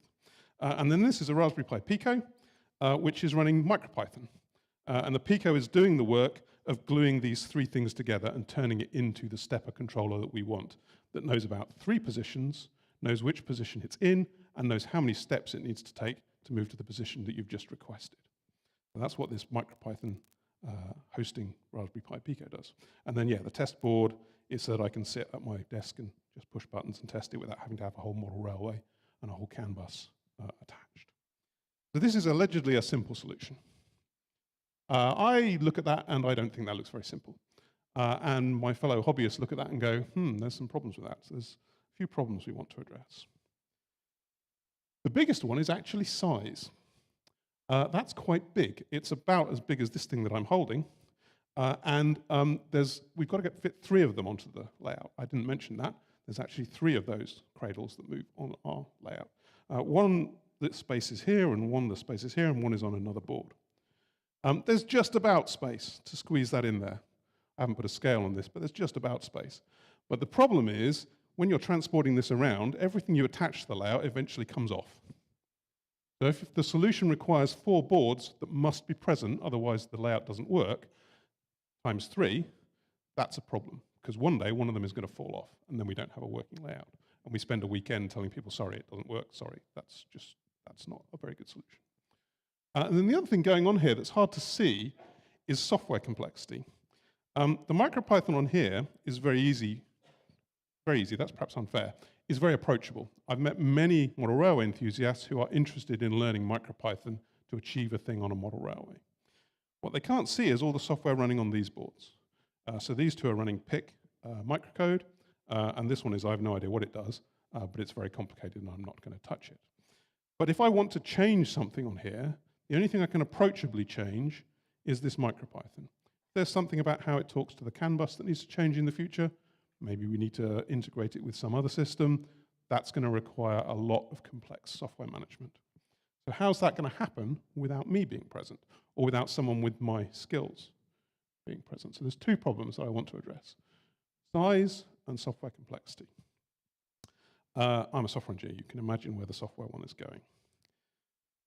This is my attempt at designing hardware. It's my first attempt. And this is addressing the size problem. So this integrates those 4 boards onto one board that is a soldered whole piece, and therefore is going to be much more reliable on the model railway. We'll have 3 of these. It's got a Pico on it. It's got a CAN transceiver, no other microcontrollers. Solve that with the Pico in a minute. Then there's a gap here. I'm going to have to do a second version of this board where the stepper driver belongs. And the reason there's a gap is I was changing my mind about which stepper driver I wanted to use. So this is much simpler hardware. The physical part count is much lower. There's only 1 microcontroller. There'll probably be 1 here or 2, but I can treat that as a black box. It will be more reliable, and it will certainly be more approachable to other members of the club. But the software running on the Pico is now going to have to be much more complex, because it has to do the work of the 2 boards that were talking to the CAN bus. There's a lot of CAN protocol that needs to be done. It's going to have to do the work of managing the stepper driver slightly more complicatedly. This is going to involve stretching the Pico a little bit. I'm going to have to use the PIO peripherals. We'll have to have both cores running, probably multiple tasks on at least one of those cores. That is actually very complex software. And how am I going to build that in a way that will be reusable in the future, or even understandable? MicroPython can do that. It's important to say that. However, to get MicroPython to do that, you have to use areas of MicroPython that start feeling a lot less approachable. You have to start exploring areas of the documentation which aren't as well trodden as the tutorials that you'll find on the internet. And you start finding areas of MicroPython where they say, well, you really do need to understand the C implementation if you really want to understand what this does. And that's a problem. Speaking personally, as a software engineer, I have some experience with this kind of technology. I'd choose C. But I think friends don't let friends use C these days. I think that's probably a fair phrase. And C is not the solution, because C only solves a very small part of the problem. I will also probably need a framework that I'm going to choose that's going to do some of the message handling for me. I'll probably need an RTOS that I'm going to choose. I've got a whole tool chain to select. I can select several tool chains if I want. That list of things that a model railway hobbyist has to understand if they want to change this is far too long. There's no way I'm putting that into a project that I expect other people to do something with in the future. So, where did I go? So I invented a programming language, and that sounds way less complex. I'll take debate on that point. The idea here is to write a programming language that feels like a modern programming language. It has a garbage collector. It has types that you can use, like dictionaries or maps or however you name those kind of types. It feels like the kind of experience we get in a modern programming language. Feels a lot like MicroPython, but comes without the asterisks. It's designed for microcontrollers. The only domain it will ever be good in is microcontrollers. Every other domain, it'll be second class in some way. There'll be an asterisk. There'll be a, well, if you're running this on a PC, you have to do this extra thing, rather than the other way around. There's a lot of languages available for microcontrollers. The clue is often in the name. It's called micro something or tiny something or this kind of thing. There's a page somewhere in the documentation that says, here's the things that changed and that don't work like you expect. And that is disappointing and actually quite hard for a non-technical person to understand. They're already trying to learn a programming language. What, you're telling me it doesn't work? That's kind of a strange message. I should disclose the name. I like the cheese. I thought it was kind of cool. It was also a short thing I can type quite easily. So what did I build when I built this language? I built a language that's dynamic. MicroPython, in my experience, is very approachable. People who feel they have enough technical skill or aptitude to approach programming like MicroPython. They're less keen on compiled languages. There's extra things to learn. There's a lot of different ways errors appear that are unappealing. So it's interpreted. You can just type on the REPL. I may be able to squeeze that into the demo. Might have enough time. And it will just run for you on the microcontroller. However, the architecture of it is to run a compiler first. And it runs that compiler on the microcontroller. So it compiles everything to a bytecode VM before it executes. And then the other side of this that's interesting from the point of view of using it on a microcontroller, sometimes it's interesting to ask the question, people are, so when I try and explain what I'm doing at the moment, people say, well, what's a microcontroller? It's like, it's a computer. That doesn't really convey the difference. And one of the important differences is it doesn't have an MMU, so it doesn't have a virtual memory system. So you can just touch any address in memory that you like. That's where registers typically are mapped. Not always, but typically there are registers for the hardware that's on a microcontroller. And so the language provides constructs that makes that friendly. So you're not just typing random numbers in and trying to understand what they mean. You've got names. There's possibility for more help available. And the other thing it's got to do is handle interrupts. This is a big problem from the point of view of documentation and learning in other languages. Quite often, if the language's history is on desktop, interrupts are a kernel problem. The language doesn't have to think about that in its runtime. Quite deliberately, it ignores that problem. In Yarg, I want to fully support that. If you want to respond to an interrupt, you just write a function and tell it which interrupt it's responding to.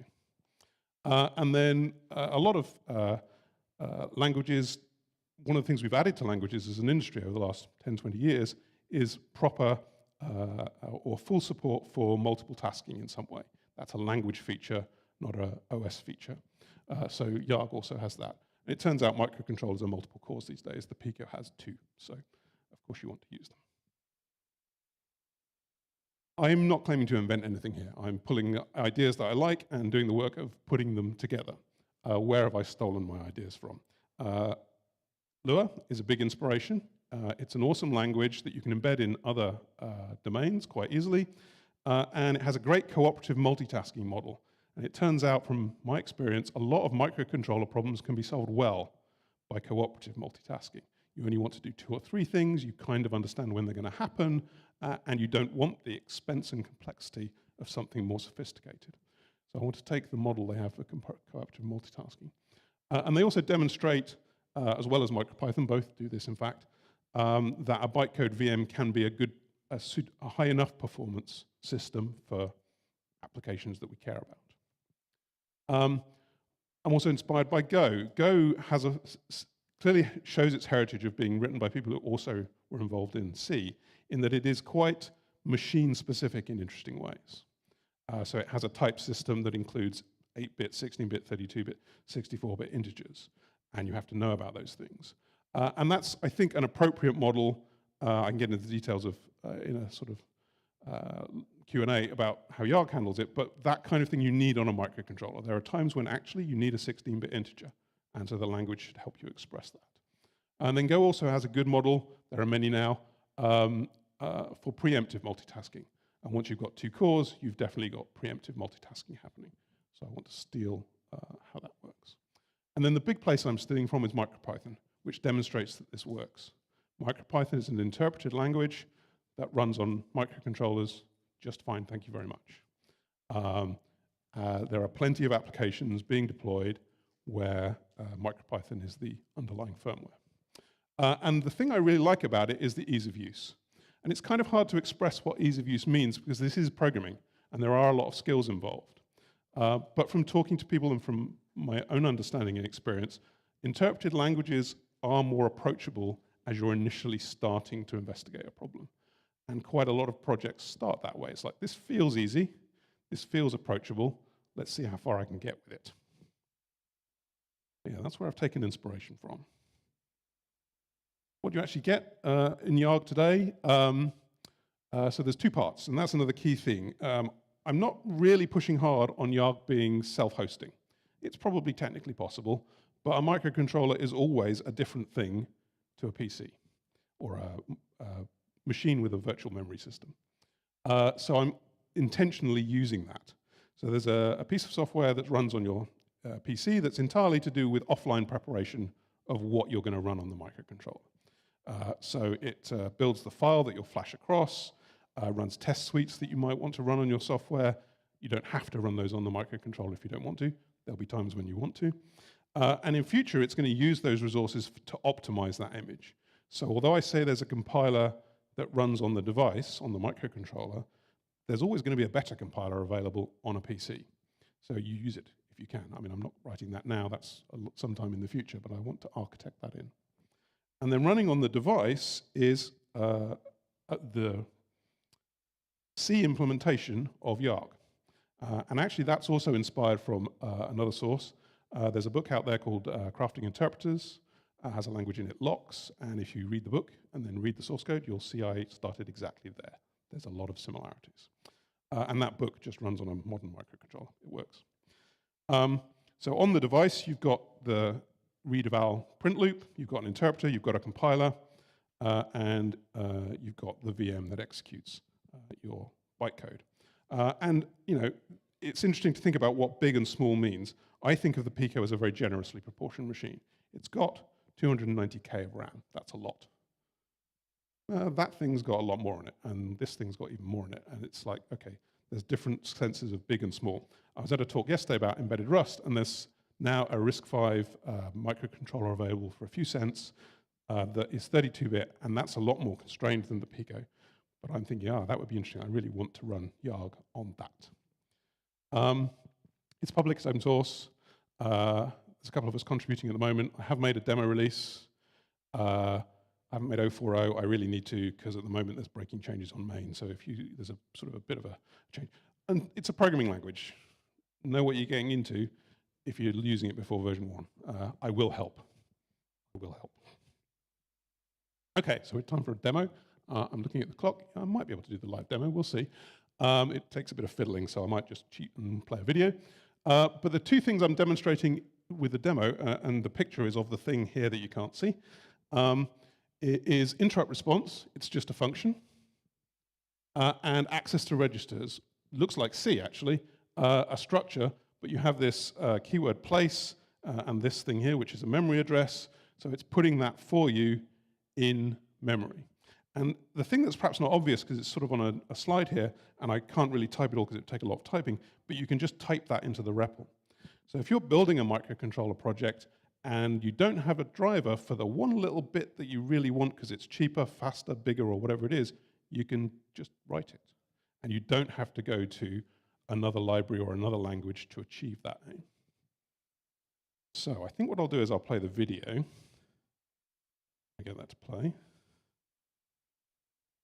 There we go. Now, this is recorded live yesterday, so I feel I'm not cheating too much. I'm a big fan of live demos, but I think I'm going to be pushed for time.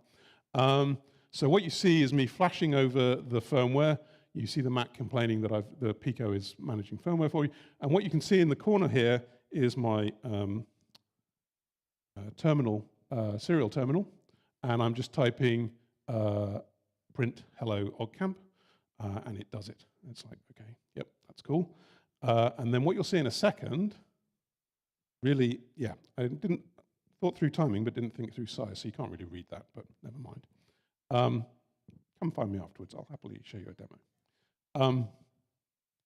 What we'll get to once it's done that is I've imported the code that presses the light, and then when I press firmly enough, which I get wrong, what you can see here is a little light coming on every time I press the button, and that is Yarg responding to an interrupt. So that's code you could type live if you wanted to on the REPL to respond to an interrupt and turn on an LED or do whatever you want.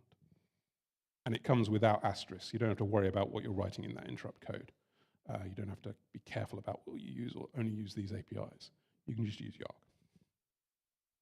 Yarg. Yeah, I will keep going. And so if you want to see a live demo, come find me afterwards. I'll be around. Okay, so that is, finish that. And that's my goal between now and the summer. The language needs support for characters and strings. It's got some basic support. You can already use a Unicode string, but that comes from the origins in locks. So I need to think about what we need permanently there. Actually, I can tick this off. So I'm using some old slides, and I've done PIO. That was necessary actually to do the LED decorations that I was doing for Christmas. I was using one-wire addressable LEDs, and the good way of driving those on a Pico is with the PIO module. So Yarg supports that now. And then the other thing I need to do is start broadening out what it actually runs on. So Pico 2 would be an obvious choice. The W version, so you need to spin up a Wi-Fi network. I've got some thinking about how that will work. And the interesting one from my point of view is spinning up the RISC-V cores. So I absolutely don't want to be tied to any particular CPU, and RISC-V is really interesting. There's lots of interesting products coming. It seems to be quite an interesting space. So I want to make sure Yarg can target that. And then why not ESP32? They're very popular. The main reason I started with Picos rather than ESP32s is I could find the documentation easier. So I could get low-level documentation much more easily. I don't think there's any philosophical difference between the two things that would prevent it working. So yeah, that's me. So yeah, I'm writing a programming language. It's at version 030 now. It'll get to 04 or 05 over the next couple of months as I get that stepper motor finished and get some other projects going. If you want to follow along, I doodle some notes in my email every month. The QR code will get you to all of this stuff. If you're more interested in model railways, the group I'm a member of is called the South London Area Group of this national organisation, the Scale 4 Society. We're badly named. It's a very historical thing. We're actually based in Leatherhead, so if you're in the Leatherhead area, feel free to come and chat to me. And if you're not, go check out the national website for the particular scale of model railways that we work in. And if you want to check out the language, go check it out on GitHub. That's where it is at the moment. I like the spending Microsoft's money on CI. So we have some CI that does stuff regularly, and I get that from GitHub. So if they want to give me that for free, I'll take it. Cool. Thank you very much.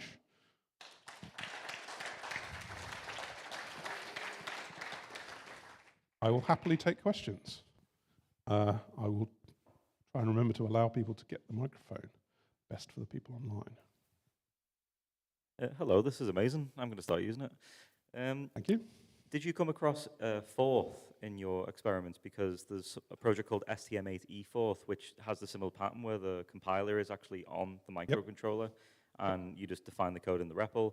And I just found that really interesting when I first came across it. And then Python's kind of different because it's not compiled; it's truly interpreted. But in your language, it looks like you do ship a compiler on the microcontroller and compile the code in real time. Yeah, so did you come across Forth? I did, and I think people who implement Python say there is some compilation stuff hiding in their implementation these days. As a language, though, it is interpreted, and that's true of Yarg as well. Forth is really interesting, and I didn't cite it as an influence because it doesn't, it encourages you, the language appears to encourage you to think of things as a stack, which is exactly how the VM works. That's exactly what it is. But it turns out that doesn't work so well as a programming model for us using it. So it suits some people, it's kind of like Lisp, it suits some people, but generally more wider applications, it's a bit niche, so I haven't stolen from it too much. But yeah, it's kind of cool. It demonstrates that this stuff works, right? You can run compilers on very constrained devices.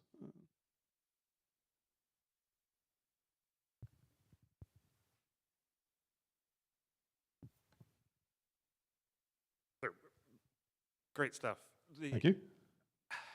The examples you gave were very insightful from a systems programming kind of point of view. So how I allocate a register, for instance. Yep. But kind of how do you, that doesn't look to me like code that you would want to request that your fellow kind of train engineers are writing, because they're, or is it, or am I wrong on that? Like, I guess it felt to me that this was at the C end of the spectrum rather than the Python end of the spectrum.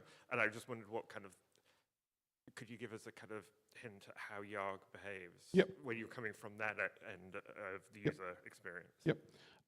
So I think I would encourage people who are willing to approach Python to start talking to registers.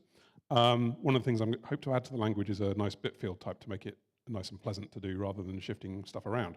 Not got that yet. So it does read like C in that area, which is kind of unfortunate. But where it's different is if you're typing a single line statement at the REPL to define where a register is, and then your next statement is to flip the bit that you think does the thing, and it does, you're done. And if it doesn't, well, the worst case is you push reset and you try again. And with C, there's a lot of stuff around achieving that cycle that you have to learn and understand. And people tell you you're doing it wrong unless you do understand all that stuff.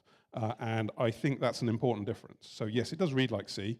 That's semi-deliberate because a lot of the examples are C, so why not have things that you can cut and paste? Yeah, I think it is different once you actually try experience using it. Any more questions? Got time for one more question? If not, thank you very much. Thank you very much.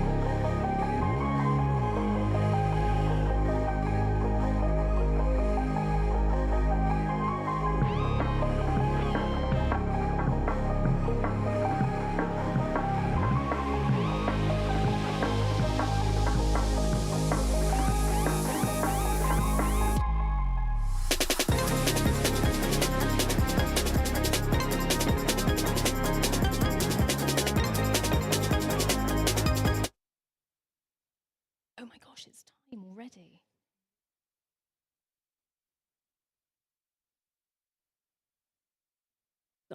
There we go. Next up, we have the secret lives of open source designers with Errol Fox.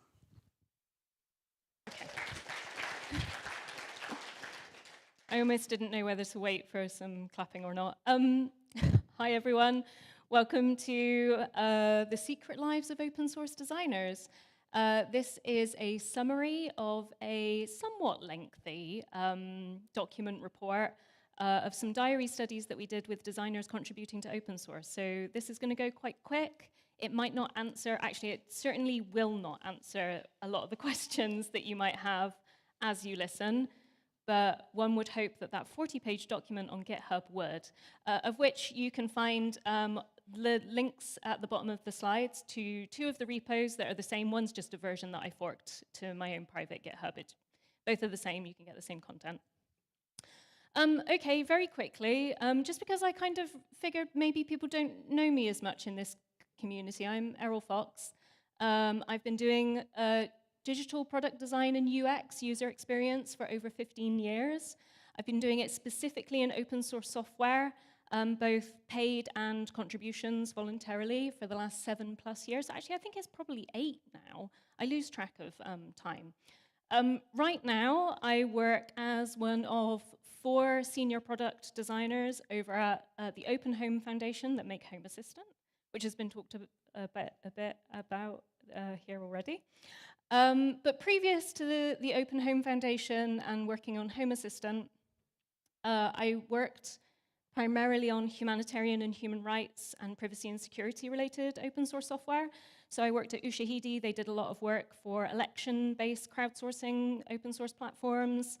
I worked at the Open Food Network. I've worked a little bit on Civi CRM here and there. And then when I was at Superbloom, which the organization that I was at when I did this research, we worked on privacy and security tools to do with like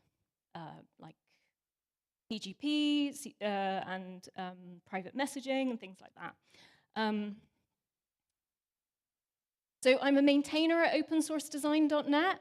If you didn't know about opensourcedesign.net, please investigate it. It's a community of designers in open source and has been going on for more than 10 years now.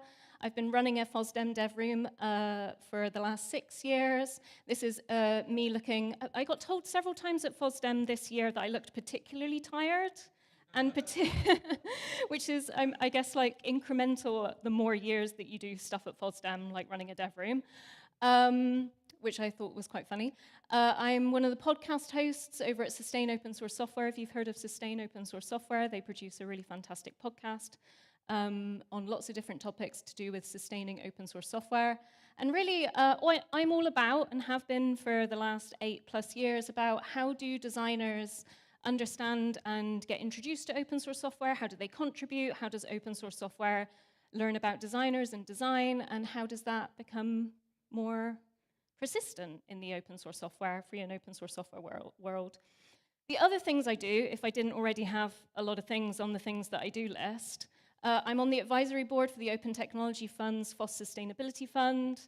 I advise the open source ethical license, which also produced the Contributor Covenant, I believe, and have a new version recently. And I'm also a penpot.app ambassador. Penpot is an alternative to Figma, so it's an open source UI UX prototyping tool, which I highly recommend you check out if you are absolutely fed up of proprietary design UX tools. Enough about me now. About the study that we did and the quick summary of it. So back in 2022, which feels like quite a long time ago now, Vermont Complex Systems at the University of Vermont awarded the organization that I was working at the time, Superbloom, a Ocean grant. It's a fantastic program, actually. It's about funding research into areas of open source that often don't get researched. So a lot of the code quality and code contributions gets researched, but not a lot of the community aspects, and certainly not designers in open source software. They give us a very small grant to look into what designers are doing in open source. How are they contributing? Why? What are they producing? And those kinds of things. But we also wanted to make sure that this was able to be done in an privacy-respecting way, because there aren't that many designers in open source comparative to people creating code. If I were to get up here and tell you about a designer that is contributing to a project and name that project, there's probably only 1 or 2, maybe 10 at most designers that you could actually name. So it's actually not that hard to find out who the designers are in this study if you knew the project names. So that's one of the reasons why we've omitted the specific open source project names from this study, because you could kind of figure out who the designers are.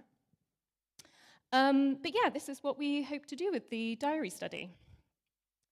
The study wanted to investigate some key questions related to design and open source and fill in some of these larger gaps.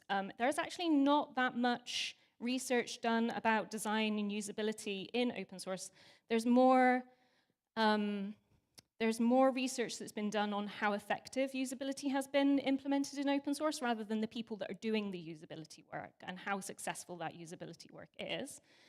But here we have a quote which is, design in open source is often done by the developers and rarely by developers with design skills or designers or developers that are confident in their design skills. And it's difficult to understand where the roles and boundaries are and at what stages of open source software create optimal conditions for success for usability design and anything kind of in that area.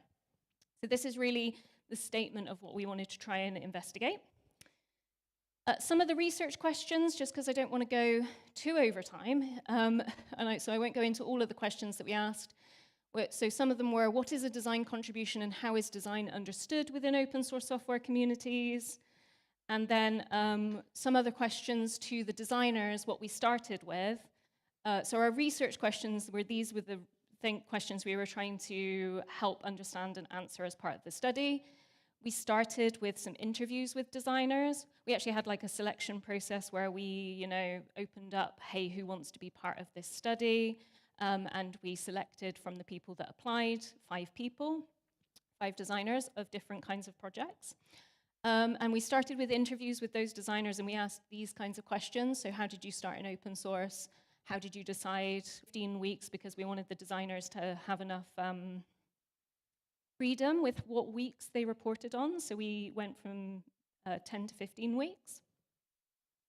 And these are the kinds of, this is the kind of information about the designers that were studied. We gave them code names, whether they were working part-time or full-time, how they were employed, whether they identified as students, how many projects they were contributing to at the time. And within the answers that they gave to the diary study questions each week, there was more information about obviously what they were doing on any given week, which are these kinds of questions. So every week we would send out a request for that diary study information from these designers around these kinds of topics. They had options on how they could respond to these questions. We gave them a survey that they could answer, but we also invited audio files, video files, if they really wanted to have a conversation to try and explain something quite complex, they could do so. Most designers opted to write their responses. Oh, and one of the other important things is the small grant that we got was 5,000 USD from Vermont Complex Systems, which isn't a huge amount of money, but all of that money went to pay the designers to participate. So we gave each designer 1,000 USD to participate in the diary study, and then my organization paid for my time to do the study part. So we contributed in kind with time. But yeah, the kinds of questions that we were asking designers weekly are these ones here. So what are the communication processes for designers when they're contributing? How were they contributing? How did they define success? Was it a successful contribution that week?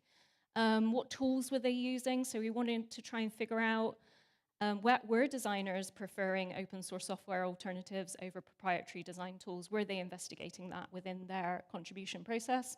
And then what kinds of design actually were they producing on a given week? Sadly, we can't make that data public, because again, it's design files of logos of the open source projects that they were contributing to, so it would expose them. But we were receiving research documents, so lots of documentation, lots of user research information and data, community engagement work, UI design files, markdown files, SVGs, and different graphics, both contributed directly to repositories, but also in other other softwares as well. And so I'm going to talk a little bit about the different topics that came up in the study, just to give you a flavor of this study, should you want to investigate it further. So one of the big topics that came out of the study was about designer and developer collaboration in open source software. So this was a recurring theme, and all designers that used some kind of, well, mostly GitHub and GitLab in this study, because there weren't that many other designers using other SourceForges or interacting with other SourceForges projects that were using other SourceForges. But they were all seen as tools for developers. So the designers were kind of immediately coming into an ecosystem where the tools were not really ever meant to consider them, or they thought that we're considering them in the ways that they were working. But they also, as well as struggling with those tools and feeling like they weren't represented, they had to hack ways around sharing what they wanted to share, having conversations that they needed to have in order to contribute. They all described using those kinds of tools and communication and collaboration with developers as a critical part of their contribution, success, and enjoyment. So collaboration is critical to a designer's successful contribution. Some of the stuff that I'm going to tell you is kind of maybe like, well, of course, that would be critical, but this is just to reiterate that designers are really typically having a lot of the same needs that developers and code contributors are having, but they come across a lot of barriers because the ecosystems aren't made for them. So I always put this one in my slide deck, mostly because I found it funny one time when I gave this talk and a lot of people from GitLab were in the audience. So these quotes on the screen at the moment are, "I'm not sure the best way to use GitLab for design tickets." These are quotes from designers during the study. There's lots of quotes in the study document. And the second one is, "I hate GitLab. It's confusing and the team did not put me as a developer yet." And so this is really interesting because what this problem is describing is that the designer was assumed to not need access, the same level of access as developers. And when they came to contribute in the project, they found that they had to explicitly ask for what they actually didn't know the level of access that they needed. So they just weren't being met with like information in order to get the information that they needed to do the work that they wanted to, but also they struggled to articulate what they didn't know they needed in a lot of cases. So this is a case of not being assigned the correct level of, or the level of permissions that they needed.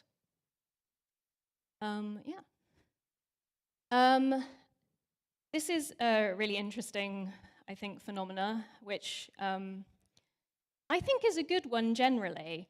Typically, in the collaboration process, developers were more involved in design conversations and processes when the designers were having those, were able to have those conversations, either asynchronously or synchronously, however they were able to have them.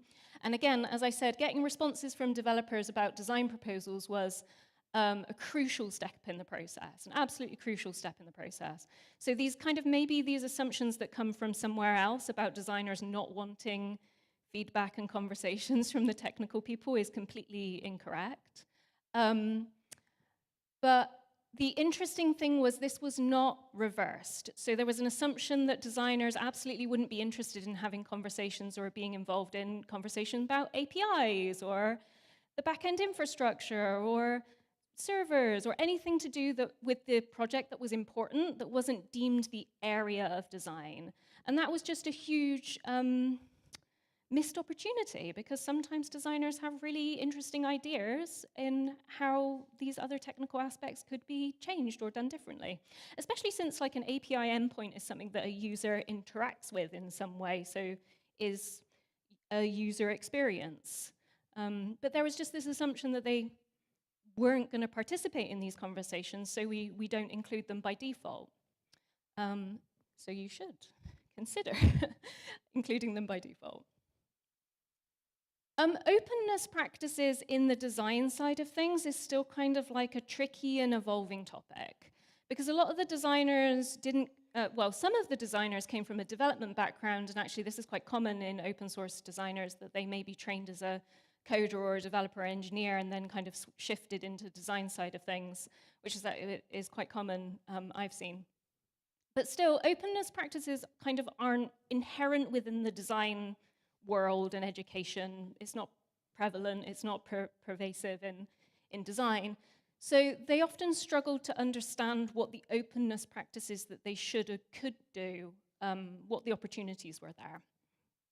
But there certainly was a motivation to be more open from the designers, but there also wasn't necessarily a lot of knowledge on the code side of things of how they could be, because there was just missing information all around. Like, how can somebody that's always been about the openness of the code situation, begin to think, oh, well, how could this apply to design, until you are presented with the conundrum, the question, the challenge. But there was a lot of motivation for openness within the design side of things, mostly because it made designers really happy to be publishing their stuff openly as they possibly could. Because, you know, like we all, well, most of us like positive affirmations and reinforcement on the work that we're doing, and hopefully that it meets the needs and is good. But yeah, when designers shared documents, user research documents with the team at this organization, it was great. They enjoyed it because other designers could make input, so they got to participate in community from the design side of things in the same way that coders often do. So essentially, I kind of read this as, you know, designers inviting a code review, but design review within whatever they're doing. But like to just explain here, designers don't really have the vocabulary yet for things like what's the difference between a nitpick or other kinds of elements. So that kind of stuff is still evolving, and actually could be really, really useful in design contributions as well if we extended the vocabulary of things like nitpicks and code reviews to design artifacts. So yeah, I heard back from somebody I shared open design resources with that it was helpful and that they will be using our contributions. Again, a pretty standard quote, which you would hope would happen, but it's just really meaningful to make sure that everyone knows that designers find it really helpful and really great when people value their contributions and they see them. It does tend to take more effort generally, documenting and sharing and collaborating though. So designers, like I said, these skills aren't inherent to designers, so they often do need a bit of prompting or some documentation to help them. I'm just aware of time. Okay, so a big bulk of the report kind of focused on what is a successful design contribution. So we had some sections about success and how we could try and define success, and then what we did in the report is we took the information around what these designers described as successful design contributions in open source, and we tried to transform them into recommendations for projects. So that's the kind of format of the report. So I'm just going to talk about, I think, one or two, because we don't have time for all of them. But feedback was a really interesting one and a really important one, which is maybe why it's number one. So design contributions in open source, success measured by feedback when feedback is relevant and useful. And again, it's kind of like a pretty normal statement, make sure your feedback is relevant and useful to the topic at hand.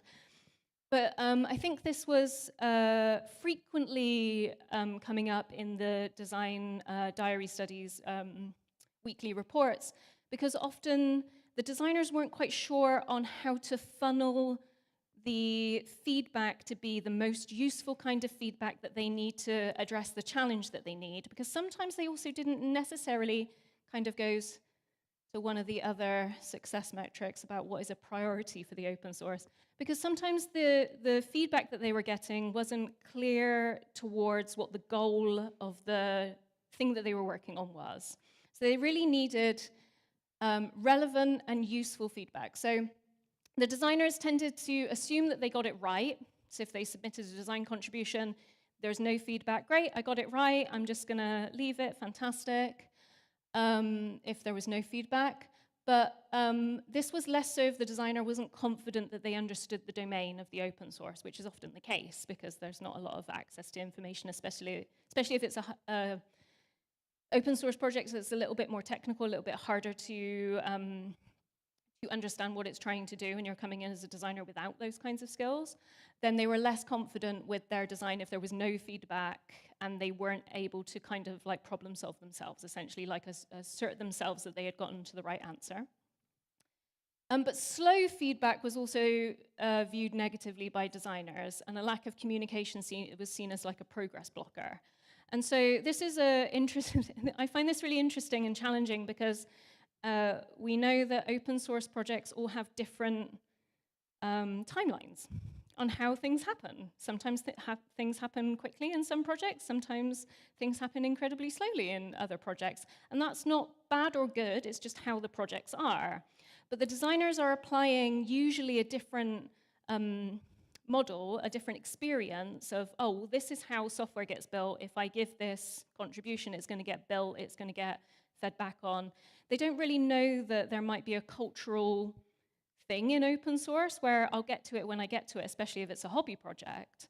And so without access to that statement written somewhere in a README, I'll get to it when I get to it, or a comment on an issue or somewhere that they can see, they just basically assume that either they got it correct, perfect, or, oh, well, if I'm not getting any feedback at all, it must be really bad. Maybe I'll message several times. Oh, why are you messaging so much? Gosh, you're too insistent that you want this design, blah, blah, blah. So it's kind of like, if you can just make it clear what your communication will be, I'll get to this. You know, you can even have, I think, bots now that do that on some platforms that say, I will get to this at a certain point, or this will happen. But yeah, designers wanted relevant and useful feedback. So what they didn't want as well is feedback that kind of went off into a, yeah, but this feature over here that this touched over here, unless it was directly relevant and you were able to explain, like, okay, if you change something over here because of the architecture, all these other things will happen. So they don't automatically know those kinds of things. So it needs to be relevant, and it can't kind of go into other feature discussions or those kinds of things. I hope that makes sense. Relevant and useful feedback, important for designers. So yeah, some quotes really quickly. Success is when I get feedback on what's wrong with my design and what the next steps are. So suggesting next steps. So try this, or have you looked at this, or have you looked at this documentation? Can you talk to these people that use it in this way? Can you go do this is very useful. And then some about the delay in feedback. Designers just tend to leave projects if they're not really getting interacted with. And that leads to this whole other aspect that's in the report, where a lot of open source software projects think designers are flaky and that they just won't commit to contribution, but they're just not getting talked to. So yeah, they're going to go to a project that knows what they want, can talk to them, but that doesn't have to be frequently, it just has to be clear. I think I'm going to skip through this one really quickly. Maybe I'll just go, prioritize your things that you want, because then designers can go, oh, I can go work on this, which is a priority. It's kind of that simple in a sense. But designers really want some kind of understanding of what you want to fix, most of all. And really, don't kind of we all want that, actually. Everyone could benefit from, this is the most impactful thing that you can work on right now. But designers particularly want it because they also can't find those things themselves, because they're not going through the process of, not always going through the process of, I'm using this open source, I found my own bug, I logged my own bug, I solved my own bug. That is not the common designer process in open source. Oh. Okay, there was extra bit about inclusion and collaboration, but I don't think we've got time for this. There's a whole section about what might make designers leave a project. This is typically if all of their time is spent documenting and explaining design. Like, this is why you need design. If they spend all of their time trying to convince you why they can, how they can help you and why they want to help you, and not doing design work. Imagine if you never wrote a line of code ever and all you did was argue. It's the same for designers, essentially. They want to design, they want to help you understand why usability and design is important, but also just let them do some design too. I will say thank you, and maybe there's a minute for a question. Sorry. Thank you.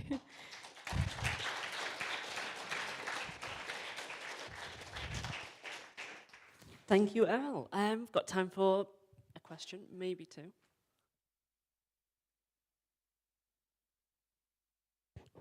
I'm going to ask a really unfair question, and it might raise a bunch of thoughts. Did you ask if, I was interested if you asked about the neurodiversity of the designers and the developers. I'm going to leave it there. I'm going to just put the mic away.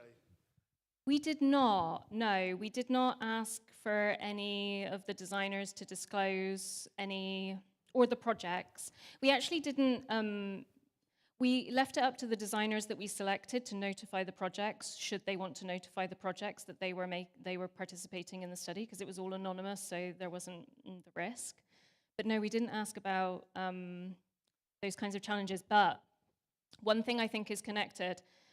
The 5 designers were from Europe, Canada, USA, Nigeria, and Brazil.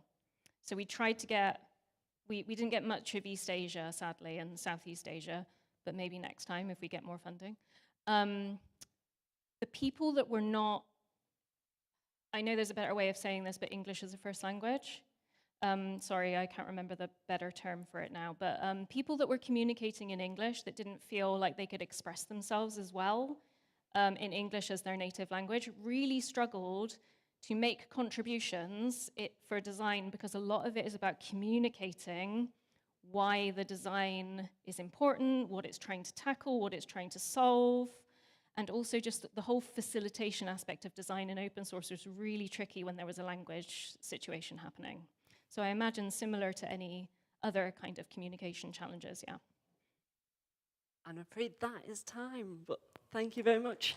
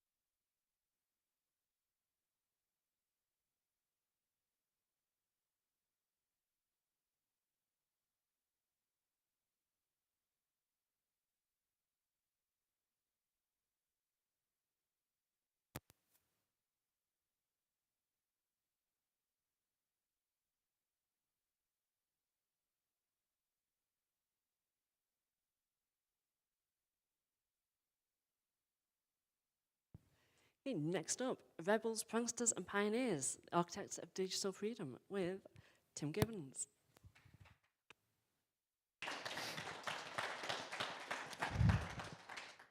Thanks. Excuse me, I'm having a bit of a trouble with XFCE, so I've not planned it very well. I'm Tim.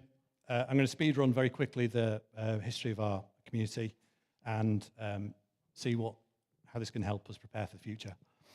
It's going to be very fast, so bear with me. This talk was really hard to write because I believe in a few things.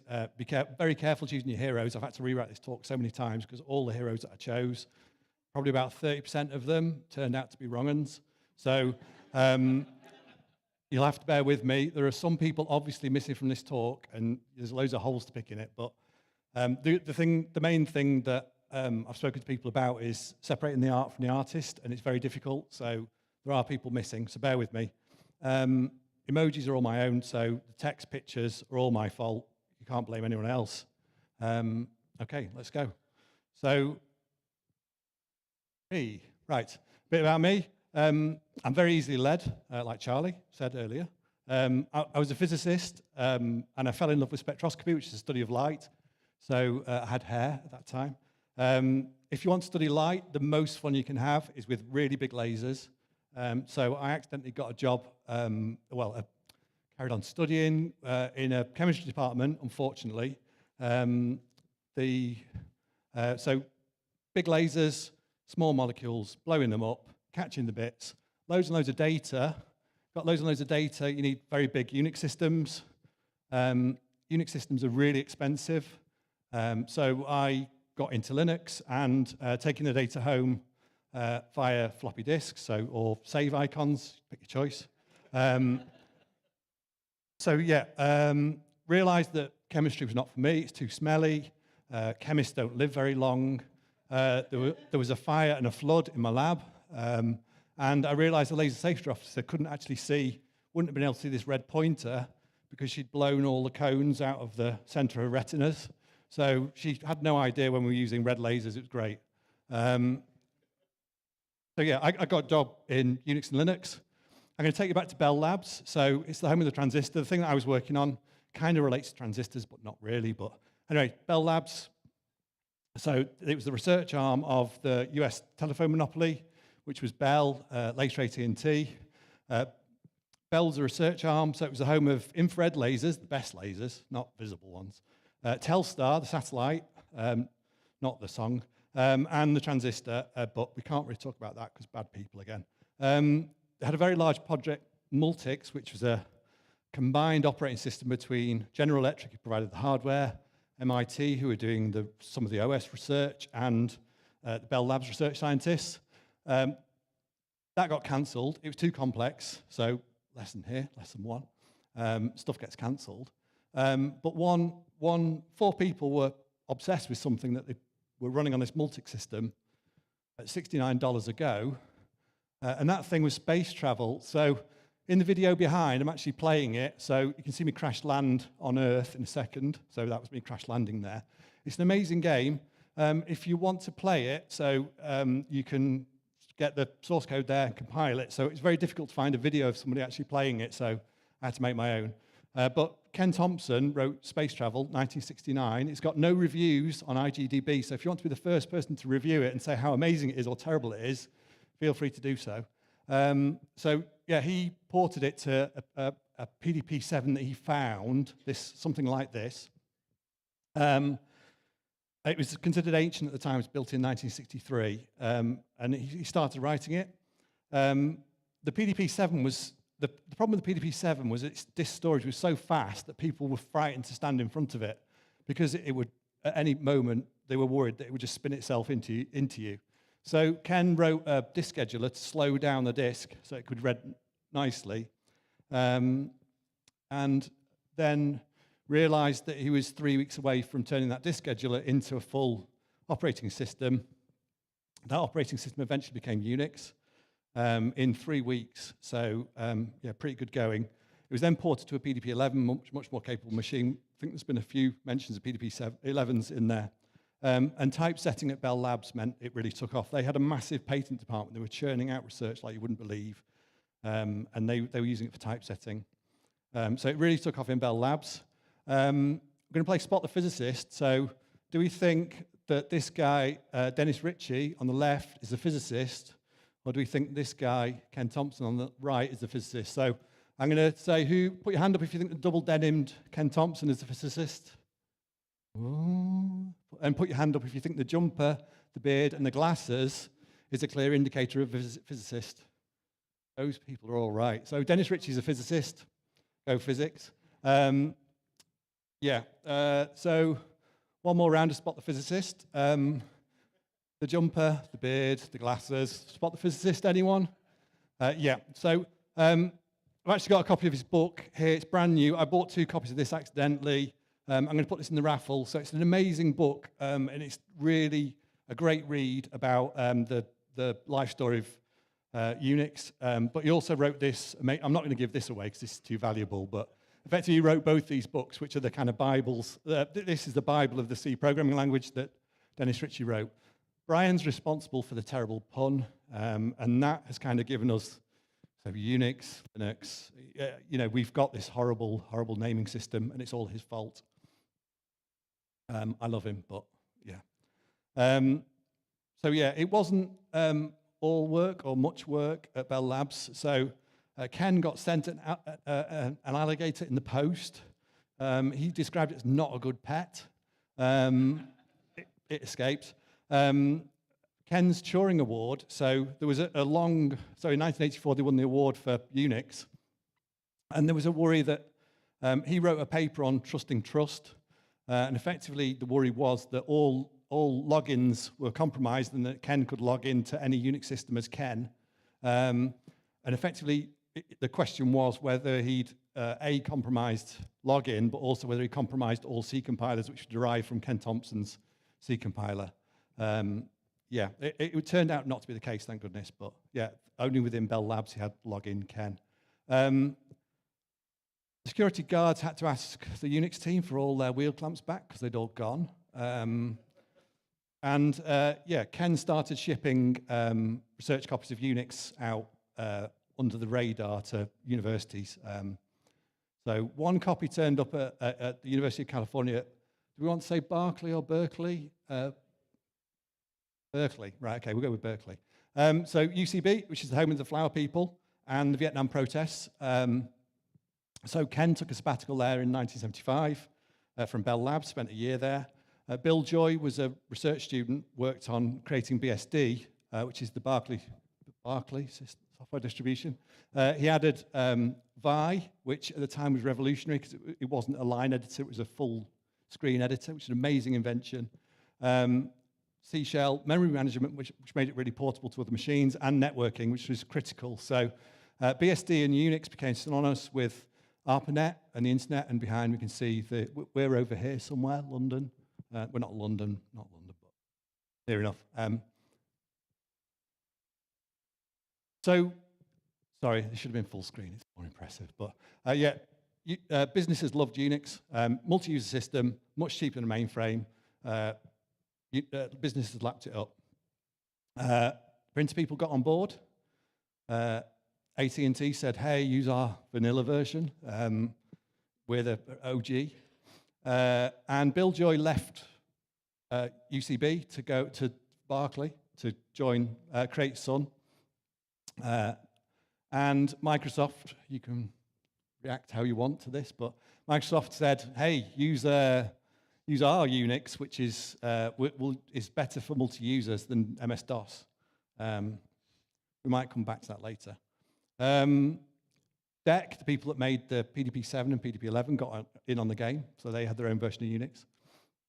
And Gould, this is an amazing pencil drawing. This advert is just fantastic. So an artist is just, you think about AI slop and then you think about this, how long it's taken him to colour in. And it's an artist after my own heart because he's chasing a Vax off the mountainside here.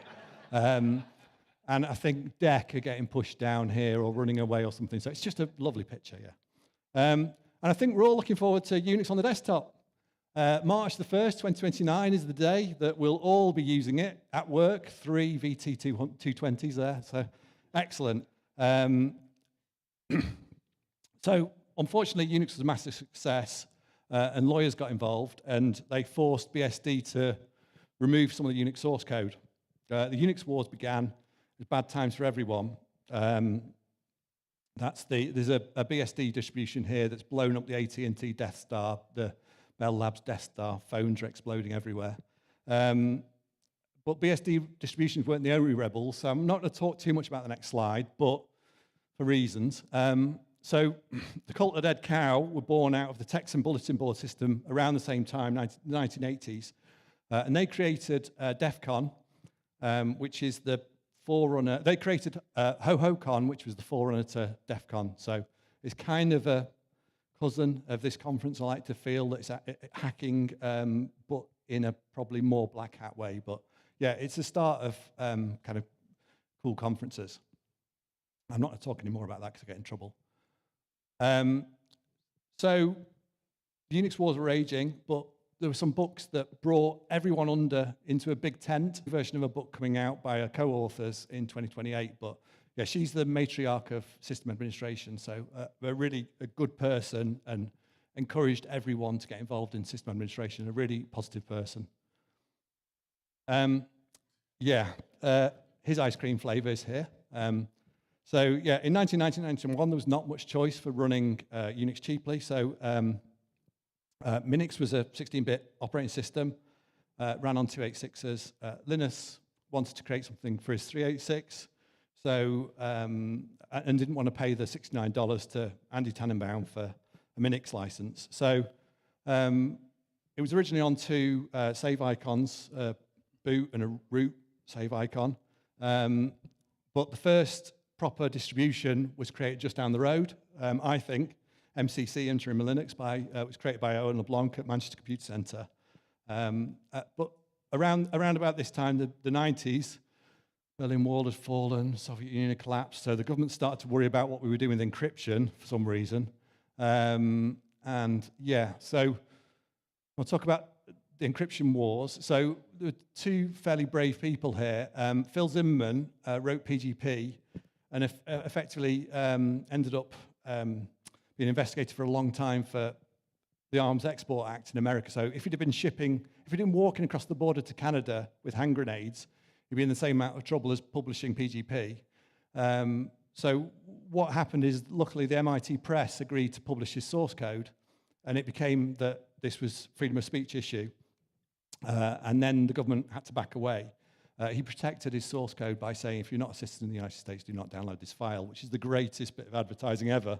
Of course, yeah. So, and then Cindy Cohen, so she carried on fighting for encryption to be free and cryptologists to be able to publish their work. So her book's amazing. It's out this year. It's also by MIT Press, who are the brave people who published this book. It's really, really good. I can't recommend it enough. So yeah, she's still fighting the good fight. She's now the executive director of the EFF, so a great person. So yeah, some of you might remember this. So DVDs couldn't be played on Linux because there was a proprietary scrambling system. 3 people reverse engineered it, and 1 person got prosecuted, John Lech Johansen, and 2 people are still anonymous. But yeah, he got prosecuted in Norway as effectively the poster boy for this project. But what happened is the source code was published. GotDCSS was published on /.frac 2600. Those people all ended up in court in America as well. The EFF defended them. But the source code was printed on T-shirts, ties, and it was the Streisand effect. So the source code went out everywhere, and everyone just disobeyed. So it was an amazing thing that happened in the early 2000s. So people just ignored it and kept publishing it. So yeah, we won the decryption wars. John got away with it because it was fair use in Norway. Does anyone know what the DVD that he was so desperate to play on his Linux system was? Early 2000s? Any guesses? That was it. Yeah, so it was the Matrix that he wanted to play. So he owned it, and he wanted to play it on his Linux machine. So yeah. Any reaction to this slide? Hey, right. Okay, so let's go. So loads of money in the Unix business at this point. Still the Unix wars raging. But but obviously Linux has come on the scene, and people are getting a bit frightened about proprietary Unixes, so Unices. So SCO had their own version of Unix on Intel's, so on PCs. So this slide reads, it's very small, but a Unix to be proud of. Mankind searched the world over for the multi-user operating system of the future. Then IBM chose Xenix for the PC-AT, and the future was now. Yeah. So, IBM had a project with SCO to create, called Project Monterey, which is a massive project to create a new Unix across all the CPU architectures. Unfortunately, it was too ambitious. It collapsed, lesson 2. And IBM started a We Love Linux campaign. So you can just see it in the background there. There's a Peace, Love, Linux, IBM server. The new CEO of SCO was warned by the old CEO of SCO not to do it. You don't want to take on the entire Linux community. The new CEO, Darl McBride, ignored that advice and sued IBM to say that Unix source code was ported into Linux. So he said, well, in the court case, they said that 1 million lines of Unix source code was ported into the Linux kernel. So Grok was created. Grok was an amazing website. It's gone now, so don't try and look it up. But it was a website to help the community follow the case and provide expert help where, when, if required. PJ wanted to remain anonymous, just an effort to locate and provide evidence that could be useful. Making it about the problem and not about the person. SCO fell out with Novell over the Unix wars. They thought they owned the Unix source. SCO started charging for Linux use. Microsoft paid up. I don't know, but that's 17,000 Linux servers they must have been running at that time if they paid 12 million. PJ was, identity was revealed. And then in court, 1 million lines of source code collapsed to 326 actual lines that were demonstrated in court. So it was a really bad piece of work. 2011, Novell owned Unix. They were proven to own Unix. SCO collapsed. SCO collapsed? Thank you. But it was 2021. I didn't realize this until I started writing this talk, but 2021, it was finally finished. IBM paid SCO for Monterey, the collapsed project, and SCO dropped the claims. So the remains of SCO dropped the claims to the Unix into Linux. Linux didn't care. There's this amazing SVG on Wikipedia about all the distros. It's so lovely. Linux just didn't bother. It just carried on as normal. It got, worse or better. So I'm expecting a bit of a here. But the Linux Foundation comes in for a lot of flack from us as a community. But I think we judge them by the recent actions. So if you're at Charlie's talk yesterday, she talked about Terraform and Vault. HashiCorp owned those two products, and effectively they switched the license on those products and made them business source licenses, so not available for free, as in freedom. So the community forked them and created OpenTofu and OpenBow, and that's just brilliant. But the Linux Foundation stepped in and incubated those two projects, and the same with Redis and Valkey. I think they've really done some really good work, and what that shows is it gives these projects longevity that they might not otherwise have. So I think it is useful, much as we moan about them. The other thing that's good is that companies like Red Hat have donated. Does anyone know what this is? What this symbol is, apart from two lovely seals? Podman. So Podman is an alternative to Docker. So Docker keep continually changing their limits on Docker Hub and continually changing their licenses. So Podman's Red Hat's alternative to this. It's rootless. It's really good. And Red Hat donated it to the CNCF, which is brilliant. And then the final one, any suggestions what this one is? To the CNCF. And so it's a completely vendor agnostic platform. So it's great. So obligatory AI reference, because I think everyone's done it. So here's mine. Yeah, magic money tree. Yeah, so 7 AI companies are responsible for 1/3 of the US stock market at the moment, which is interesting. I've got no problem with LLMs or machine learning, but I've got a problem with the ecological footprint. I've particularly got a problem with who owns them, and that there's going to be a bait and switch at some point. So at some point, they're going to pull the rug on us because the valuations are just way too high. And the other thing is that they're poisoning the water hole, to quote Woody, by effectively their outputs are being fed back into the inputs. And I can't see that that's ever going to be good for us as a species. I want you to compare the treatment of Aaron Swartz. He was a computer programmer. He was responsible for RSS, Markdown that these slides were written in, co-owner of Reddit. He faced a 35-year prison sentence for downloading journals. And contrast that with these people. Like I say, I don't want to put any baddies on slides, so I've replaced some of the faces to make them anonymous. So yeah, there's no consequences for these people strip mining data. They've got minor fines they're facing. They've just ignored all the licenses. And I've heard the phrase intelligence as a utility being bandied around, but really that's rent our plunder. So it's not good. Yeah, but it's a grift, right? So 1981, say goodbye to costs and frustrations associated with writing software.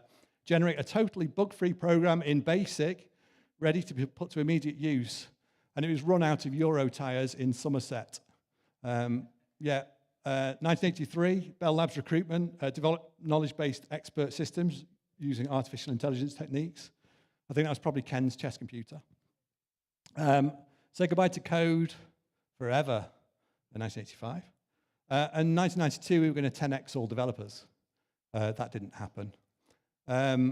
So this was put in before this weekend, but yeah, we should try and support these people. So the Open Rights Group are people that are going to best persuade our government what makes good law and help us all.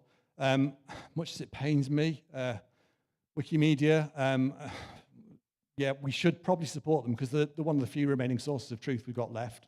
And the Internet Archive is amazing, and yeah, support them if you can. I'm going to call back to the CDC, the cult of the dead cow. So not everything is lost in America. So there is some good news from America, and that is that the CIO of DARPA, the people responsible for the internet, is a former member of the CDC, Mudge. And so I think that's a really good thing. He blew the whistle at a bad social media company. And then finally, Psychedelic Warlord. I'm not going to dox him because I've learned. But he is a former congressman and likely to be a vice president or hopefully president, is a really good person. He has got regrets about his time in the CDC. Just time for this slide. Projects get cancelled.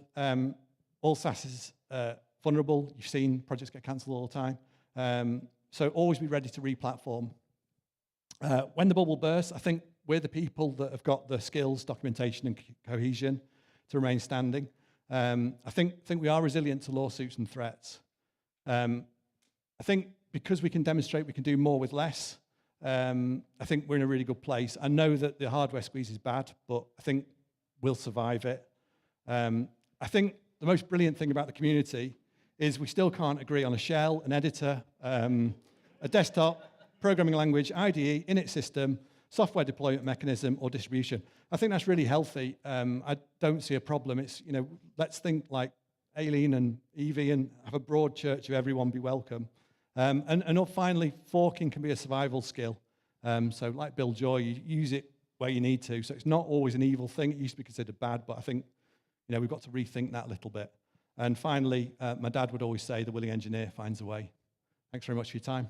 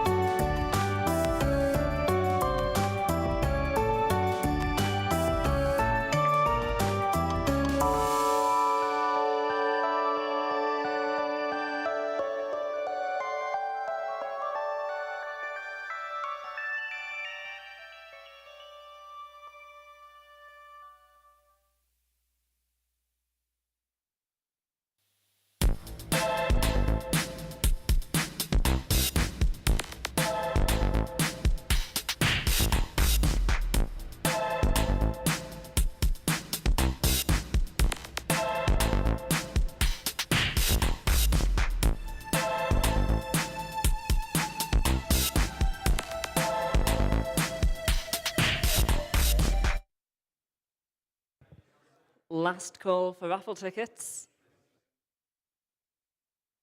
Oh. Don't all rush at once.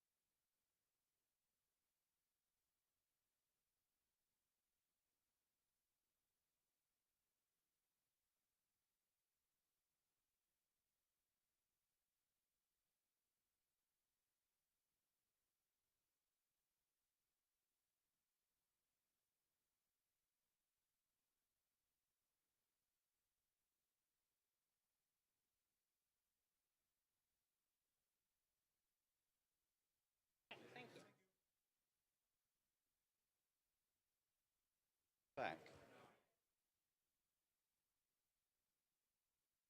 Slides would be good, wouldn't they? Hold these up.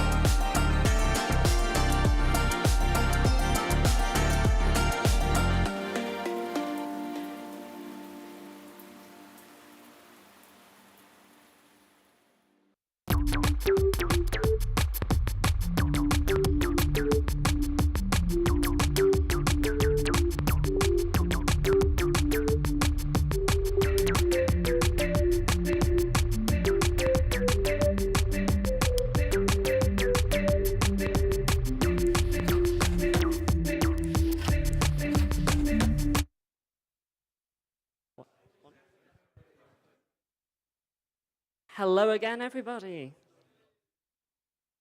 As much as I hate to be the bearer of bad news, that's it.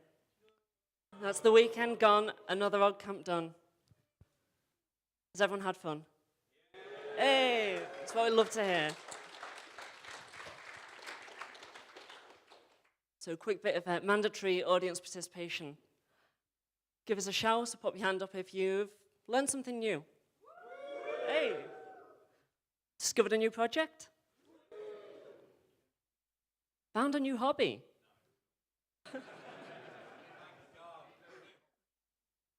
Met somebody new? Hey! Given a talk? Swap shopped? And on that note, has anyone left anything at the swap shop? Or is everything gone?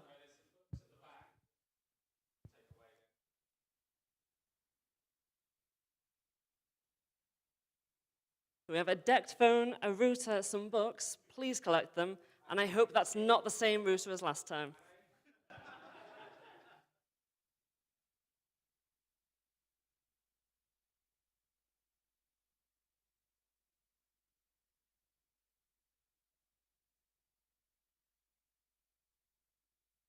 So quick look at OggCamp 26 in numbers. Who likes statistics? We have 3 tracks, over 40 talks, over 120 live stream views, over 200 attendees, over 260 raffle tickets sold, over 50 items of merch, some very fashionable Ogg campers out there, 0 Oggs captured. No Oggs captured? Oh, we've got one! That's 1 Ogg captured. And over 800 social posts this week, including boosts, replies, etc. A chassis bunch in a good way. So another round of thanks to the crew. Where are they?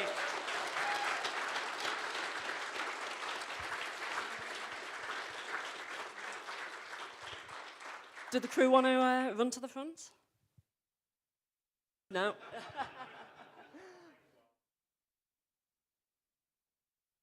It's that time of day. Thank you again to Collabora and the OggCamp community for keeping the funds going.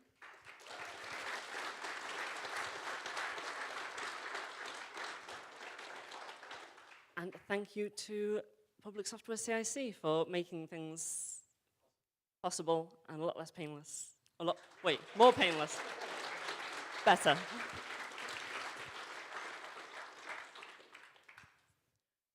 And now it's the moment you've all been waiting for. The famous OggCamp raffle.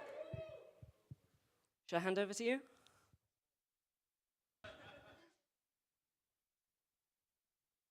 With the glittery jacket, as always. This is something that's taken on a life of its own, and I'm not sure how I feel about it at this point. Right, so some people bought some raffle tickets, which is nice, and there were a variety of prizes, some of which have actually been donated throughout the show, which we're grateful for, including our friends at Kraken. We've got a book that's just come from the last speaker. We've got some of Chris's badges as well.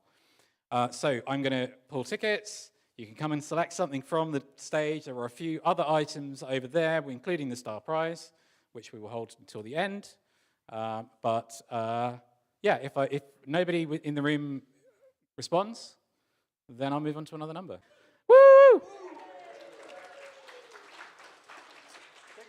I'm just going to keep drawing. Yeah, come and choose something from the stage. And down to the bottom. Oh, hey!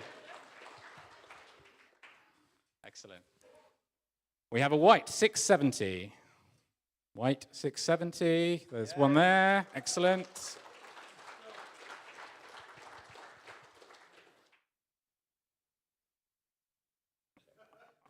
I mean, I haven't gone to the point of policing people here so far. It's a nice bunch. They're honest people. Well, we won't check unless there's 2 hands go up. That's a fair point. We have white 364. Woohoo! Indeed.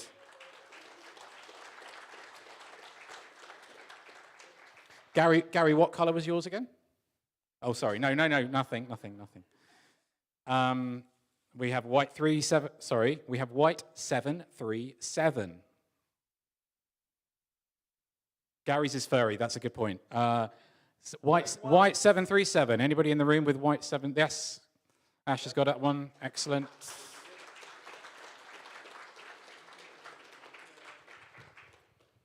Gary's trying to get home to his furry kitchen implements. That's an OggCamp quiz in joke for future years. We have white 337. Yes. Yes.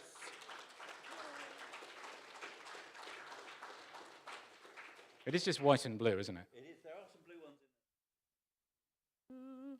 There's a blue one. There's a blue one. Well done. That wasn't set up at all. No. Blue, even, 716. Yeah.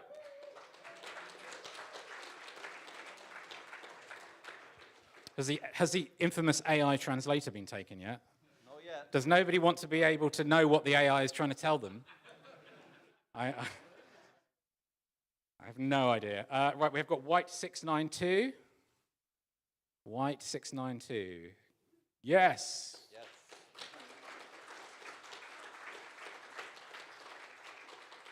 I have no raffle tickets up my sleeves. That's not why I wear the sparkly jacket. It's just because I'm a massive extrovert. White 589. 589. 589.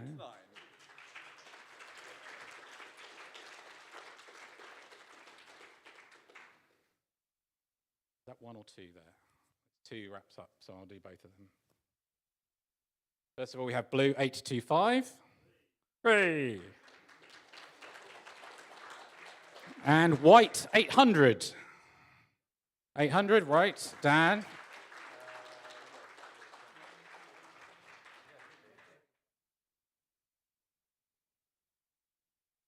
What was in the bag? We're going to see whether we get Michael to. Yes, we should do that. Or maybe the last ones, really. Yeah. Blue 619. Yes. Because he'll only do it if you can wear the sparkly jacket. He can try. Those two are used. Those are used. Those are used.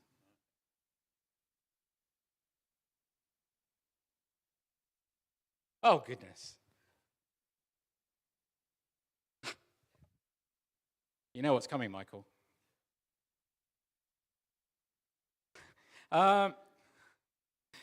White 574.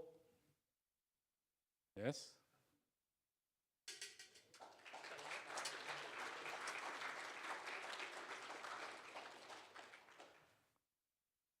Come on, somebody's going to need a Visa monitor mount. It's just waiting there. What have we got left? We've still got some Baofeng radios. We've got a security camera. The security camera that somebody just took can be flashed with Thingino, which is open source.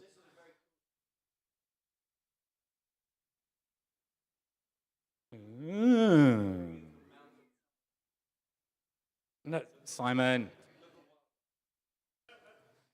We've got white 635 here.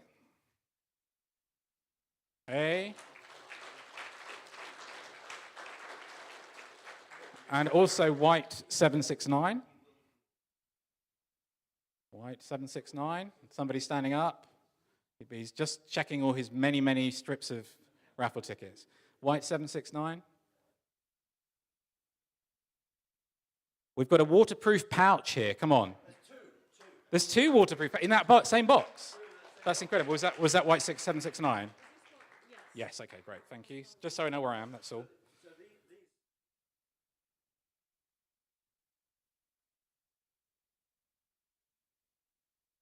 It's a pair, yes.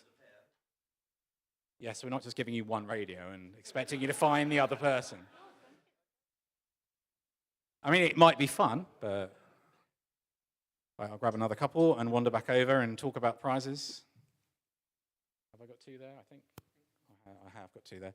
Simon, you're doing selling now. So although people are laughing at the Mount. I mean, it's not a monitor, it's a monitor stand, just to be clear. It would be quite a small monitor. Okay, yeah. So we got white 467. White 467. We've got another white one. 467.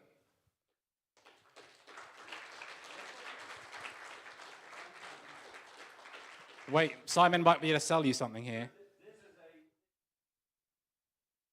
Ah. Very good. I also have white 479 in my hand here. White 479? Nobody? Yeah, excellent. The AI translator is still here. Someone's taking it before we get to the exciting prizes. Thank you. Just go and, we believe you. Go grab something that you like.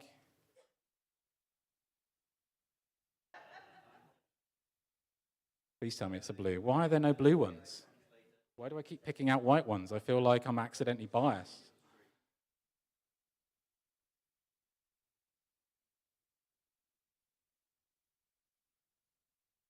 It helps you understand the AI.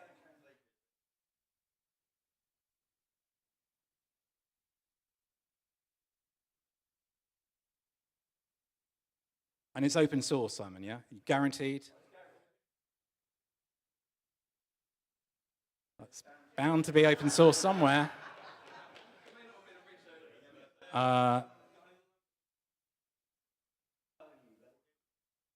Okay, so we've got the last three on the stage. We've got white 286.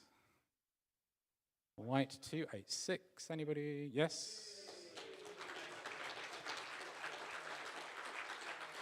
We have blue.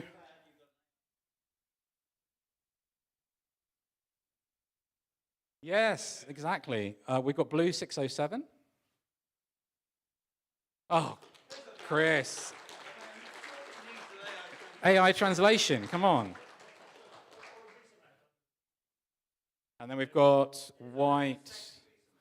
You keep saying that, but you know, everyone for themselves. You make up your own mind. White 565. I should stop walking in front of speakers. White 565. Yes, you get a Visa mount. Woo!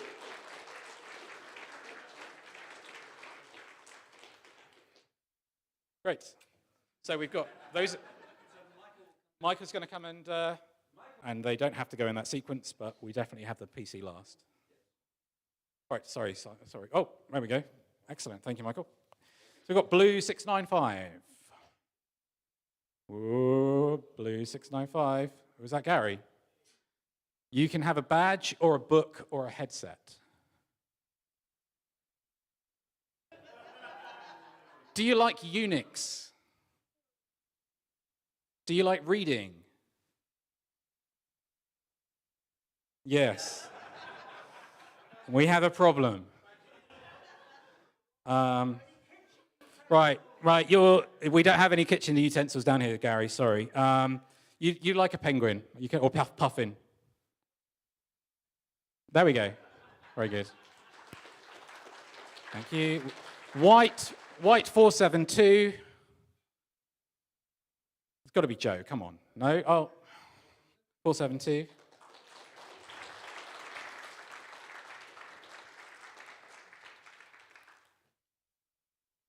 Lovely. Thank you. We have blue 701. I'm getting confused. This is very efficient. Either of those, yes. Lovely. Well done. And we have got white 498. Oh. You know, you can read, right? You can read. Excellent.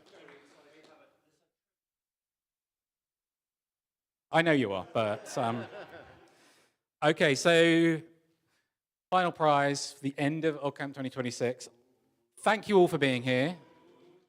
It's been a lovely weekend. I've really enjoyed it. Simon. You know, there are only a few moments like these in our lives. So we've got blue 750. Way.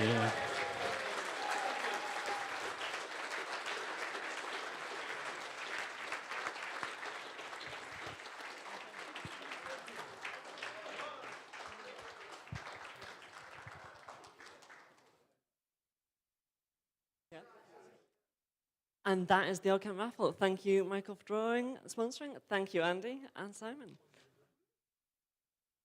So,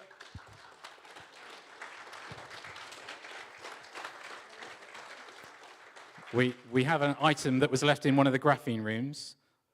Did anybody use a laser pointer in one of the graphene rooms? It may or may not have been to do with unicycling and hockey, but there is a laser pointer here. Anybody? No? I can't really do that. I mean, I can get rid of Simon's old tap, but I can't get rid of someone else's. So the case is fluffy, so Gary might enjoy it. Okay, well, just there was that. Nobody's claiming it at the moment. Yeah, sorry. Okay, thank you. So we've had a good time. Hey. So spread the word. Keep in touch on Mastodon, Blue Sky, OggCamp 2026. Let's see your pictures and all that stuff. And then what's next? What is next? So OggCamp next. Watch the space.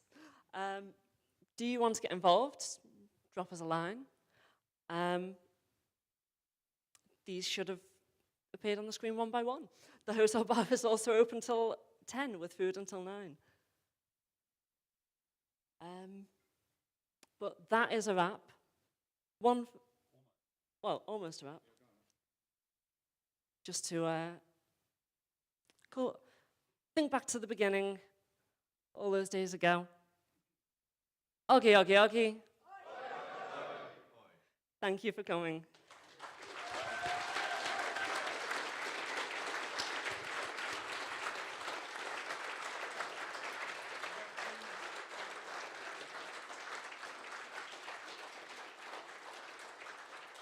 Now, I know you barely recognize me in my non-sparkly jacket.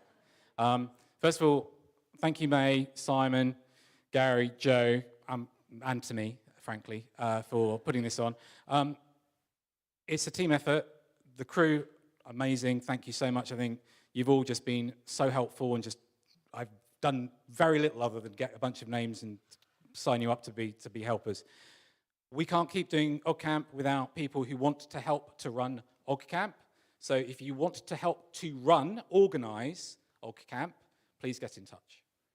Because we won't always all be organizing OggCamp. And if you'd like it to happen, I like it to happen, it's been great, then do give us your name and tell us what you'd like to do. And that will involve finding venues and running events, actually putting it together, making it happen. So please let us know afterwards. Okay, that's it, and thanks a lot.